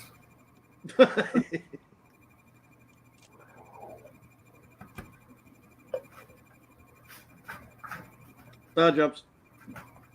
Jumping jacks. Head rush. Head rush.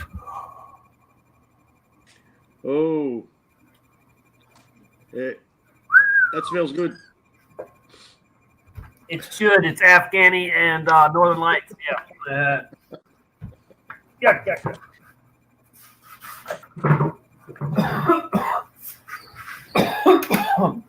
Oh yeah, man. Uh-oh, who do we got? Oh, he fell out. Hello. You Yeah, I'm mad now, man. I'm fucking mad. Are you all right there, Tommy? I'll live. Hold on. Please do, man.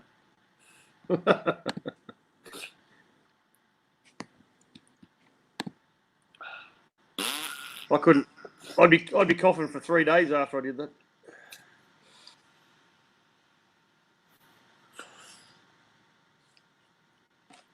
The longer you hold it in, the better.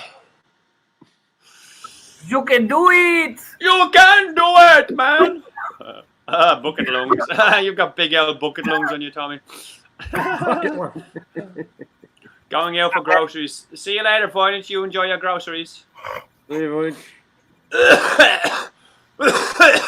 Tracy said my drone clip has been taken down. What drone clip is that? Did I put a clip on about a drone? Zal wants to know where your stash is, Pieman. Yeah, man. What's going on, Pieman? Where are you going? I haven't got any stash, man. I'm out. No stash. No stash. All stash gone. Oh. That's no good. That's not good, man. You need to ring your dad in and go, you got some explaining to do, dealer. I got nothing. I got nothing. You got some explaining to do. Except he never said it. Yeah, of course, exhausted. But he might go, do you know what? Yeah, maybe I do. Oh, is that, and you go, where do you remember? But do you remember that saying? You got some explaining to do, and he'll go, yeah. And you go, where was it? And he'll go, whatever. I love Lucy, and you go, well, now just go back and see if you can find it, because I've been looking for it for everyone. And then he'll go off on a mission. Yeah, you know, hopefully, and then he'll come back next time he delivers it. You go, or does your dealer know of the sorry, not your dealer, your friend.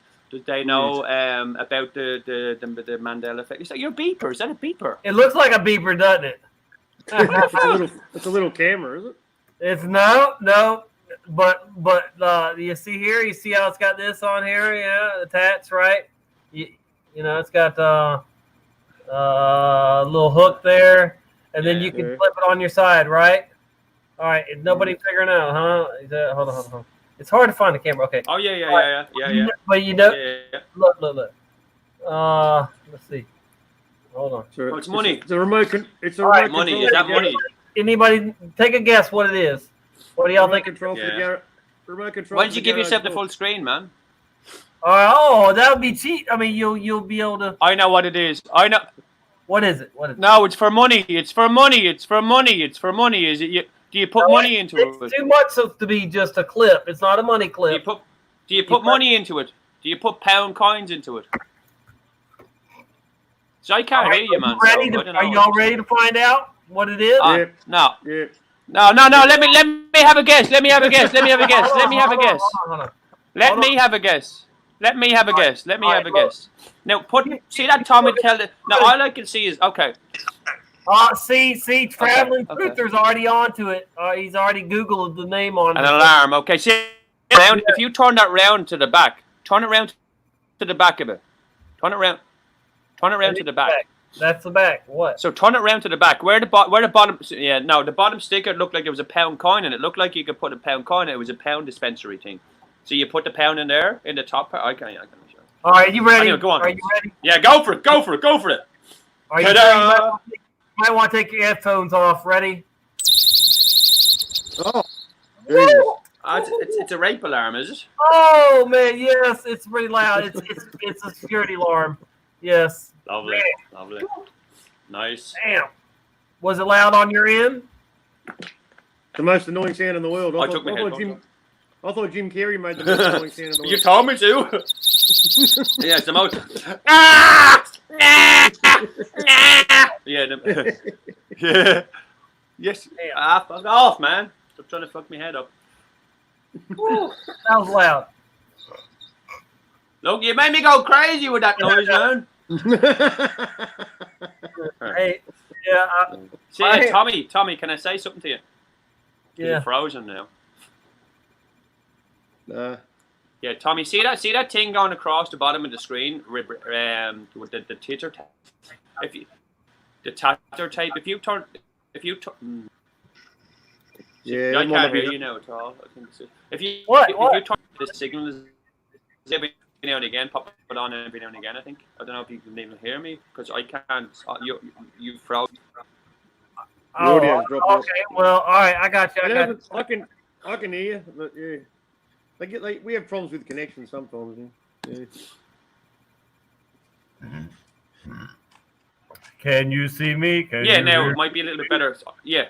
No, I can hear you now. See, sometimes when you're doing this live thing, when we're all moving around like this, and then there's something on the bottom of the screen, I find that stop a little bit on the StreamYard side. So what I try to do, because I've only used that once or twice, it'll and see the way my camera is sort of slowing down. I then will just switch over to that for a minute, and it just gets a little bit better, you know. Right, Same right, with yourself. I'm sure you're familiar with the StreamYard. I'm only new to it, so I'm just like saying so. But that ticker tape thing that goes across the bottom is like a live feed as well. That's like having a fourth person on the stream, which slows it all down a small bit. Because the signal goes up and down. Have you ever noticed that when that goes on, and then I just change it every now and again? So it's just something because I couldn't hear you for quite a while there. Stealing You know what I bandwidth, mean? isn't it? Yeah. What's he Stealing saying? bandwidth when I'm trying to. What is that you've got? What are you doing? I'm just going inside. I just said it's stealing bandwidth from the show, from the. Yeah, kind of. That's what it is because it's like bandwidth. Yeah, that's what I mean. That's what I mean. But that's why I throw it up every now and again, maybe 10 minutes or whatever, or just stick it on, turn it from a sticker to a tatter tape, and then bring it back down, and every now and again, because the more thing that's on the screen, even with yourself, Tommy, you know, if you just change to your picture, your profile picture, every now and again, the signal comes back up a quick bigger, and then you see the comments on the side, they seem to fucking roll in as well when you do that. It's like, ah. I'm not in the live chat anyway, by the way, but everyone that's there, hello, nice to meet you all. I want to say a big shout out to Michael Healy, Travel Susie Truther, Q, hey. Travel Truther, obviously our Q. beautiful. I know our Tracy's still here somewhere. You know she's still here. No, You know? she probably fell out, or maybe I know it's daytime there, isn't it? Yeah. Yeah, it's like 9 o'clock in the morning or 10 o'clock. What time is it? Yeah, she just had some things to take care of, apparently.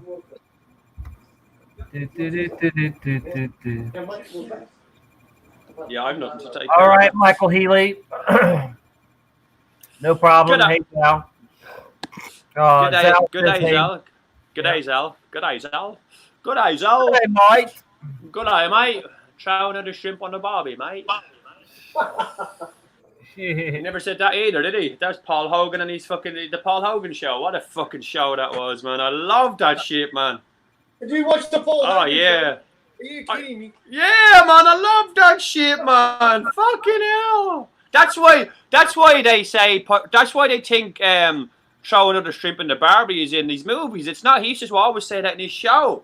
No, throwing another shrimp on the Barbie. No, Throwing another shrimp on the Barbie it used to be from Crocodile Dundee, and then he done a couple of adverts for I think it was a CBS or some bank over in Australia, and it changed. No, go ahead.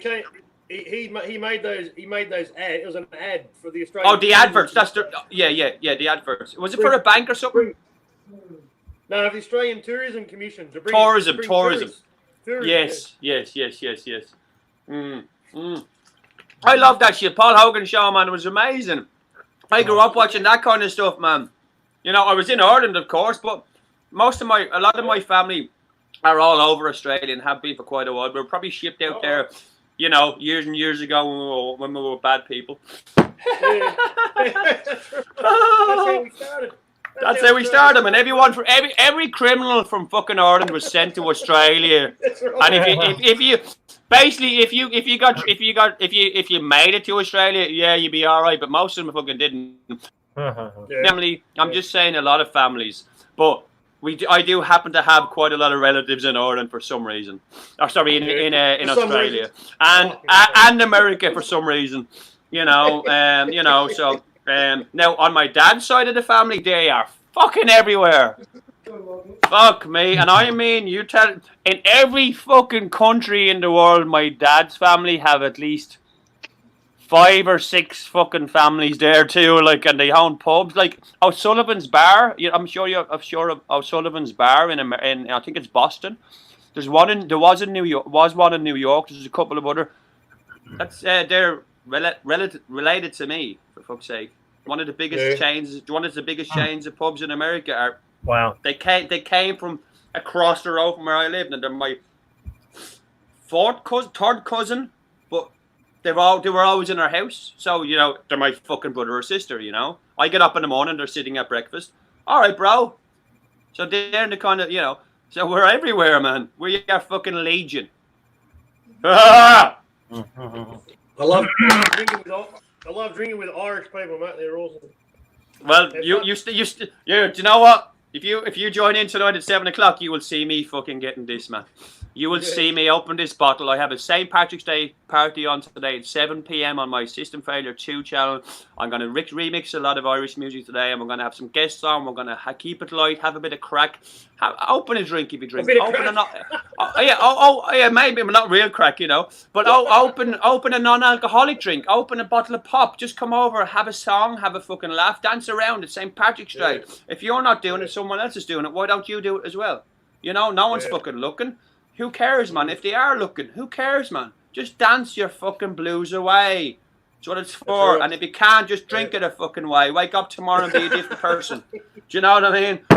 And now in Ireland, someone said to me yesterday, said, "Oh yeah, it's St. Patrick's Day tomorrow." I said, "Yeah." They said, "Oh, it's a pity it's not on a Monday or Tuesday." I said, "Yeah, but you have to remember, in Ireland they start drinking last week, and they're not going to finish drinking till the end of the month.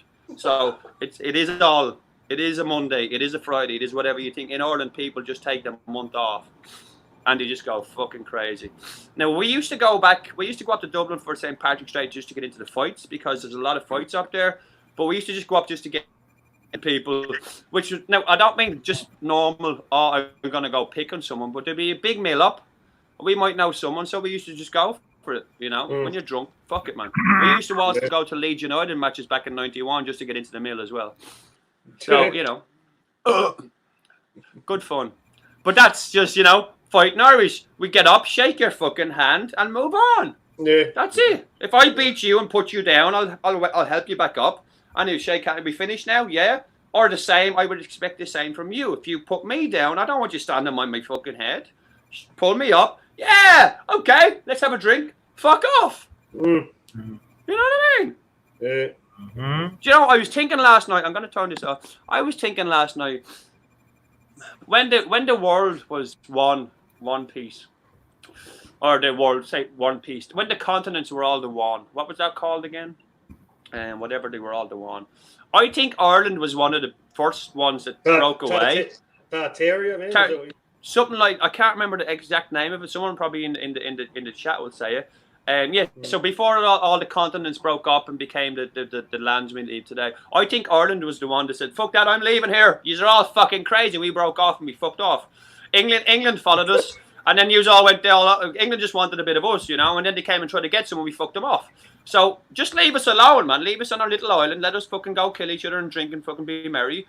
And yous do whatever you want to fucking do. That's why we were all the way over there. But now I'm closer to Europe. But even the Rome, fucking Ireland, man, they got to Scotland and were bet out. So it took us to come out. It took us to come down. I know I've said this before, but because I'm Irish, I'm feeling quite proud. It took the Celtics to come down to London and beat the fucking Romans back to fucking Rome. Now we fucked off and said, "You know what? Fuck this. I can't be bothered in this. I was going to go home and drink," and we just left this. And then that's why I think they invaded England, Romans, and all that. Now we had our own problems with Vikings. Sorry, go ahead. Were you all Scottish before, man? No, the Celtics, Irish Celtics, as far as we used to say, the earliest text ever from Ireland, or ever been carbon dated back, are texts from Irish on the hide of a cow. Now they're written in chalk, and they were written in little stone today, where religious people also, scholars would sit around in these little huts made of whatever, talking about religion and talking stories. They'd be also taking mushrooms, they'd be all smoking peace pipes and stuff like that. But because they couldn't remember their last trips and stuff like that, they start, you know, all right, we're eating the cow. Okay, so we're eating the cow. What can we write on? Instead of writing on walls, we want to keep it because this building will fall down. If you write it on a cow's hide, we can hide it somewhere. Now, what happened with them kind of texts? They're religious. They're an Irish language that's lost and forgotten. So it was actually in Northern. So we have Irish languages. We have the Irish, you know, the Irish tongue. So we speak in, you know, Condescend, you know, all that. You know, I don't want to speak too much Irish, but them languages are lost because they were bet out of us by the English. So at the times when they came over and tried to kill us all, or sort of bring us out. So what happened was it was brought to, you know, it was always in Ireland, but it was bet out of us a long time ago. But some people still talk it, so it's forgotten. Only certain people could take it. But what happened then when the English came? They robbed that and brought. So most of the stuff that they have in the English Museum is from every other country. A lot of the stuff we have vials of saying something's blood. We have the Donegal, something or another. These are all religious artifacts that were brought there by religion. This was meant to have come to us.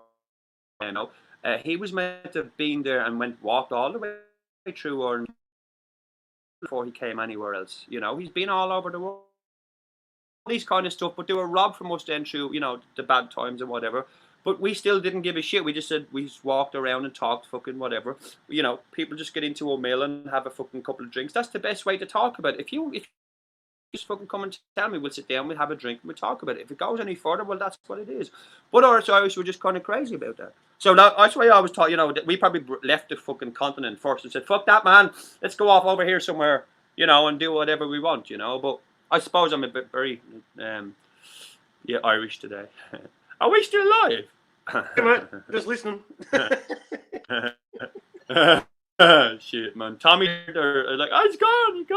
He's all gone. I'm just amazed. Just big Thanos. I'm still here. I was the only one that was on camera, and y'all two were talking, and I'm like, Pangea, Zal. Pangea. Sorry, Zal said Pangea. I think that's down Pangea. I think that's what it was called when, you know.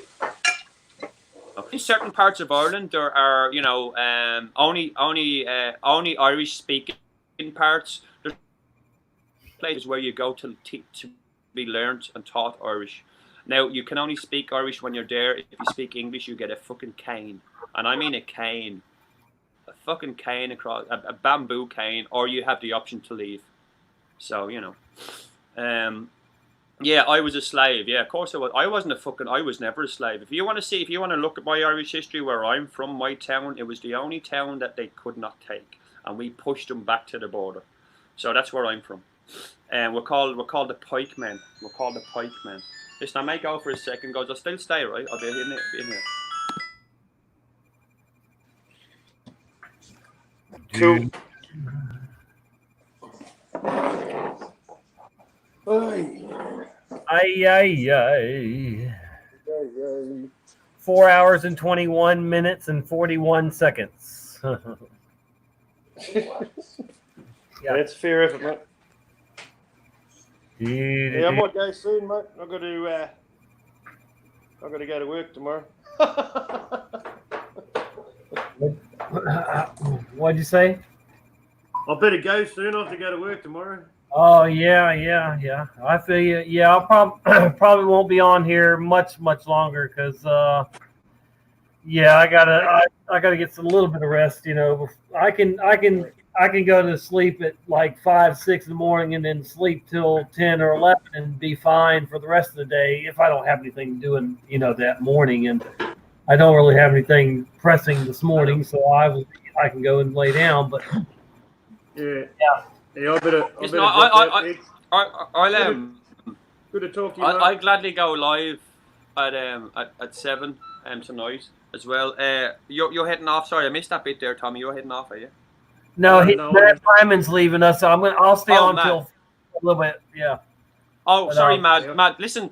Thank you so much, Mr. Pyman. You're amazing, man. Come over for a bit of crack later on. You know, I've got free crack. I'll probably be asleep, mate, but anyway. Yeah, no, it's all right, man. You'll hear us from where you are. Don't worry. Just Yeah, you'll I'm hear sure I us all will. partying somewhere. Yeah, we'll send you good vibrations. Don't worry. Have a good Paddy's Day, mate. Thank you so much, brother. Thank you so much, man. See everybody. Thanks, Tommy. And thank you, brother, man. And you know, anytime, every time, appreciate you. Yep. See ya. Yep. Take Yep, care. yep. Don't work too hard. All that good stuff. And make sure you see your green source soon. Yeah, people should definitely prep their drug of choice when it's the end of the world. You know, I mean, or it seems like it. Well, yeah. People fucking rush hell, out for the TP, but then they forget about their green situation or their pills or whatever it is, their alcohol. You know. Oh, what alcohol, man? What alcohol? I don't drink. I'm not saying you on now. I'm just saying, yeah. Look at you. So you made sure you got some something to Well, drink. you know what? I'll be honest with you, right? I'm gonna be honest with you. I bought this for someone special for Christmas, and I didn't get to go to see them, and it doesn't matter because I can just buy another one. So it's been in the kitchen. But I also bought 2 bottles of wine, but I gave them away. So I might just open this for tonight. I have a couple of cans of cider in the fridge. I don't drink cider because I call them mad apples. I used to drink cider when I was younger, and it makes you just go fucking nuts. We used to drink flagons of cider on the beach and beat the shit out of each other, and I mean proper fucking hospitalize each other, and then bring each other to the hospital and get each other stitched up and then go on the beer again. So that's why I don't drink cider anymore, but I'll drink some of this though. It's Paddy's Day. St. Patrick's Day. Hi, Nash. Good morning. So I'm not really in the chat, so I'm sorry if I'm not in. I'm trying to download. I'm also trying to download some music for tonight. I want to remix some Irish tunes because I do have a few, but I really want to get some, you know, the crack or whatever you want to call the crack. It's St. Patrick's Day. That's fucking, you know, St. Patrick wasn't Irish, but you know what? He didn't come and beat the snakes out of Ireland either. He just bet the bad people. That's all he did. He bet the bad people. You know what I mean? Because us fighting Irish go around beating people. No. So if you imagine St. Patrick with a big shillelagh stick just going around beating snakes. And I mean snakes, we call a snake a sneaky snake. Someone who sneaks behind your back and tells fucking lies about shit. That's what a snake is. So there was never a snake in Ireland. There was sneaky snakes, and he went over and bet them fucking senseless. And then moved out. So the whole metaphor of St. Patrick moving the snakes out of Ireland. There is no snakes in Ireland. There's snakes in Ireland, all right, but they're in the fucking zoo, their own zoo. Yeah. So you used to have snakes in the UK. I know I've seen a few. But do you know what? I saw one in the first ever snake I ever saw in Australia. I think it must have been about 3 foot. I was running around with my dog, my mother and stepfather's dog. He's a ridgeback, a big ridgeback, them dogs that eat lions, but he's a big princess. So the first time I ever saw a big snake, I fucking frightened the shit out of me. I picked it up and hit it with the fucking well, it wasn't a shovel. It was it was a tennis racket because it had the ball and the tennis racket for the dog. So I picked it up and hit it with a tennis racket into the river. I didn't know what it was. Like I don't know, man. It's a snake. Wow. Who cares? Fuck it, man. I've also had a redback spider on my hand. It didn't bite me, and it just jumped off my fucking hand. I also was. It's funny, right? I'll show you this. I was walking along, right, between 2 fences. Walking along down the alleyway, and next man I just stopped, right? There was a huntsman, right? Size of my fucking hand, right? This is a spider. Right there. Right at my face level. And what I had done is I got the web from the both sides of the path, and it just sitting right in the middle there, waiting for a bird to go low or whatever. Now these huntsmen, they're massive fucking spiders. They don't really, they attack you, but they're more of a just get up and go, ah! When you back off. Fucking hell, man. If I would have walked 2 more fucking inches, that would have went bang, and he would have been God knows. But fucking hell, they don't do much to you. It's the little redbacks, they're tiny little small ones. They hurt, man. They fucking hurt. All right. Anyway, moving on. A friend of mine in Nashville, she woke up with a brown recluse on her face.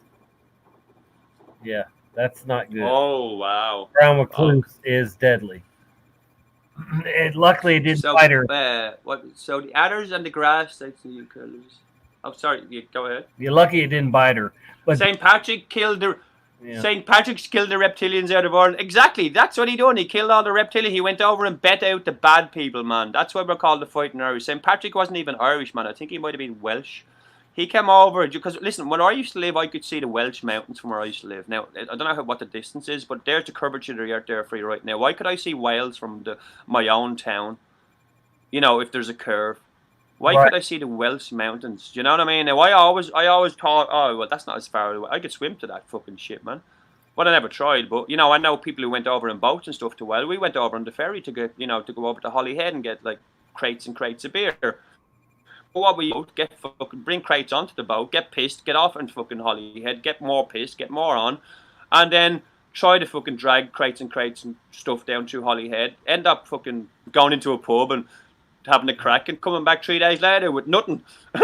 But the journey was always only about an hour and a half long on a ferry. But I always thought he wasn't going straight. He wasn't going, when a boat, goes straight. I always thought the boat was going around a bit and just messing around with us and then going. You could never feel, oh yeah, well, we're going in a straight line.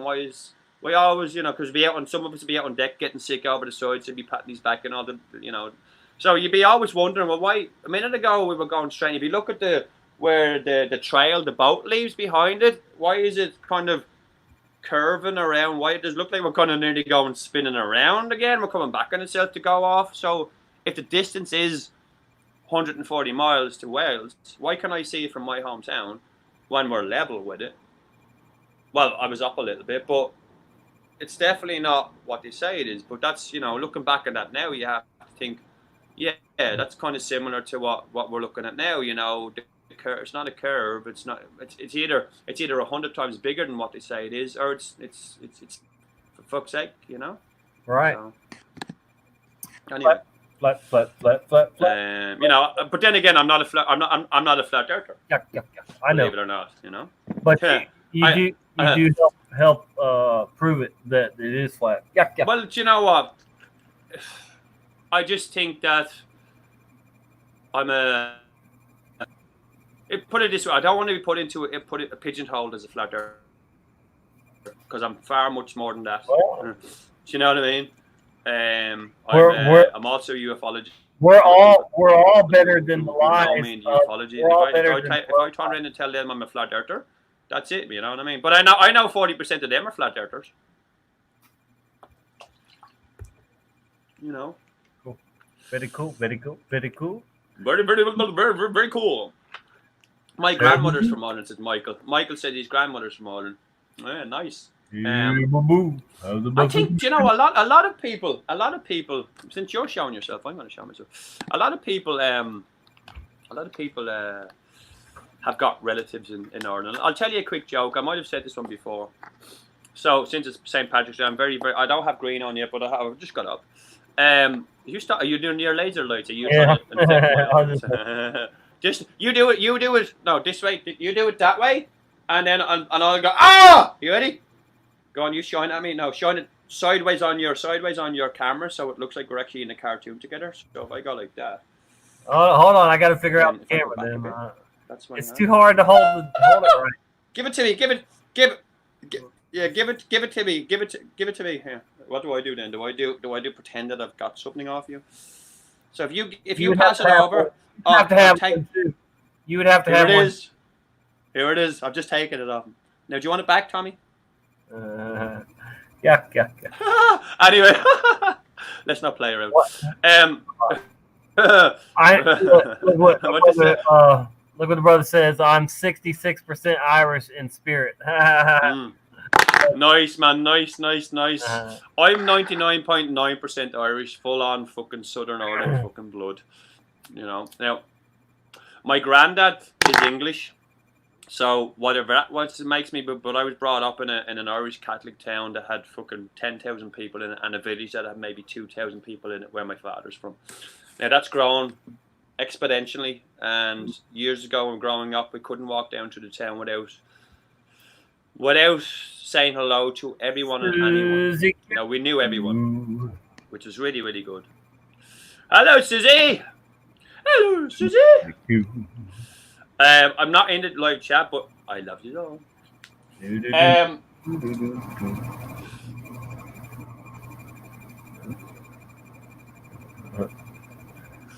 I got residue.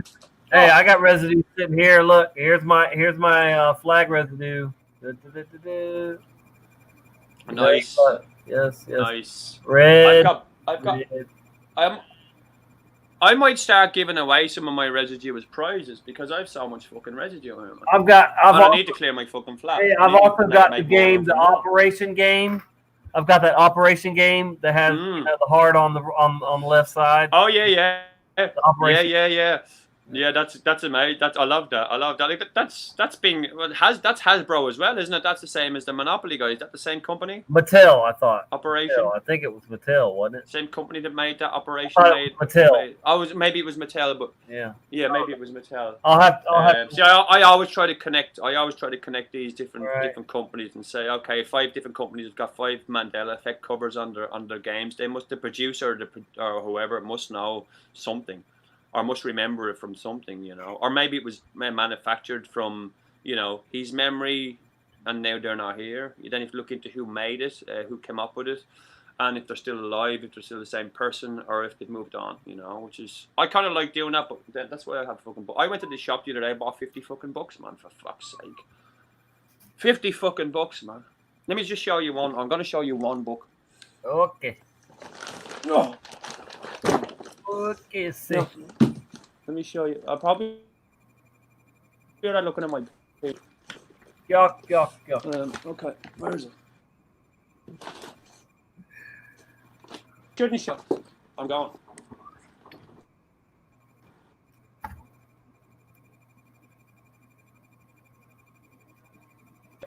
So I bought this book, right?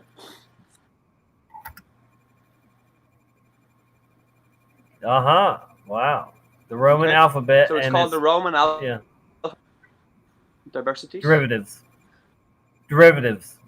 As you can see, it's a really old book. It's got string on it, so it's tied together. Okay. So it's Now I'm gonna open it a little bit. I'm just gonna show you a couple of things in it. But this is about language and the way the stuff is. Now I have to open it here. Off camera. So I'm just gonna so now you've seen it. Okay. Now, so it's got the Roman alphabet. This book, as it's that old, it's falling apart. Okay. So I'm just gonna take the pages out for a minute, and I'm gonna show you some of them. But so it's got. Let me see. Can't hear shit. No, it's not going to see. Oh, you fucking Wankstein. So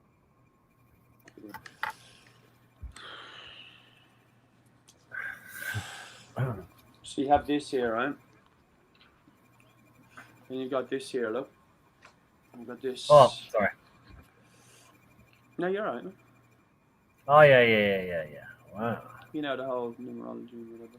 Now, these kind of books as well. It's got the notes on the plates about what the plates are all about, and how they've made them, changed them, and all that kind of stuff. But it also has, you have at the back of it here, you have the different plates and what they mean. Notes on the plates. So let me see. So you have the actual, then you have the letters on there and what they mean and stuff like that. That's just one of the books I bought. It has these plates and what they mean in different ones and stuff like that. Like, look at the 2 there. Look at the 2U that and see that and 2 there. It's like all that kind Very of shit. nice. But that's the kind of books I like picking up. It's the Roman alphabet and stuff like that. It's just one. But I've got hundreds. I bought hundreds like that to do. I just buy really, really old books and look at. Do you remember the movie Pulp Fiction? What are you saying, Tom? Do you remember the movie Pulp Fiction? Somebody's asking in the chat. Fucking StreamYard, though. Here, I'll show you on the. No, it's fine. It's fine. Sometimes I need to take my camera off because it'll slow down on my side. But now if you speak, I'll probably be able to hear you better. Yeah. Sorry. Go ahead. Read I can hear your fan anyway. That's it. Read that comment right there on the screen. Yeah, I'll read the one there. Remember the movie Pulp Fiction where there's John Travolta and Mark the Dot the Dot? Are you on about this one? Don't be a Mark square. Dot on No, Uma. it's a rectangle. Is that the one you're on about, Nash?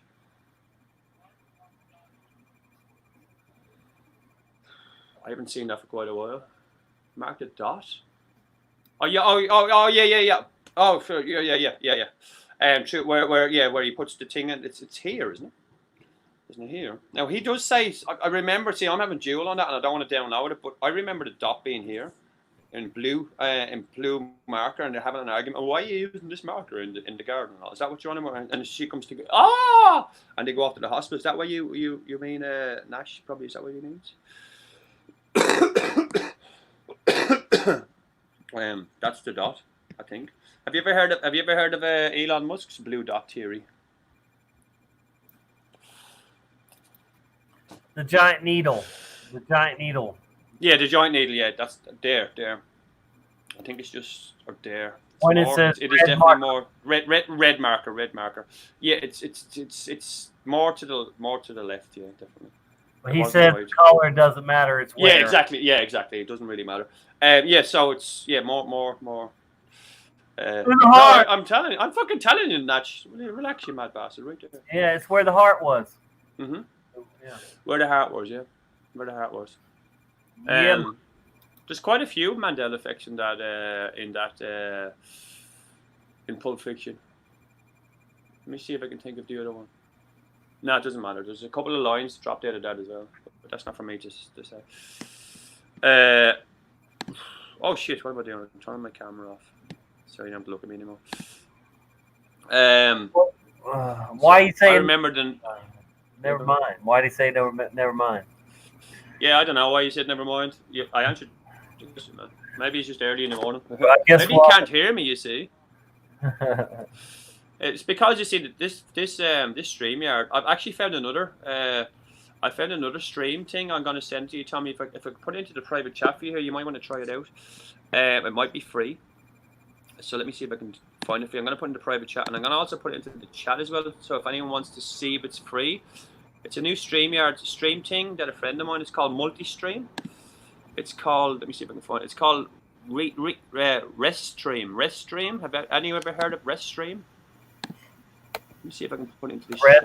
Restream. So if I put it into the private chat, you can put it into the chat. Then is that right? I don't know. I've never been able to copy. So I put it into.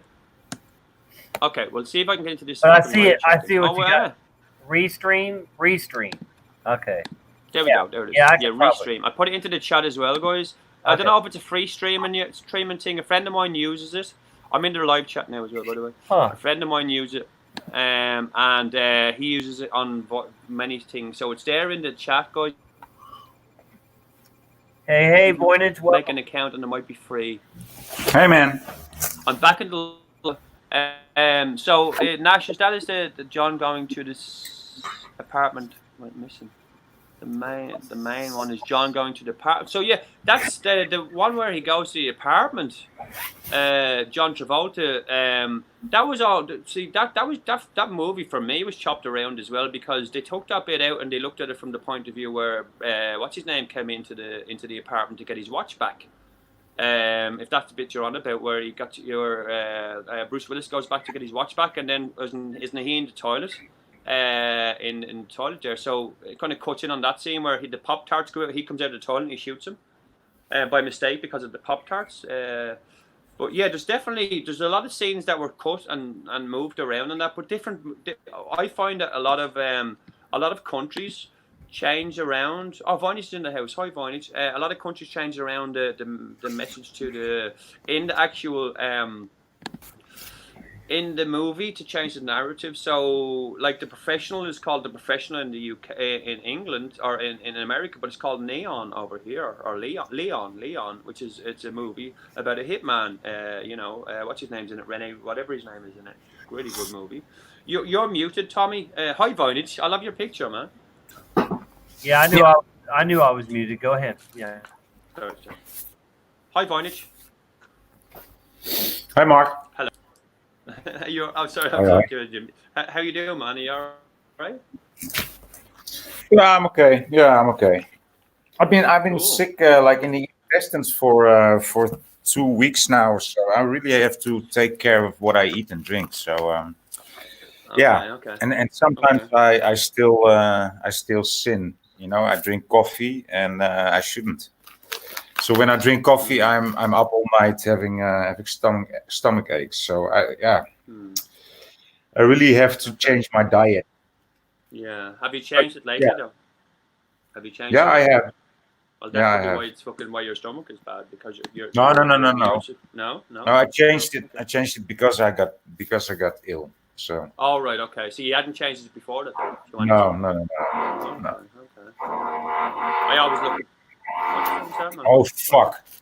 What's that? My neighbors start drilling again. You should drill a hole where you should. Do you know what? You should get a drill, right, and drill the exact same hole as he's drilling, and meet in the middle, and then look through the hole at him and go, "What are you doing in there?" Yeah. Wow. Fucking drillers there. This is going on all day. Fuck! I'm gonna hang up. This is a nuisance for you. No, it's okay. Oh, we It's can't okay. hardly hear it. We can hardly Yeah. hear it. I just because I got my headphones on, Bonnie, because I can Okay. hear. I need it on. I need my headphones on, and they're really, really loud. Because if I don't have my headphones on, you just get the feedback, and I don't want just getting the feedback. So yeah, I can just hear it. That's all. Probably everyone else is fine, man. It's all good. It's all good. Yeah, man. So I was talking about you the other day, Voynich. We were talking about you in Speaker's Corner. I was asking a few people, you know. But I also, on my way there, as I said, you probably were in the chat when I said about this thing about being stalked and all, and being on my way there. I decided to take a bit of film. I'm not gonna send it to anyone but you if you want it. Though I was getting stalked on the way. Even people on the train were kind of, even the train told him that if he didn't fucking tell me where I needed to go, I was going to break his face. He's there to do a fucking job. And then I realized after walking past him, I was like, a fucking wanker, I'm going to fucking kill him. And I turned around and there was someone with his children. And I said, I'm really, really sorry. I have a mental health thing. I have to swear every now and again. He says, don't worry about it. You okay? And they were more concerned about me. But let me give you the reason why I thought it, yeah, of course. Because that's not the way to handle a stalker, you know? I know. You handle a stalker, no, but I wanted to show you. I wanted to show you. You handle a stalker far more sneaky than he is to you. Just walk to him, like straight to him, and then walk past him and whisper something in his ear. That's the only way, because that's what I want to do to you. I'm telling you, I did this. It solves everything. Or just enjoy the attention. Great. Just enjoy the attention. Enjoy because the you're attention. special. Yeah. Because you're special when they're stalking you. You're quite special. And when they're doing street theater for you, you're quite special. And when you recognize like hundreds of actors around you, you're quite special. Exactly.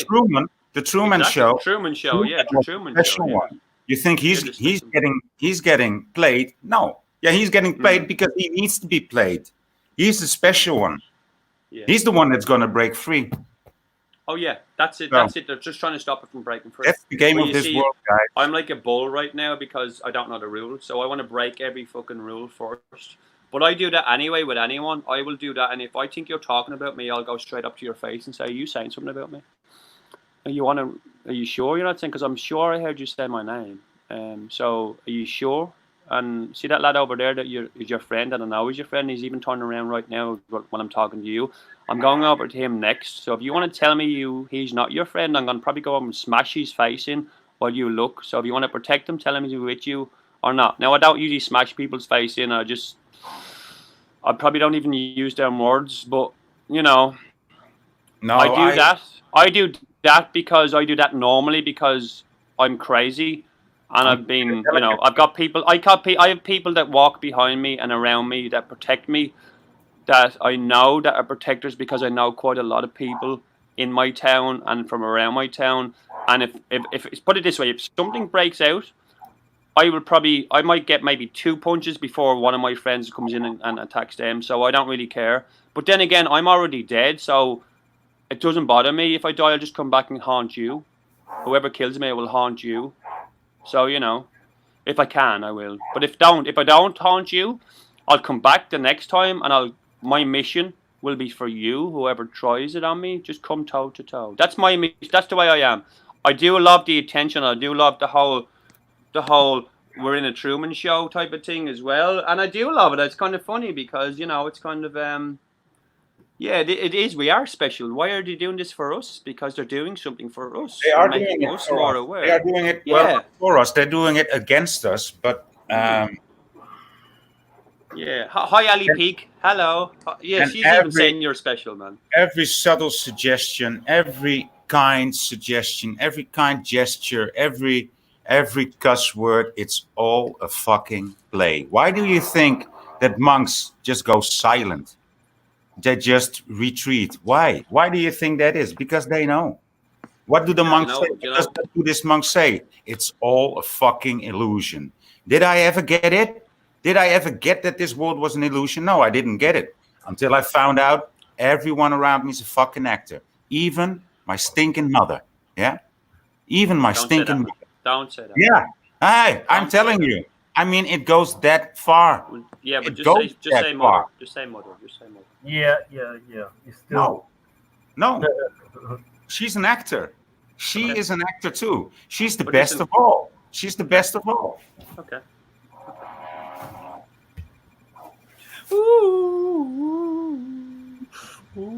Prosecco. So what kind of wine is that, or what It's is it? Prosecco. It's called Prosecco. It's like a fizzy wine. It's probably what I don't know. I think it's like what is it? It's 11%. So it's like a sparkling. It's like champagne, but it's it's a wine, sparkling wine champagne. I don't drink, but I'm gonna pop the cork on this around 8 o'clock tonight. And I'm going to pop it wherever it lies. I'm going to pick up what it lies on. And I know it's going to lie on some residue in the house. And that's the bit of residue I'm going to give away in tonight's show. I don't usually give away stuff. So, if you want to win a prize tonight, come along. It's St. Patrick's Day. I might give a bit of residue away. I'm going to pop this cork and see where it lands. And people have seen my room. I could pop this anywhere. It'll hit some sort of residue somewhere. As long as it doesn't cost me £100 to send it to you. No, I'll send it to you. Anyway, do you know? I remember it came out that Australia wasn't real. It can't be real, because they're all actors in Australia because it's not a real country, and every time we land in a place called Australia, it's just full of actors. So I said to them, I said, well, then, does that mean all my family are actors, even the ones that are in all over Australia, like the ones who are in Perth, the ones who are in Sydney, the ones who are in Melbourne, the ones who are in Queensland, the ones who are in the, doing walkabouts, the other people, are they all actors since they walked in? Did they go through acting school subminimally before they got to Australia and they were brought to Australia? Because they lived a normal life over there, and I was there, I was in Australia. I saw kangaroos, I ate kangaroo, I chased kangaroo. I know people that get listen, I know people over in Australia that get paid to shoot kangaroos on land because they're like vermin. I walked there. It's Australia, so Australia is not there, but it's not where they say it is. Because one time I flew there, it took less than it did the last time, and I flew direct this time. And last time I stopped off 9 hours in fucking Singapore, for fuck's sake. Singapore is an amazing city. I don't know if you've ever been there. The airport alone in Singapore, for fuck's sake, man, it's like a fucking game show. I think of I got up onto this. I think of Singapore like hell, just like Dubai. Oh, okay. I think that city, that town, that grew, maybe look that grew so yeah. quickly. It's like Well, built. It's built in 30 years. And Okay. Well, you see, if you look a little bit deeper into Singapore, I was there a long time before all this happened. I was there in 2001, I think, or something like that. But when I was there, what they're doing now, they're making the likes of greenhouses and stuff like that, but they're bringing back real stuff and making it illuminescent, if you know what I mean. So they're making all these spectacular things over there. Some really also tackling the world's problems with plastic and stuff like that as well, which they have. They're self-containing at the moment, or they were for a little bit. But what's happening once they contain something like an experiment or a lifestyle, and it goes well, it'll then travel. So what I've found that they've done, even in the airport, they have a beautiful place in the airport in there. It's kind of called, what the fuck, man? So in the airport there, they have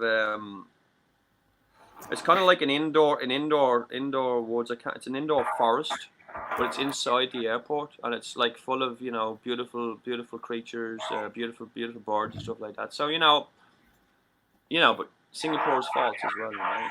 It's as much false as it is real. You just have to look for the real parts. Like all I can see that drill that's going on behind your head, Voynich. It sounds to me like a robot is talking to me in this headphone. So I'm just gonna leave it off for a second.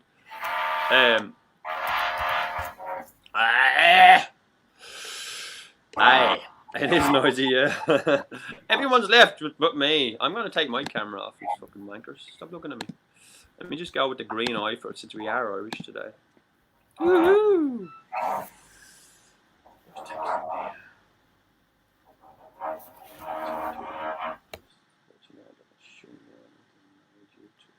Fuck you, shit. Oh, my play is not going on. What is it going on? Sorry, I've just got a text there saying because I'm in my first play on stage next week. In my first production. Well, it's not my first production, but I'm on stage. I'm a bit of an actor. I'm in an acting group. We have our first play next Monday. I've just been told the whole place has been shut down. So there now. This is so basically. I'm just going to show you this, guys. I live near London, and it's nothing to fear. This place is a big, massive theatre, and it's in the middle of a town. So I've just got a text saying that it's been shut down. I'm going to read you some of it. So it's government guidelines and advice around the coronavirus. It means sadly there'll be no more show and rehearsal next Monday. No workshops until the end of May. Until May. So a couple of places have been shutting down there in the UK till May. So that's, I don't know if you know that, guys, but that's what I've just got right now. So newsflash. So the government are shutting down here in the UK. I went into London. This is the outskirts. I live in the outskirts of London, so the smaller towns. Now I live in a city as well. It's not really a city. So just if you're living around cities, just outside cities, and you're going to be, you've got somewhere to go. Maybe just go over the next couple of days and go to your local, not your big supermarket. Just go to your local shops and get what you can there, and just go home and stay safe. It is only fear, and don't let them get into your mind, because it is what it is. Now I'm very disappointed with that, because I was looking forward to doing that play next week, but it just gave me more time to rehearse.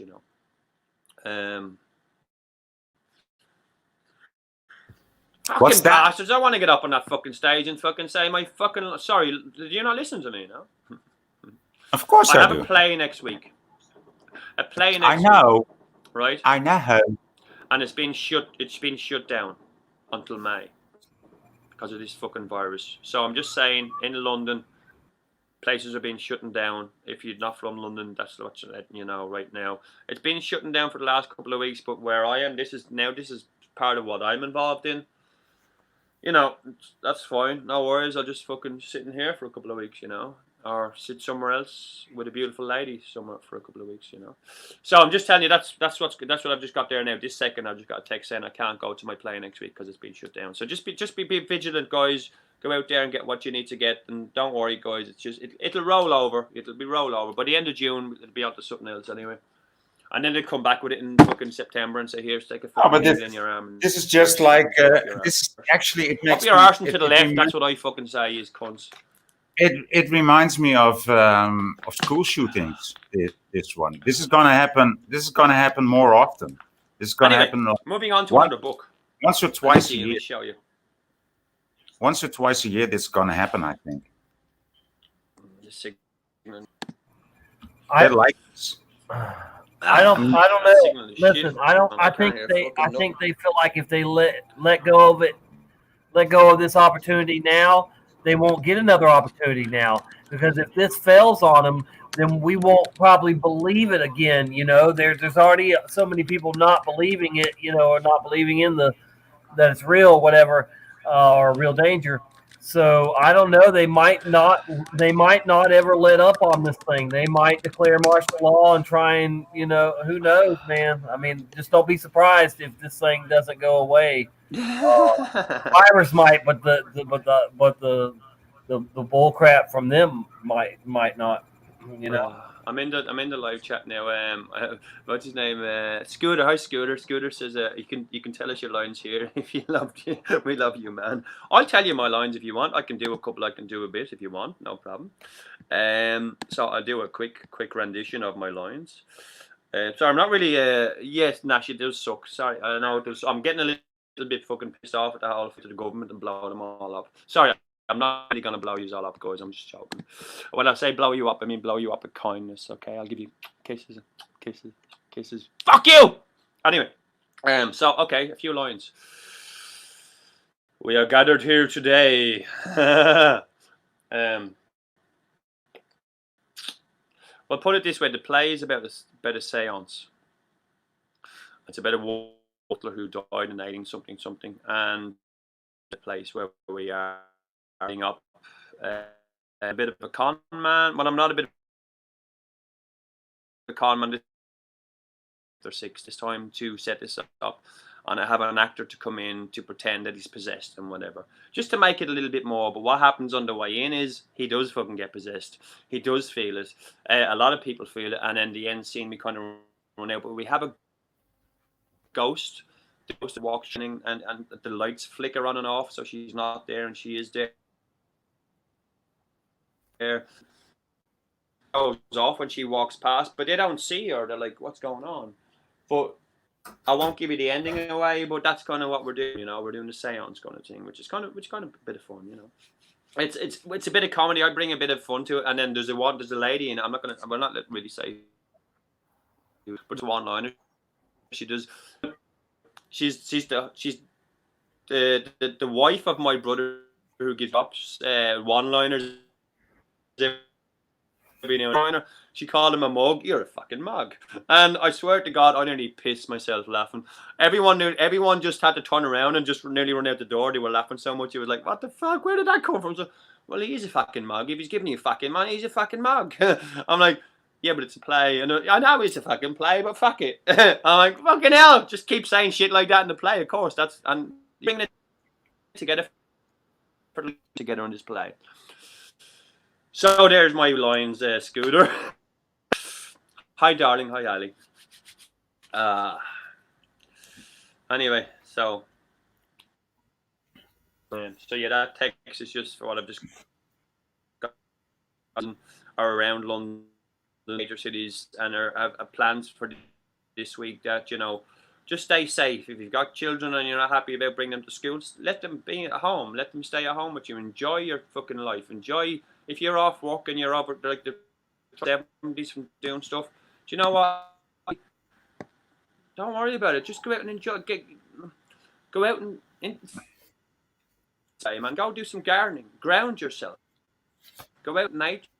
Plants. I just did some gardening, and I'm going to do some gardening next. Go for everyone. Put your pair of headphones on. Just go and be yourself. Just go and forget about what. Go and become one with nature if you want. If you want to run around naked with your okay. But just don't worry. Be happy. You know what I mean? It always, this stuff just blows past us. It might take some of us out, but you know what? It takes us out. Life takes us out all the time.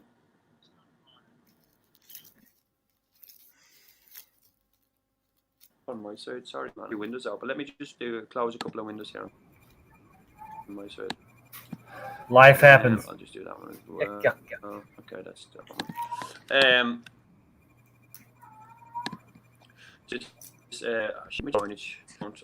Because it's break.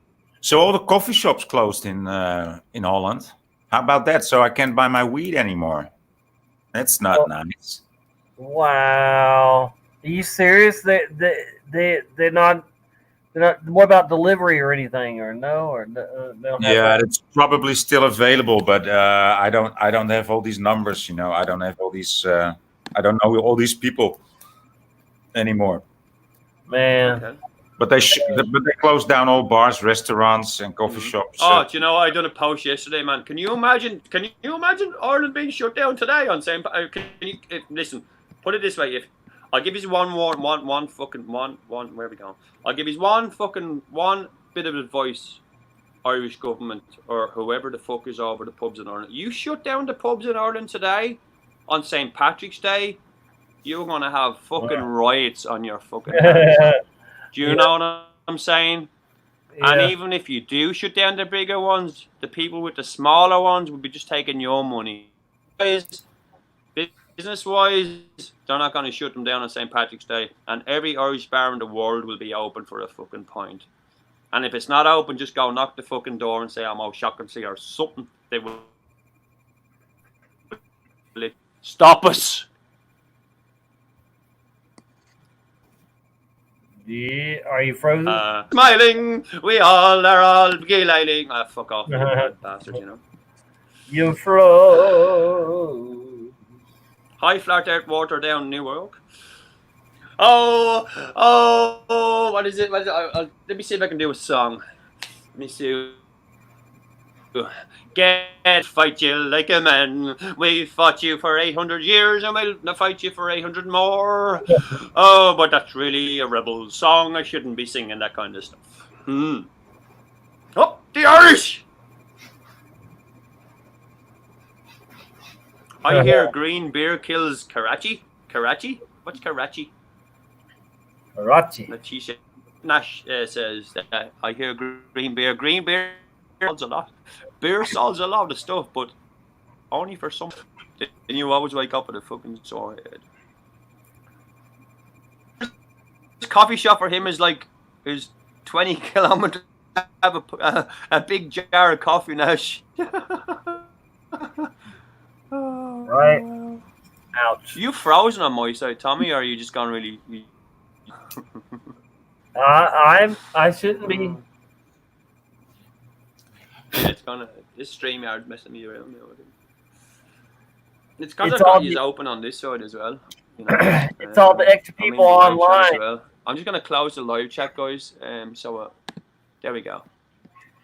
That's what it is. Yeah, we're all getting up. See, the UK, because when I'm in the UK, you see people get up around. You know, they go on the internet straight away. So there's certain times of the day your broadband to be brought down, like 6 o'clock in the evening when people are getting home from work, early morning, lunchtime. So you'd have them, or the ones that are going to work will be fucking sucking the shit out of the network when they're off work or before to work or on the way to work. So you have the commuters on the way, you have the people at lunchtime, you have the odd ones that are in work using not the network that they're meant to be using, but their own private phones or whatever. So that's pulling down on the network at certain times as well. What you need to do is get a one-to-one network. So you need to be able to. So you have a pillar box in your town or on your every sorry, let me show you this. So on every estate you have a wire box or a box that goes to this box, and then for that box it sends wires or signals to each house. So this box is got like 500 slots in it. Now you're in one of these slots, but at the back of this box it's only got one wire going in, so you're sharing the same network from there. So there's 50 branches of one network. So what we used to do, well, I used to work for a company that owned all the lines. So they owned all the lines. They were the first ones to put them down. They were called Eircom in Ireland. So they were the first ones to put them down. So for us working with them, what we done, we ended up getting, there used to be copper wire. It was sent through copper wire. So they replaced the copper wire from to the box with fiber, and then from the people who used to work to fiber to the front door. Now, whatever wire system you have in your house, then we'll bring it down and whatever. But then I got fiber in my house as well. So I had fiber optics all over my house. Fiber optics, fiber cable. So I had straight one-to-one when I was back there. But we had 150 megabytes per second, or whatever you want to call it. It was tested in around, this is going back 6 or 7 years ago. There was parts of Ireland that were tested with 1,000 megabytes per second. Now that was just a roll to see what the capacity of it was, if they could hold it. Now I haven't been back for a while, but yeah. So if you can get to that box, and if you can get a one-to-one connection, you can find your one-to-one connection. You can use it as a copper pipe to your own fucking stuff. You can just pre-junction it, but just be careful, guys. It's not yours, it's private property. But from your doorstep to your gate post is not private property. It's your property. So if you want to dig up your wires from there and do something with that, it'll give you more of a one-to-one connection. So this thing won't happen to all the people on the line and slows it all down, especially when you're streaming and stuff like that. But what I say, Tommy, to you as well, and anyone that's stream, try that Streamlab thing I just sent you in the private chat. See if that works. I haven't tried that yet. A friend of mine uses it in the UK, but he has 4 or 5 different cameras, and it seems to be good because they're DJing and they're doing, you know, beatboxing and all, and you know, they're doing all this kind of stuff, and there's no pause, there's no. Wow. Now, it mightn't have the feature where we can have our name at the bottom and all, like this here or this here. We mightn't have all this, but you can put stuff on it anyway. So just try it out. It might be a better streaming system, but you know, we use StreamYard because everyone uses StreamYard. It's just a good one. There are other ones out there. OBS is meant to be very good. I have OBS. I haven't used it yet. But you can also go live on Facebook without using StreamYard, and just you can just screen share all the time. So on Facebook or on YouTube Live, you just have to figure out how to share your screen. You can have people still ring in on Skype and have them plugged in this way, so you're still talking, and you can just share your screen and have a nice picture.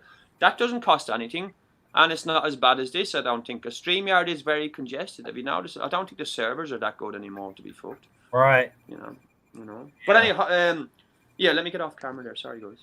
You know, I could be talking shite, but I know quite a bit about in the internet because I used to work for Aircom. I was a salesman for Aircom for quite a while, and I moved on from British Gas, which was it's actually Irish Gas, just called British Gas. I used to work for them as an electricity company, and I used to work then as an insulator, and then we used to do insulation in the houses, and you know, we'd put the stuff in the walls, the beads in the walls, and you know, cover the houses, and we'd give them what the company I used to work for. We used to pay throughout the year, so there was no big. I used to go in and price it up for them. I used to measure the house, price it up, and say, listen, it's going to cost you £10 a month. Why not get it? This might cost you £2,000 over the year, but what we'll do is you give you a deposit next week when they come and do it. Give it as much as you can, and then we walk it out. You know, and it was a big thing that Bord Gosh wanted to do that because it was a cold spell coming in. So it was just a business move for them. You know.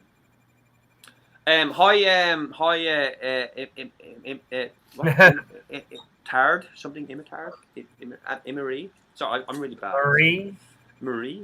Hi, Marie. Yeah, so. I'm a retard. Her name is I'm a retard. Yes. I'm a retard. Hi. Oh, okay. Hello. Sorry, I you know me, I'm shit with names. I can't even read my own fucking name. What am I, System Failure 3 here? I don't think my name is System Failure 3. I think it's 2. Which one am I on? Which profile am I on? I'm on System Failure 2 tonight for the St. Patrick's Day thing. So 7 p.m. UK time, which is I think you're 4 hours behind, Tom. Is it 4 hours behind over there or ahead? It's like 11:41 a.m. here. It's 6:41 here. Okay. Behind 5 hours. Yeah, so 5 hours. And are you on the EST or CN or whatever? C Central Standard Time. Okay. CST. Okay. So yeah, I think EST is 4 Central, and then if you go the other one, it's an extra hour, I presume. It sort of works out hourly or whatever. I usually put 9 p.m. GMT and then 4 hours. I put the EST time on it, but use know. Right. That is, you know. But yeah, 7 p.m. Just come on and you know I'm gonna have a couple of drinks, and you're all welcome to come along. I'm remixing a couple of Irish tunes. I'd like to have a bit of a party, you know. Let's forget about the world, guys. Let's just come over and have a bit of fun, you know. Get some guests on, come and have a chat. Have a joke, you know. Tell us an Irish joke, you know. I'll tell you one right now. So, Paddy Englishman, Irishman, Paddy English. So there's Englishman, Irishman, and Scotsman. All in it, all put into a cell, yeah? And they were like, fuck me, man. What are we going to do in here? So the guard comes along and says, right, I'm going to give you one wish, and then, you know, that's it. You get one thing. So we said to the English fella, he says, what do you want for your last wish? He says, well, tell you what, I want a full English breakfast, I want the works, I want the big pot of tea. He says, right, there you go. So we ate that, right? Didn't even offer anyone else, just ate it and boom. Scotsman says, right, what do you want for yours? He says, well, I'll have a haggis. I want a haggis, you know, because the haggis is an Irish, Scottish thing. A haggis and, you know, all these, you know, square size, all the, you know, all the trimmings, you know. So we got all that together. So the guard comes in and says to the Irishman, says, what do you want? He says, well, I'll have a marker pen. He says, what? He said, a marker pen, a pen, a marker pen, a felt tip pen, or not a felt tip pen, but a big Sharpie. He says, okay. So he gives him the Sharpie, and he says, okay. And the Englishman and Scotsman says, what are you going to do with that? He says, yeah, like one of them, a bigger bird. He says, what I'm going to do, guys, I'm going to get to the wall. Where we go? This wall. I'm going to get to the wall. I'm going to draw a big arse on it. And I'm going to get out through the crack. I don't know if he's got that, but yeah. So I'm going to draw a big arse, and I'm going to get out through the crack. So in other words, I'm going to laugh my way out of it, guys. Have a bit of crack. Anyway, shitty joke. Irish eyes are smiling. Long jokes though. You gotta work. You gotta have shorter jokes, man. Well, you see, I'll give you a shorter joke if you want. I can give you another joke, but you see. No, say please spare us. Yeah, exactly. Spare you. If you fucking nutter. I'll try and tell a joke. There was this guy would like to frequent the hookers, right, in the red light district here in Holland. Oh yeah. And he was this real. He really went there like every month and every week when he had the opportunity and he had the money. He went out there to get something, something new, something kinky. He liked it. He liked the new things. He tried it all. Yeah. And so one day he's there in the red light district again, and he's to his favorite hooker, and he says, "Well, I've seen this BDSM and all this poop and this." He's seen it all, He said, "I want something new. You know me. I want something new again." And then she said, "Oh, there's this new girl at the end of the street. You should see her. She's got 3 titties." And this man, what? 3 titties? Wow, man, wow. Big surprise. So he goes to the end of the street, and he goes all the way ballistic in this, especially on this middle titty, right? This titty in the middle. And he said, wow, that was really the best thing ever. So, and next week he gets back to the same street, and he's looking for this girl with the 3 titties, right?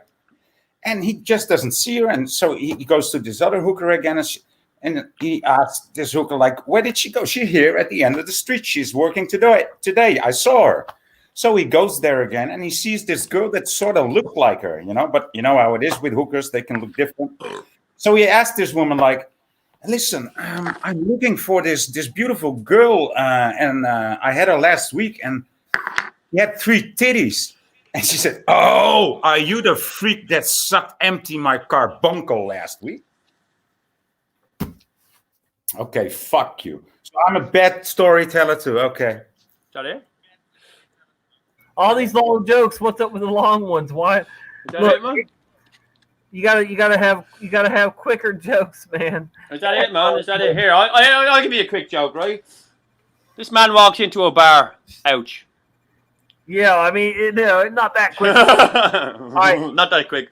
If your idea of safe sex is doing it on the floor so you don't fall off the bed, you might be a redneck. All right, there. I can give you a joke about St. Patrick if you want, since it's today. It's only, it's not that big. It's not that long. I'll try to keep with it, right? I'm not going to let you see me when I'm saying it. So, this guy gets off the airplane in Dublin Airport, right? And he comes down the steps and he meets this Irish guy. And this Irish guy on the table has all these skulls, all these skulls on the table. All these, skulls. The American says, "Excuse me, man." Oh no, that's Australia. Excuse me, man. No, I won't even do the accent. What are all these skulls on the table? He says, well, sir. He says, this is the skull of Finbar McCool. This is the skull of Saint Francis. This is the skull of Saint Patrick, and this is the skull of Saint. And he goes, "Excuse me, hold on. Did you say the skull of Saint Patrick?" He says, "Yes, it is. It is." Oh wow. He says, and the businessman's thinking, okay, I can bring that to America. I can make loads of money on that. He says, "How much do you want?" He says, "Well, just give us a $5 and you'll be right." So we give him the $5. The man goes off around and he flies back to America a couple of weeks later. Then he comes back 20 years later. He becomes a big successful businessman because he has pubs and they're all situated around the St. Patrick's skull, So he makes loads of money in the pubs and people come from miles and St. Patrick's skull. So he comes back 20 years later and he comes down the line. Here's this man again, and he's got the skull, the table full of skulls, and he goes, I was here quite a long time ago. I'd like to ask you about your skulls again. He says, yeah, well, this is Finn McCool. Is someone else, and this one is St. Patrick. He says, so that's St. Patrick, but I bought St. Patrick's skull a few years ago. He says, yeah, but this is him when he was younger. Anyway, that went down like a fucking lead balloon. Too long again. Too long. Very funny. Goodness Yeah, gracious. too long again. I have joke books here if you want some, but fuck it, man. Fuck it, man. I don't want to go into where I'm fucking looking for a joke somewhere. So here, Tracy said, William Shakespeare walks into the pub. The landlord says, "Are you a bard? Oh, get out, your bard." Okay. Bard? Bard. Oh God, please no! I'm looking for a gif of Michael from The Office yelling, "No! God, please no!" Sorry, Nash. Fuck it. Just have a bit of fun with it, Have a bit of fun with it. Yeah. Oh, bollocks, man! I don't fucking like this fucking text I just got. Anyway, holy moly! Wah, wah, wah, wah. Yes, that trombone. Oh shit! Right, guys, it's 11 p.m. or no, it's nearly 12 o'clock here now. I need to go out and get some get a coffee. Do some remixes and whatever, I'm probably gonna wrap this up here real soon. It's already daylight here now, so. Oh yeah. Okay. Well, let me just before we go, can I drop tonight's show into the chat? Is that all right? Of course. Just so if anyone's here, if you want to come over and have a bit of a party, it's on System Failure 2. See if I can find it here. See if I can find it. I want to say thanks, Tommy. This is amazing, man. This is amazing. Yeah, man. We'll do this more often. Whenever. Definitely. It's better, to my opinion, to pay StreamYard and just do it this. Hopefully, they'll get better servers, but until there's a better platform, I'm going to use this. I'll try that Restream though. Do they have a paid version of that too, or? Do they have a paid version of the Restream or what? Yeah, I can't hear fucking shit, man. You can't hear me? You're freezing up, yeah. You're freezing up a little bit, man. Let me stop my cam and see if that helps you. So what's going on, Yeah, boy? no, it's fine. I think is my camera on? Oh, sorry, my camera is on. Sorry. Yeah, your camera's I couldn't on. hear you there for a second, Tommy. It's all good. Now it's better, probably. I'm just trying to get into your live chat so I can put it into the live chat there. Yeah, I missed that last bit. What did you say, Tommy? It's better what? I'm not sure, but I was asking Voynich, what's up with him? What's on your mind? What? Oh, okay. Well, I got these plants now, so I must put them in the ground today. So I will do that, and I just do some gardening outside. I just did some guerrilla gardening. I maintain the pond because nobody maintains it, so I will clean a bit, and I put some plants in the water and besides the water. And so that's what I'm going to do today. And then maybe tomorrow I will feel fine enough to clean up my balcony because that's a fucking mess, dude. There have been birds shitting there for 2 years and I haven't been outside. So it's really, really messy. Wow. And I need to do that too. But okay. What can you pressure wash it, or are you gonna? How are you gonna do that? No, it's dry now. I can just scrape it off. Oh so. yeah. Okay. Yeah. Okay. Wow. What's good fertilizer? For down below. Yeah. Yeah. Right. So let's see.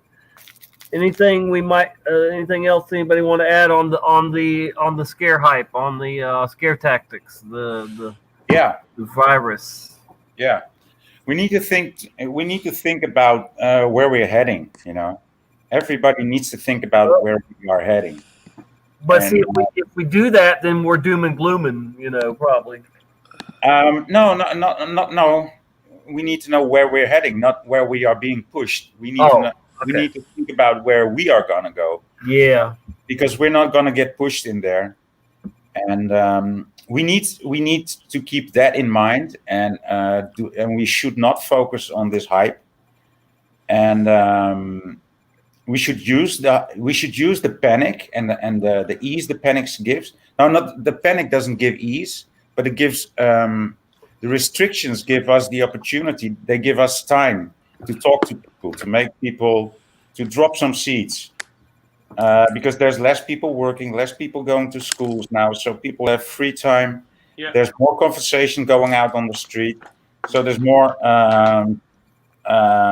possibilities to speak with the people. So yeah, and we really need to use that. Definitely agree 100%. 100%. So that's what I would like to say about it, actually. That's well said, Barney. Well said. I think of the I'm especially thinking of children in this particular forbeeld example. Of course. Well, yeah. Looking at the children, the way I looked at it as well is, children imitate the parents. So don't if you're a parent, just try to whether you want to move into another room and scream into a pillow, just try not to do it in front of your child. Try to be positive, and all parents know that it's an instinctive thing. That like even I'm a parent, but my kids are grown up. But if I had small children, I'd imagine myself if it really got to me, I'd move into another room, scream into a pillow, and come back in and play toys or watch something that they wanted to watch. Just enjoy, like go out and. Be real. As you say, yeah, be real. Be real, but don't scare the children. Everyone brings their children up different ways. Just don't let the fear from outside get into their heads, because all kids talk about what's going on anyway. A lot of kids have mobile phones, so they know all about it. But they know it from their side, and they look at adults to go. Well, what are they talking about? And they always kids are always listening. That's how they grow. Yeah. So just be I look at a child going, well, mommy and daddy are saying about the virus and they're all panicking. Should I be panicking inside? But you know what? I'm a child. I'm going to keep it down. I'm going to keep it in me, like most kids do, till they find their voice. So Chiquita is safe. He's safe for now. He's safe for months. Nice, about nice. These children. About I was once. I just ate some amanitas. You can have them for breakfast. You can. They're not poisonous. You can just eat them. So I was plucking some amanita to decorate my egg in the morning, and there was these two children who saw me picking this amanita, and they said, "No, you shouldn't pick that one. That one is poisonous." I said, "No, man, this one I'm going to eat this one." And he looked at me like, "No, that's poisonous." And I licked it like, "No, it's not poisonous. Do you think I'm crazy licking a poisonous?" And he said, "Well," he said, and I don't know how the conversation went, but he said, "Yeah, well, I have ADHD, and so I'm crazy anyway." I said, "Well, I didn't say you're crazy. Please don't tell me that you are crazy. You are willing to learn, and by me showing him, look, it's not poisonous." He saw a different view from what he was being told, and I just showed him, not because I wanted to show him, but because he was lying. He was lied to, and I just showed him, no, what you've been told is a lie. Look, I'm licking this one. I'm licking this mushroom, and I'm not gonna die. Yeah. So yeah. Of course, sure. When you take magic mushrooms, like there's the reason why you trip is because they're poisonous. Like a lot of ecstasy. A lot of ecstasy used to be mixed up with years ago. MDMA used to be mixed up with slight parts of rat poison. Rat poison gives you hallucinogenics because it makes you. It's your immune system saying "fuck this, man," so you hallucinate your way out. I know a guy. No, I don't want to. I've mentioned this before. There was these ecstasy tablets going around Ireland called Snowballs, and they were proper fucking trippy, mad, fucking mixed up with all sorts of poisons. But I know people that still. One in particular person took his eyeballs out because he thought he had rats in his head with a spoon on the beach, tripping his head off. Now I know this guy; he's still got one eye. But I know other people. It's all everything is poisonous for you. But you see, your body produces a virus. Your body produces a virus to get rid of other viruses. Your body is a virus itself, but it produces its own viruses to get rid of the bigger viruses. And then, so it's its own immune system. So when it gets broken down, you start fucking hallucinating your way out because you think, oh, fuck, I'm dead on some level, but you hallucinate your way out of it, especially with mushrooms and stuff like that and other fucking poisonous shit. Like, they just tell you that it's going to kill you, but it fucking doesn't, man. It just makes you fucking hyped.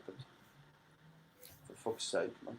Like if you get I've never had it, but if you get poisoned by a snake or whatever, you fucking hallucinate like a motherfucker. You're off fucking in a different world somewhere. But then they stick a fucking needle in and you come back and you're like, what the fuck, man? That was just all poison shit. I'm fucking, but it's not. It's you're halfway there and then you come back.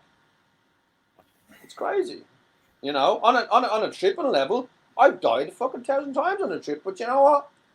That wasn't my body. I was all over my body. I was outside my body. So that body died and I came back in a different body. But I was more fucking experienced, more ready for fucking seeing real shit like what I saw on my trip. So I don't know. I'm just a big mushroom head. I used to like mushrooms. So fear.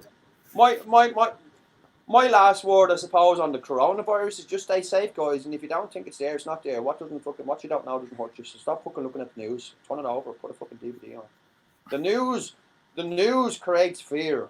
First ever fake news is in 1909 or 1920s. It was the fucking New York fucking Times said that, or one of the New York papers. You can go look up this up for yourselves, guys. They said they put out a fucking fake news on one night on an evening paper saying that the fucking New York fucking or Chicago, maybe it might have been Chicago, one of the zoos. Every animal had broken out of all the zoos, so stay inside. Now, they were doing something else out in the streets that night as well, but what happened was a lot of people end up going crazy and killing each other, breaking into it. It was a big purge, like as if who gives a shit. And they realised, fuck, that's the power of fake news. So we can do that to do what we want. We can say there's a virus out, everyone's going to panic, everyone's going to do this, and they use it, but they used animals first. A big lion and a tiger or a leopard are running through the town. I think they might have let a bear loose, but it was a friendly bear. People were saying they were seeing bears and fucking tigers and fucking elephants and all, but there was nothing there. Yeah. There was no animals that left the fucking, because it was in a newspaper, people thought they saw it. That was before TV was put in. So then they brought in TV and put a picture on your screen and go, this is loose. And everyone believes it and they see it. They have been working that way since long times, because exactly. I also know this story, like in the old days when there wasn't television, but there was the cinema, right? Yeah. And there was also sort of daily news. There was also news in the cinema, which was apparently a day old or 2 days old, but they wanted to,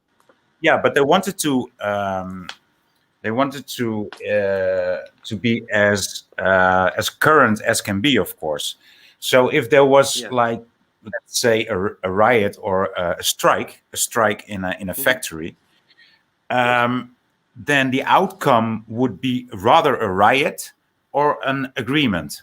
And what these people from the cinema would do they will just act out one scenario and they will act out another scenario, and they will tape it both, and both of the reels get transported to the cinema. And when the news gets to the cinema, like, oh, it has become a riot or it has become an agreement, then they will play that reel, right? But if they play the other reel, and then that's the news. So this is how news is made, like since ages. This was like 120 years ago. It's been like that forever. It's been like that forever. There was something last night, right? There was something came up last night. So the Titanic, when the Titanic went down. So before the Titanic, there was already 2 newspaper clippings ready to go. There was the Titanic sunk or the Titanic didn't sink. Now, there was 3 that I've seen. There was one that it did sink and so many different people died. And there was also the one that was released that no one died. And there was also another one released that it made it safe.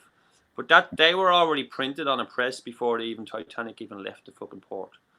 That was a case of putting everyone that's important onto a big ship, like, and just killing them all, and let's move on, New World Order shit. Let's put on the most important, influential people that will probably become presidents if they keep going, or have a big influence on this world, which we don't want it to go that way. We want it to go another way. So what they do is they fucking put them onto a big ship and they kill them all. But these people that you speak of, they always arise in every society. They do it according to their bloodlines, and actually that's not the way. It's not about the bloodlines, and they know it. It's about the soul. It's about the soul making a journey through different bodies, and that's why the bloodline is so important to them, because they have to turn everything around. For them it's the body, for them it's the world, for them it's earth. For us it's a spiritual journey. Can I just before I go, Tommy, can I ask you a favor? I don't know if you're still there. You might have fucking fell asleep. What's up? Tommy, you still there? Can Yeah, you of just course. give me the screen for 1 second? I just want to show you one thing. Oh, go ahead and I'll just ask for it there now. Share audio. I just want to show you something that I saw last night. I don't know if you can give it to me there now. Have you give it to me? Have I got this screen? Have I got the screen here? I'm gonna pause it. Can you give me the screen? Yeah, you have the screen. Okay, I have the screen. Okay, so I don't know if the audio is going to come through, but this was live last night, guys. Right? I'm going to play it a little bit for you.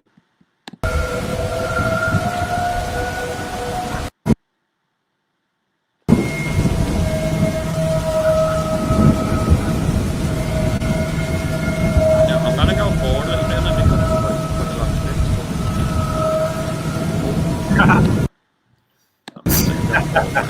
Can you see that? Can you see that? Like a blob with eyes. So that was last night. That was live last night. This is playing live last night. This is Project Bluebeam. This is them messing around with Project Bluebeam. I don't know where it was. I did ask where it was, but I don't know where it say. I didn't go through the comments this morning, but so I said, "Where is the test? Where is it?" I also found the Bluebeam, and it was gave me information. See what that is? Do you see what that is? Yeah, you see this hole here, yeah, and you see these things. This is the stuff that they're playing on these bigger ones to test this Project Bluebeam, because this is part of what they're coming out with this shit. This is why they want us inside, so they can put this shit up. Look, if you pause on a certain area, you can see it's. I can't fast forward, but it does keep repeating.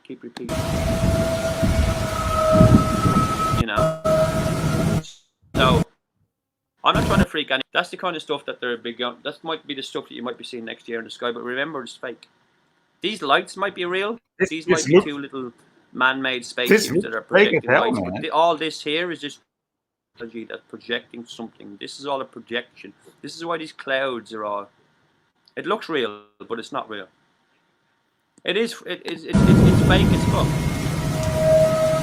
I think it looks so fake that it must be real. Exactly, Elon Musk shit, yeah. Anyway, I don't want to freak that out. It's on my Facebook page if you're on my Facebook. If you're on to do, but that's just stuff that's what's up there, you know. That looks so fucking fake, Mark. It must be real. Exactly. So that was on last night. On a group I'm in, and I just went in and watched it. I knew it was fake straight away. I just asked a few questions about Bluebeam and all this sort of test for it, and no one really came back and gave me a real answer. But there were like 3,500 people watching that live. So I popped into Brian's last night, and I just said, "Here, quick pop over there." I don't know if you saw it. I probably saw it today, but it doesn't really matter. It's all fake anyway. But that's the kind of stuff that you're going to be seeing, and that's probably something that they're trying to do with getting us inside to stop us from going outside where they put the stuff up there. And then what country was this video? It looked like it was over Russia, but I haven't been back into it yet to see because it looks like them blocks, the blocks of flats and stuff underneath it. Kind of looks like it could be. It Russia, looks like it Poland. could be over Russia, Poland, somewhere in Europe, like a place where they mightn't have much population. It could be even over fucking, what's the name of that place where they shut down for the radiation place? Chernobyl. It could be near there, you know, where there's not much population. So they do that to get some people to film it. live. They Do you strategically guys put know? cameras around so they can Do you only get guys it from know one angle, what and then they Chernobyl? put it out there. And like 3,500 people watched that last. And when I popped back in, there was 5,000 people watching it. Chernobyl. You know, and I asked Chernobyl a few means comments on it. But, wormwood. you know, I don't even much Chernobyl come means back for it and wormwood said that. And so in it's just English. fear. Hey, You know. CoQ, or however you ever say that name, 1955 wanted a verse for today. So I got my Bible real quick, and it is relevant to what we were just talking about. So I went past this verse because I wanted to find something. Well, all right, let me just back up. I said, Lord, give us a verse, since He wants a verse for the day, and so I passed this verse first, and I went to I was trying to get to Psalms, but see, anyway, There is no Psalms. It's just Psalm. Directed back to Zechariah. So let me just point out. Let me just read what the Lord wanted me to read in the first place. And then I turned and lifted up mine eyes and looked, and behold, a flying roll. It's going on my side, Tommy. A flying roll. You get it? Yeah. UFO. Okay. Anyway, y'all can go back. That's the verse for today. It is chapter 5 in Zechariah, verse 1. The 10 visions of the flying roll. That's all I have for you on that one. All right. Yeah, I can't. Anyway, yeah. So what? So you filmed that yourself, or that was in your area, Mark?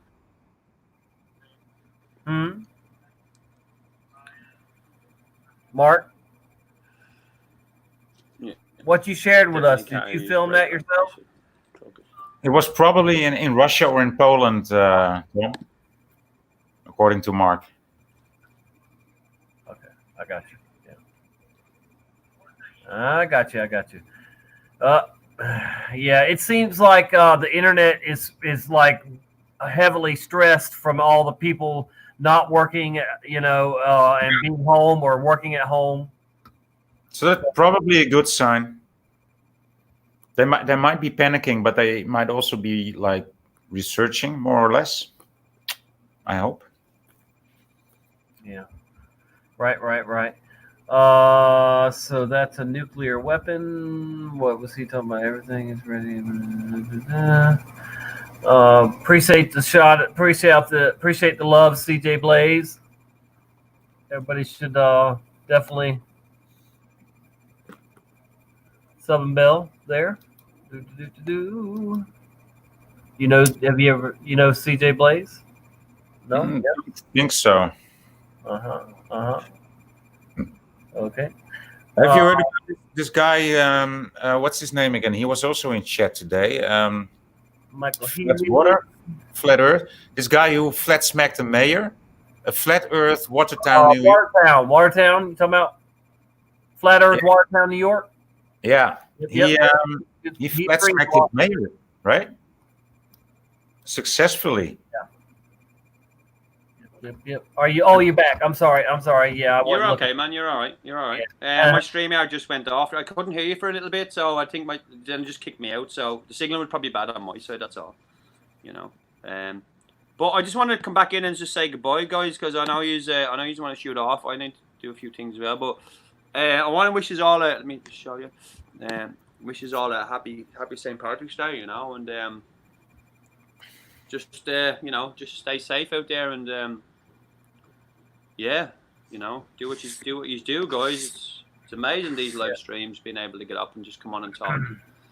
It's kind of a part of what we are, I suppose, now, isn't it? Yeah. Maybe this is what we're here for. Maybe just so someone can come on and talk to us, and for just that one moment, and just say something and get it off their chest and move on, or whatever, which is amazing, Big ups to you, Voynich, and anyone else that live streams every now and again. It's the next level, innit? It's the next level shit, innit? Talking real truths, man. It's good, like. Yeah. But anyway, Peace out. Irish eyes are screaming and all that shit, and I shall see his probably if he's around 7 o'clock on mine. If he's want to pop over, have a Yeah, couple of definitely, drinks. we'll play You know, on if it. he's drink non-alcoholic, that's great. You know, if he's drink non-alcoholic, that's fine. Just like I'm probably gonna be drinking this Tizer, which is just pop. But you know, I might pop this. I do want to pop this and see if I can give a prize away tonight. I want to see where the cork lands. And I'll give away some as long as you don't live in fucking Barbados or something, or somewhere that costs £1 million to get to.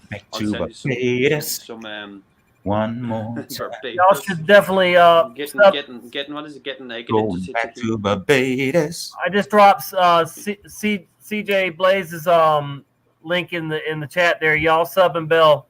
Yo, up and bow, y'all. A fellow Sky Watcher. Nice. Where is it there? Okay. You won't be disappointed. Trust me. Cool. I'm gonna open that now. Bell. Sub and bell. CJ Done. Blaze. Is this it there now? I'm gonna Done. see. That's the thing. Hey, With the system would failures love here. to have you on sometime, CJ Blaze, and we could talk geoengineering, solar radiation management, all that good stuff. I've been seeing chemtrails for 20 years at least now. That's insane to even say that. 20 years, but we're in 2020, and I've definitely been seeing them since 2000, probably 99, 98 or somewhere around there. I don't know, but definitely at least 2000, so 20 years. So yeah, I've been putting chemtrails videos on here off and on for almost 10 years. And I've got thousands of pictures and hundreds of videos that aren't even on here of chemtrails of all the 6 states I've lived in, the 14 cities I've lived in. And every state and city I've lived in, I've seen plenty of chemtrails, unfortunately, in the skies. And it really does upset me when smart people say, oh, there's nothing to chemtrails. They're not toxic or anything. There's no big danger. But, you know, as well as I do, that what goes up comes down. And if you're going to spray a bunch of heavy metals and nanoparticles and, you know, chemicals and crap, it's going to come down. And I think even science has proven that, you know, all the aluminum alone has contributed to the uptick in Alzheimer's and dementia, you know, and so it's crazy, man, crazy. And autism, yeah. Do you know what, Tommy? It's nearly 20 past somewhere sometimes, so maybe you should finish a show with a 20 past bong. It is almost 20 after, you know, definitely. You know, if you have it in you, if you have 5 more minutes in you, I'd do one with like I lose people every time I do one, though, because I don't think I'm about on here to, you know, share my weed or whatever or look cool. But listen, I'll make a disclaimer every time if I have to, but I don't use any medication from a doctor. I used to be on dozens of pills that they give me that were horrible. But I don't take anything, ibuprofen, I don't take you know, aspirin or Pepto-Bismol. I haven't had caffeine in like 11 years now. Imagine if I were to drink like a soda with caffeine or a cup of coffee. I've never had a cup of coffee in my life. Are you serious? Wow. I've never had a cup of coffee in my life, but I haven't had caffeine at all in 11 years. So if I were to drink like a Coca-Cola with caffeine or a Jolt soda or something like that, I could probably walk up the walls or something. Or I would feel like I could walk up the walls, you know, walk the ceiling. I can only imagine. Tracy's just said that quantum entanglement has put up a new Mandela effect on milk melons. Are they boobs? Quantum entanglement, I don't know if he's know who quantum entanglement, Matthew Reid in the group, he's very good. He's been bringing up quite a few Mandela effects lately. I really want him to get onto his channel and put them out himself, but you know, he puts them in the group, so a couple of new Mandela effects there are just coming up. So if anyone's in our Facebook group, pop over. Hey, I'm checking out. You want to check out first now? Oh yeah. So you don't want to stay for it? You don't want to stay for the 20 past? Fuck you. The sun is shining. I'm gonna enjoy it. Bye, guys. All right, brother, man. Signage. I'll see you soon. Sure. Peace out, brother. Thank you so much for your wisdom. Yeah, same here. Thanks for having me, and good to see you all. And see you soon. Ciao, right, Chet. See you soon, brother. See you soon, brother. Hi, Tracy, Tommy Truth, Zilrin Rocha, Michael Healy, Koki 1955 scooter or and CJ Blaze and the Apple Man, also known as Colin. The Apple Man, Colin! Yo, yo, yo! Oh, good old Apple Man. And he's gone. All righty, Zillin. Hey, Zillin Rocha. So I think what's his name said that he would go on to your show. Where is it gone? He'd definitely be Say that something again? awesome. The person you asked to come on said he would. Oh, love to yeah. collaborate sometime. CJ. Yeah, nice. CJ Blaze. I just subbed you, CJ. By the way, She's a well-known. She's a well-known Skywatcher. It's a woman. She's in. I didn't say that on purpose because I didn't want everybody to just flock over there because she's a woman, or whatever. No. Or It not doesn't go, matter if it's a woman or a man. or not go. At that. But nice. yeah, I believe she's in Nice, Ohio. nice. She can correct me if not, but Ohio, right? I think that's where she's at. Well, yeah, I've subbed you. By the way, I have system failure 1, 2, 3, and 4.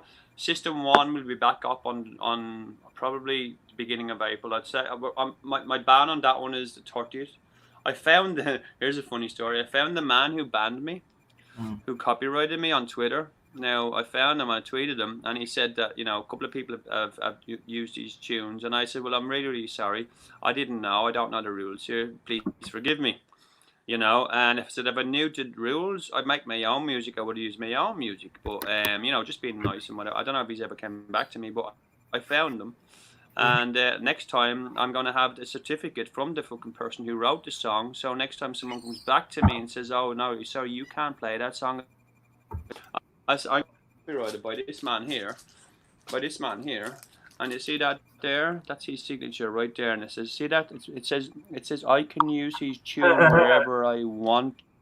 Right. Off YouTube, you arseholes. If you think you're gonna copyright me forever, I got some tricks up my sleeve. You got some explaining to do. YouTube. Are we ready? Are we ready? Yep. Early morning pipes. Yeah, I'm getting ready here. It's almost time. It's almost. Do you know what? Every 20 past an hour, I'm thinking of you for some reason. I don't know. I think Tommy's there. He's probably doing his easy star jumps, falling down and coughing his guts up somewhere online on someone's show, or he's coughing on Twitter or something. He's doing something anyway. I'm gonna make a video. I keep saying I'm gonna do it like I was gonna do it a couple days ago, but I'll try to do it today. I'm gonna make a video to show people how to make a gravity ball. Some people don't know how. I mean, a lot of people do know how. Yeah, just cut the bottle off the 2-liter bottle. But I use a gallon pitcher. See, use a gallon pitcher and then a 2-liter or a 3-liter. Off that and put it into a bucket and pull it off. Yes, Okay. and then you can use a socket, a tool socket, for if you don't have a bowl, like a real bowl. But it's a very efficient way to smoke, to medicate. I do one or two of these an hour, usually just one, and I feel good for the whole hour. And it's not like I'm smoking, losing something from smoking a blunt and all that or whatever. But anyway, let's get it done. Happy 420 on St. Patrick's Day. St. Patrick's Day.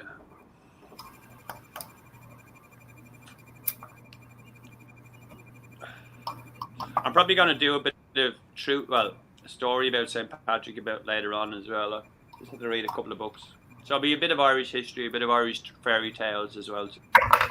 Stuff that people have forgot about. I picked up a nice book the other day. I might read a few stories about some legends from Ireland, like the Giants and stuff, like Finn McCool, Finn McCool. Oh, nice. Up and down. Up. Now drop. Drop. That's the one. Now, just secretly, pop your... That's the one. There's the top of his head. He's still alive. He's okay. No need to ring an ambulance. Yes, he's still here. And he's back down. Now, all I want now is the cat to jump on your lap and frighten the shit out of you, and that bong water will go all over you. It'd be quite funny. Anyway, whilst Tommy is choking, guys, I'll be the entertainment for now. He just needs to get his lungs, cough one up, bang it against the wall, and put it back in. But he'll be here. Hopefully the pussy will jump on the back of the chair and frighten the shit out of him, and he will cough a lung up. But peace out to everyone. I love each and I'll probably so I want to say hi to everyone. That's instead of not including anyone. I love you all. Trace, one of my best friends in the world, and I love her to pieces. So and now I didn't get that joke you said, because it's probably too early, but I don't know what time it is. Are you all right there, Tommy? I'm alive. I'm alive. I'm alive. Tommy 5 is alive. Oh God, man, that looked like it was a big one, brother. It was. It was. So listen, guys, if he's Irish or if he's not Irish and you want some Irish in you, I'm joking. That used to be a chat up line years ago. Are you Irish? And they'd be like, no. Would you like some Irish in you? Never worked. But anyway, if you want to have a bit of an Irish jig later on, pop over. These are all welcome. I'd like to maybe do a 20 past appointment with you, Tommy, every now and again. Come in, we'll do the green thing, and we'll smoke some green for Paddy's Day, yeah? If you're still awake, of course. No doubt. And which system failure is that? I'm on System Failure 2 tonight. System Failure 2. The other one is up. It'll probably be the 1st of April. I'll probably go up on. It's funny because I arrived in this world, in this country, the 1st of April, like an April Fool's joke. I arrived on the 1st of April, and I arrived at a certain place where Ali Peak knows. I arrived in a place called Poole, and now I've met a beautiful girl from Poole. Anyway, I won't talk about her because I can see she's in the chat still. Hello, gorgeous Ali. Can I have some Irish in me? Lulu, I can get you a drink a pint of Guinness. You'll be fine. CJ just subscribed. It looks like to your System Failure 2. Nice, thank How you. many got over there now on the? I've got 4. I've got System Failure 1, System Failure 2, System Failure 3, and System Failure 4. So number 4 is for troll hunting. I have a couple of groups. I'm just gonna open up to the public, get 50 people in, close a group, and put them into the YouTube, assimilate them or desimilate them, and just like wipe their arses and herd them through to the next one. Because I know 50% of trolls are just people who are going, I don't understand. Wow, you're at 800 even. Am I? Oh wow! I was at 800. Wow! Yeah! 200 more, and I'll be able to make his own money. Right. No problem, because what I'll do is probably when I get to it, whichever one I get to 1,000 first, I'm gonna, because I've got 4 other ones. I know what the copyright strikes are now. I'm gonna put out songs on that one so I can monetize them and get YouTube to give me money on that one, and pop these all over to 2 for the live streams. Now I want to do it so that's why I've made 4. So I want to make money on YouTube. If they're going to pay me to make a fucking video, fuck it. I'll do the same videos I'm going to do on my ones, but tweak them a bit so I don't get copyright. If I make 50 quid in a year, I will give you £25 of it. That's it. I don't give a shit about money. Money here, I've got a money making fucking machine. Here, look, let me show you my money making machine. Look, I've got a money maker here. I've got a money maker, right? Little money maker. Now this is money. This is what money is to me. Let me show you this shit. This is what money is to me, right? You're looking between the lines, yeah? You can see the lines. This is what money is to me. It's all fucking fake. It just comes out of a fucking press. Let me get that fucking dollar out. It's all fake. It's all fake money. It's all fake money. It might as well have a goofy face on it like that. Do you know what I mean? It's all fucking fake money. So you see the way that says 100 there on that side there? Why don't you just put an extra 0 on that? It's only a little bit of extra print. And then get rid of all the debts, because all your dollars over there are the same size. Isn't that correct? And the only way that you can tell if it's a different dollar is by braille or by the touch of it. So why don't they, if it's only going to cost 2 more cents to put an extra 0 on that, Why don't you just do that and wipe out world debt? Instead of putting a 1, put an extra, or put a 5 there instead of, put a 5 there instead of a 1, you know. But that's what it is. That's what it's all about. Fucking fake money, you know. And on the back of it there, you have other shit, you know. It's just, the United States of what? The United States of wonderful, of wonder. You know. In God we trust, the rest strictly is mischief. Look, in just the last week, I've been shedding some of my things that I know I can't take with me. I've gotten rid of one of my cars. I got rid of my riding lawnmower, my dirt bike, something else too. Oh yeah, my jet ski. I even sold my jet ski. So it's like something's telling me it is kind of like prep time. And here I am. My motto is repent, prepare, watch, and witness until the end. And you know, I think it's definitely time to start doing that. That's pretty cool. So you're a magician too, huh? Mm-hmm. Where'd that go? Where'd that go? It was fucking false in the fucking first place. For folks. We all rely on it too much, yeah. But listen, Tommy, I'm gonna let you wind down. I'm gonna let you say goodbye to your yeah. We're at 6. Friends. We're Thank right you so at much. 6 hours right now. Yeah, so yeah. Thank you so much. I want to say thank you so much, Tommy. You're a guide in life for me, and you have been for quite a long time. So you know, the fact that we've met is just. It's a miracle from God. I don't believe in coincidences. So everybody that I've met here and through all the groups, you know, you know, it's all meant to be, guys. We are the remnant. We are the ones that are awake and ready for what's going to happen. There are going to be people, good people now. There's going to be good people out there that you know that think that they're fine because you know they're going along with everybody else following the Joneses, but you know they're gonna wake up one of these days and they're gonna have a heart attack when they see what's coming, like it says. They're gonna, you know, their hearts are gonna fail them. But you saw that what I just showed there a minute ago, that fucking thing that they're projecting in the sky. Now it does look fucking fake as fuck. I think that's the kind of stuff. Yeah, that's that was a test last night. That was the first time I've seen something like that. Well, I've seen something like that before, but not like on real TV. I've seen something in real life like that, but that was just someone else messing with something that they had, and that was a friend of mine, with their own Project Bluebeam, sort of testing around. But that on a bigger scale, guys, imagine what they could put in that sky. You know, don't worry about it. It's all fake.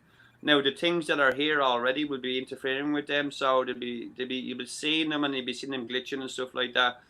But it's just to prepare you for something else. And now, I don't want to tell you what something else is, because that's another 10-year plan. That's to do with the UFO disclosure stuff.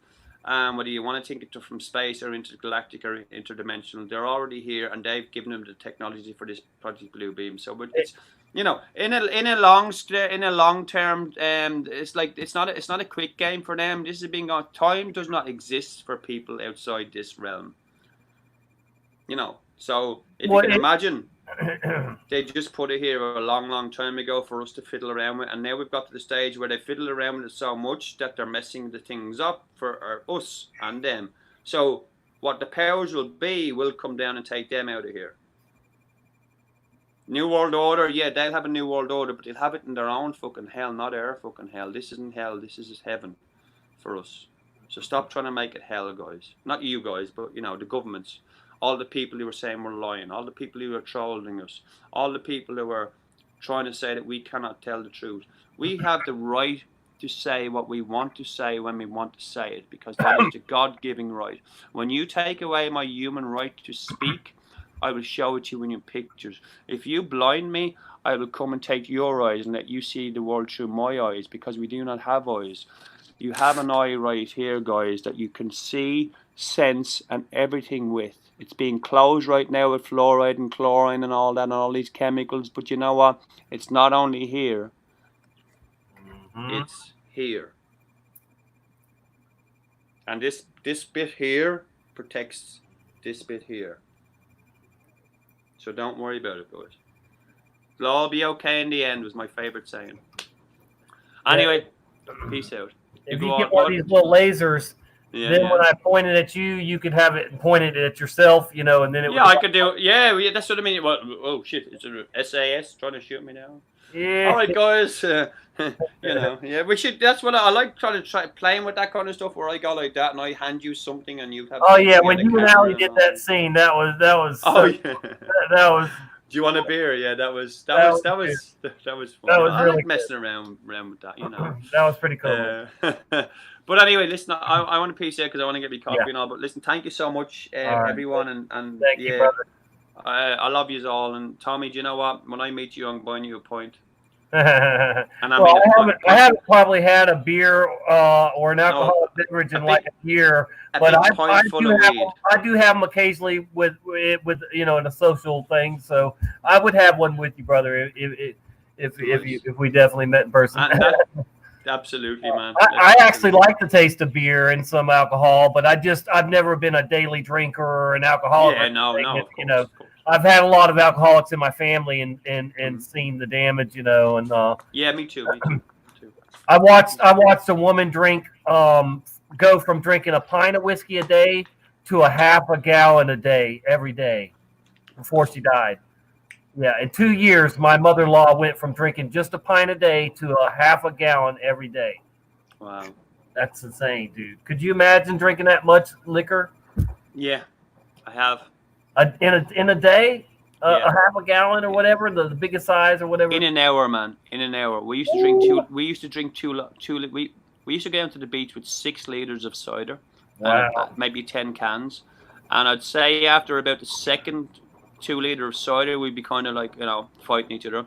But then we'd have the other liter of cider for afterwards, after the cans when we were relaxed, because we'd be throwing cans at each other and smashing them off each other's heads to see who was the hardest and all.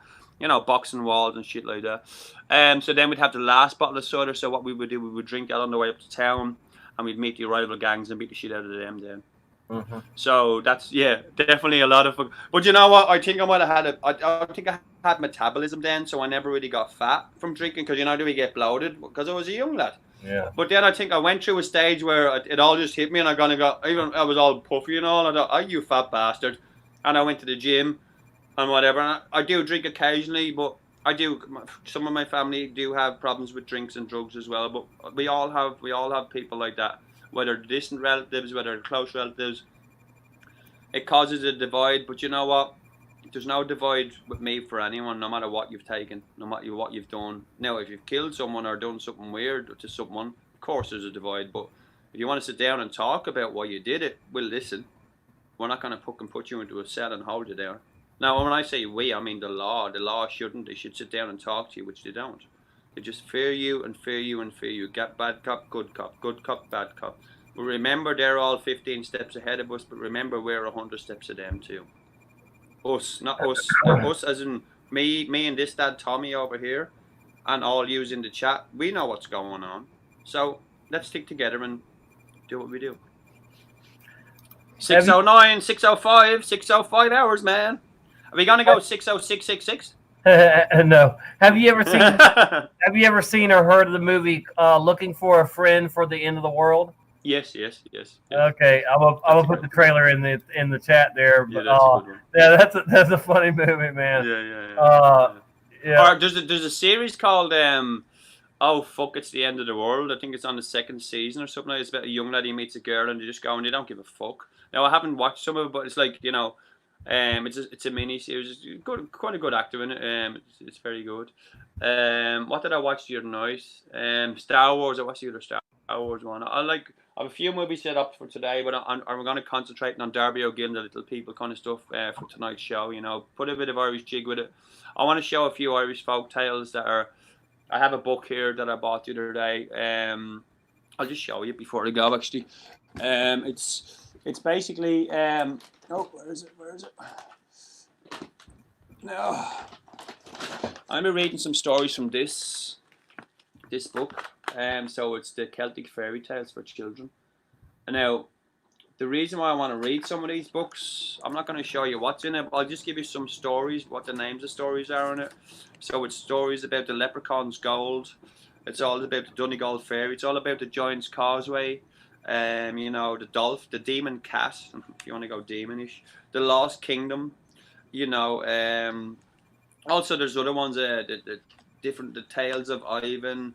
There's also the Lazy Beauty. You know, then there's other legends in here like Finbar McCool and all them other giants of Ireland that, you know, are lost throughout time, you know. But the thing about it, you know, if you look at that kind of pictures and stuff like that, you know, on the front of it, it's kind of like Game of Thrones back in the day. You know, different world maps on it, the way we could, because Ireland didn't really have map drawers. We just made our own fucking maps, you know. And we went to the end of Ireland to figure out how to shape it. And then we figured out the shape of it. And then we figured out why we moved away from England, because we just couldn't fucking deal with our fucking arrogant fucking bastard and fucking shy. We just wanted to be left alone. So we moved along, you know. But this is really good. It talks about, you know, little fairy springs and stuff like that. So I'm gonna read some stories like that, because it is, I suppose, some tales that haven't been told for quite a while. I've been looking for like books like that just to not talk about Irish English history, but just talk about history of Ireland and what tales were taught about, you know. Not Celtic warriors, we're not all Celtic warriors, but you know, people used to sit around talking stories, you know. Tobin's in the house. Hi Tobin. Hi Tobin, brother. Hey. Right, anyway, I'm going to get a cup of coffee.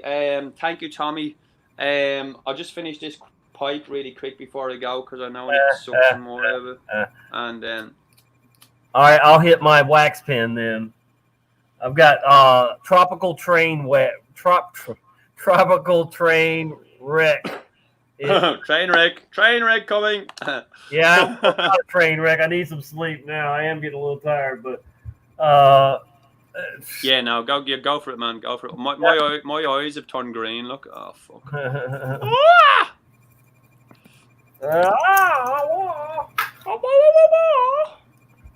Yeah. If I didn't have MS, excuse me, if I didn't have multiple sclerosis, I would probably not even smoke green, though I would still support people, you know, smoking green, you know, but you know, it's like I know that people look down on me for smoking, you know, for medicating with weed, and it does kind of bother me. You know, even when I got married, when I first got married, I quit smoking weed because I wanted to be the best husband and father I could be, you know, and I had all the intentions of not ever smoking again when I quit, you know. And my wife said a few months into it, she was like, you know, I kind of liked you better when you were on weed. And I was like, yeah, I did. I liked me better when I was on weed too, you know. I mean, So she was like, you know, why don't you just go ahead and start smoking again? And I did. And then right after that, I got the call from Walmart. You know Walmart, obviously. Yeah, okay. I know you don't have them there, but you know what Walmart is. Yeah, I know. Yeah. Okay. Walmart said, come on down, man. We're going to hire you to be the number one store manager of the whole supercenter. You know, wow. When the supercenters were just coming out, you know, they used to have the small Walmarts, but then the supercenter, you know, came out. So this is right here near where I live now still. And $100,000 a year, bro. So I was like, okay, you know, why not? Sign me up. And so I was going to start the next Monday. I went through everything, you know, all the stuff, the training and everything. And I was going to start the next Monday. And the only thing left to do was take a urine test for, you know, a drug test, you know, no big deal. Right. And, you know, for the job.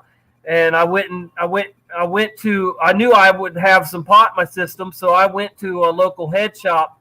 Now, grant you, this was 20 years ago. Okay. This is 21 years ago. All right. So they only had this crap that you drank, and it was supposed to mask your pee for like an hour, a couple hours. Oh yeah. I mean, it was just garbage, you know. So I drank that, but you know, I went and did the test, and then I got a call, and the doctor said, "Are you on prescription marijuana?" And I said, "Oh, I wish."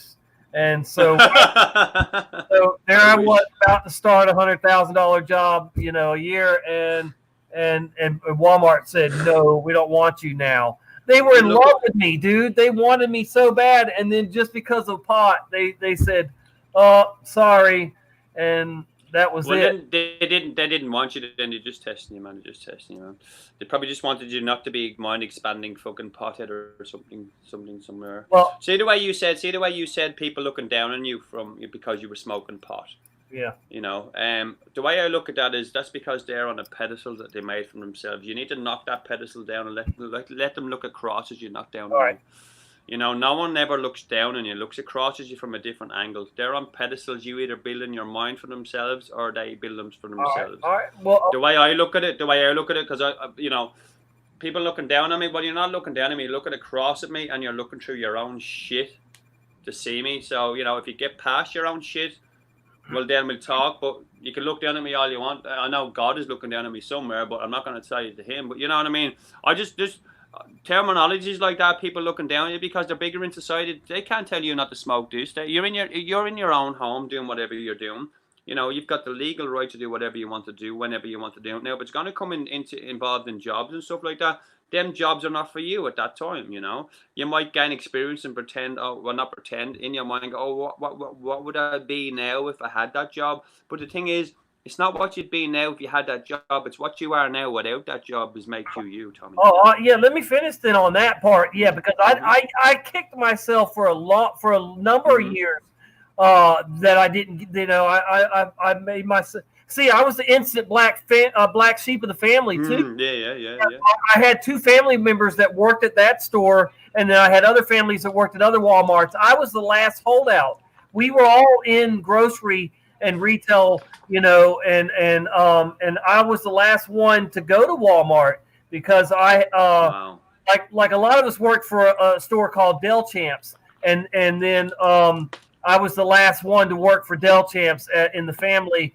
And they had all gone to Walmart already.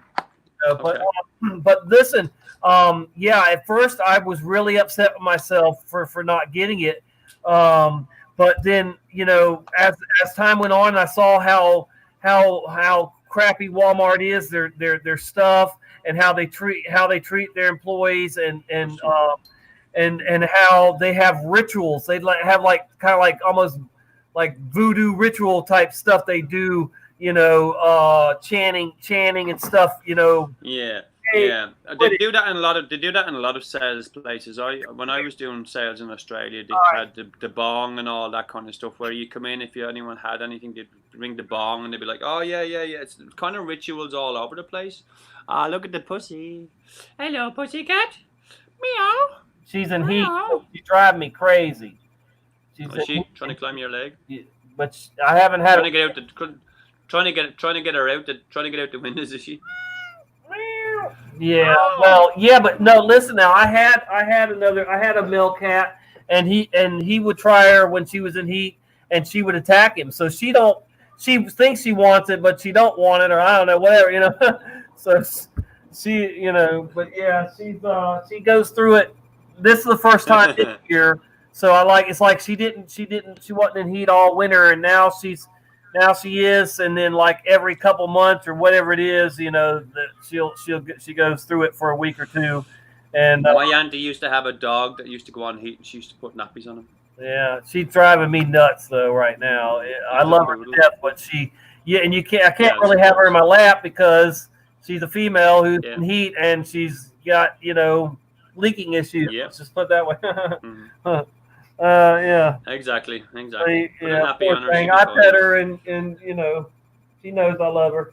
But yeah, she's running around meowing and pushing. Ali Peaks just went meow. Ali, you little fecker, don't be saying meow to me, Ali. Meow. I can't do a pussy. Well, I can do a pussy, but I can't do a pussy cat. I'll do my flipper for y'all. Sorry, that sounded really bad. I can't do a pussy, but I can do a pussy. Flipper impression for y'all. You go for it. Lovely. I heard that on so many different levels, man. Did you ask me out on a date secretly? That's mad, man. Listen, I'm gonna go because I know you want to wind down. Listen, thank you everyone. Ali Peak, meow. Yeah, meow. 616. Yeah, you're trying to get me to stop it there or something. No, I'm not. I'm not trying to. I just know you're getting tired, and if I keep talking to you, you're going to keep talking to me. And it's light there now, so we'll go 617. Whenever you want to drop off, you can do it. You can do another bong, and now you want. But no, don't. You've had enough, man. You've had enough. Who was that? What? What? Slanche, Tom. Yeah, I Slanche. think I'll go to 620 anyway. Cool. Cool. 2 more minutes here. What was I going to pull up? Let's see. I don't know if I was going to play anything or. Oh, I did put that trailer for Seeking a Friend for the End of the World. Oh yeah. Don't play it because you end up getting fucking taken Okay, down. all right, you're right. One of them trailers, you know. If you can get a trailer, if you can get a trailer from Just listen. Yeah. 3 weeks time, and we'll be bringing you our countdown to the end of days, along with all your classic rock favorites. So feel free to wear your casual Friday clothing pretty much any day of the week. And if anyone wants to be CFO. Anyone? So, what are you doing with the rest of your life? Catching up on some me time, find God, maybe move around some chairs. Maybe I'll run into your orgy or something. That sounds nice. Listen, Elsa, you don't have to come next week or ever if you don't want to. It's okay. You fighting me? There's just no need. Forget it. See you next Wednesday, I regret my entire life. Okay. Okay. Bye. Bye now. We should set up Dodge with Karen, don't you think? Dude was wearing a Dunkin' Donuts t-shirt. And now it's just Dunkin'. They changed their name to Dunkin'. But I think there's a Mandela effect about the spelling or something. But I don't know. Anyway, but yeah, I think the donuts just went alright. That's a neat little flick, though. You know, I know it's a little kind of a girl. Yeah, it is very good. Yeah, it's a funny movie. I didn't play it all because they're probably going to get me anyway. But no, yeah, you don't want to get the copyrights. Yeah, they probably, fuck them. Let me just before we go any further, I'm gonna just keep going. Oh, Tobin said that was a good dolphin. No, you keep going. Yeah. I can usually get it was a great dolphin. Sometimes I get a little better. All right. Well, anyway, so we're at 6:19:30. So I am going to stop it at 6:20. I really appreciate everybody coming, and we'll do this more often and try and have more content ready. I'm going to jump out, Tommy. More. Yeah. All right, brother man. Thank you so much. See you soon, and see you tonight on your show. Thank you, Mark. Thank you, Michael, the Apple Man, Colin, Tobin, Tracy, CJ, everybody. Tom. See, you don't want to go. What's the deal? You make it. I have to kick you out, or you gonna? you can stay. What are you doing, SA? I'll go. I'm gonna go. So listen, thank you so much, guys. Oh yeah, I'll see you soon. What am I doing, SA? I'll just give you a big more peace sign. Peace out, guys. See you soon. Thanks, Tommy. Thanks, Tommy. Yes, thank you, Mad Pieman, too, for being here earlier. Yeah, I can always count, and Voynich. I can always count on Voynich and Mad Pieman to come in and make it a good show. And definitely Mark, too. Thank you, System Failure. Please sub and bell him, guys. And if you haven't already, of course. And please keep Brian Stavely in your prayers, and Voynich in your prayers. Anybody else that's having some health issues or facing surgery, all that good stuff. We want to send good vibes their way and pray for them when we do. All right, everybody. Always look up, stand up. Well, hold on. Always wake up, look up, stand up, and speak up. There we go. It's been a while since I said that whole part there. But anyway, repent, prepare, watch, and witness until the end. And God bless you all. I'll see you soon. See you in the other chats. All that good stuff. Take care. I'm out. Thank you.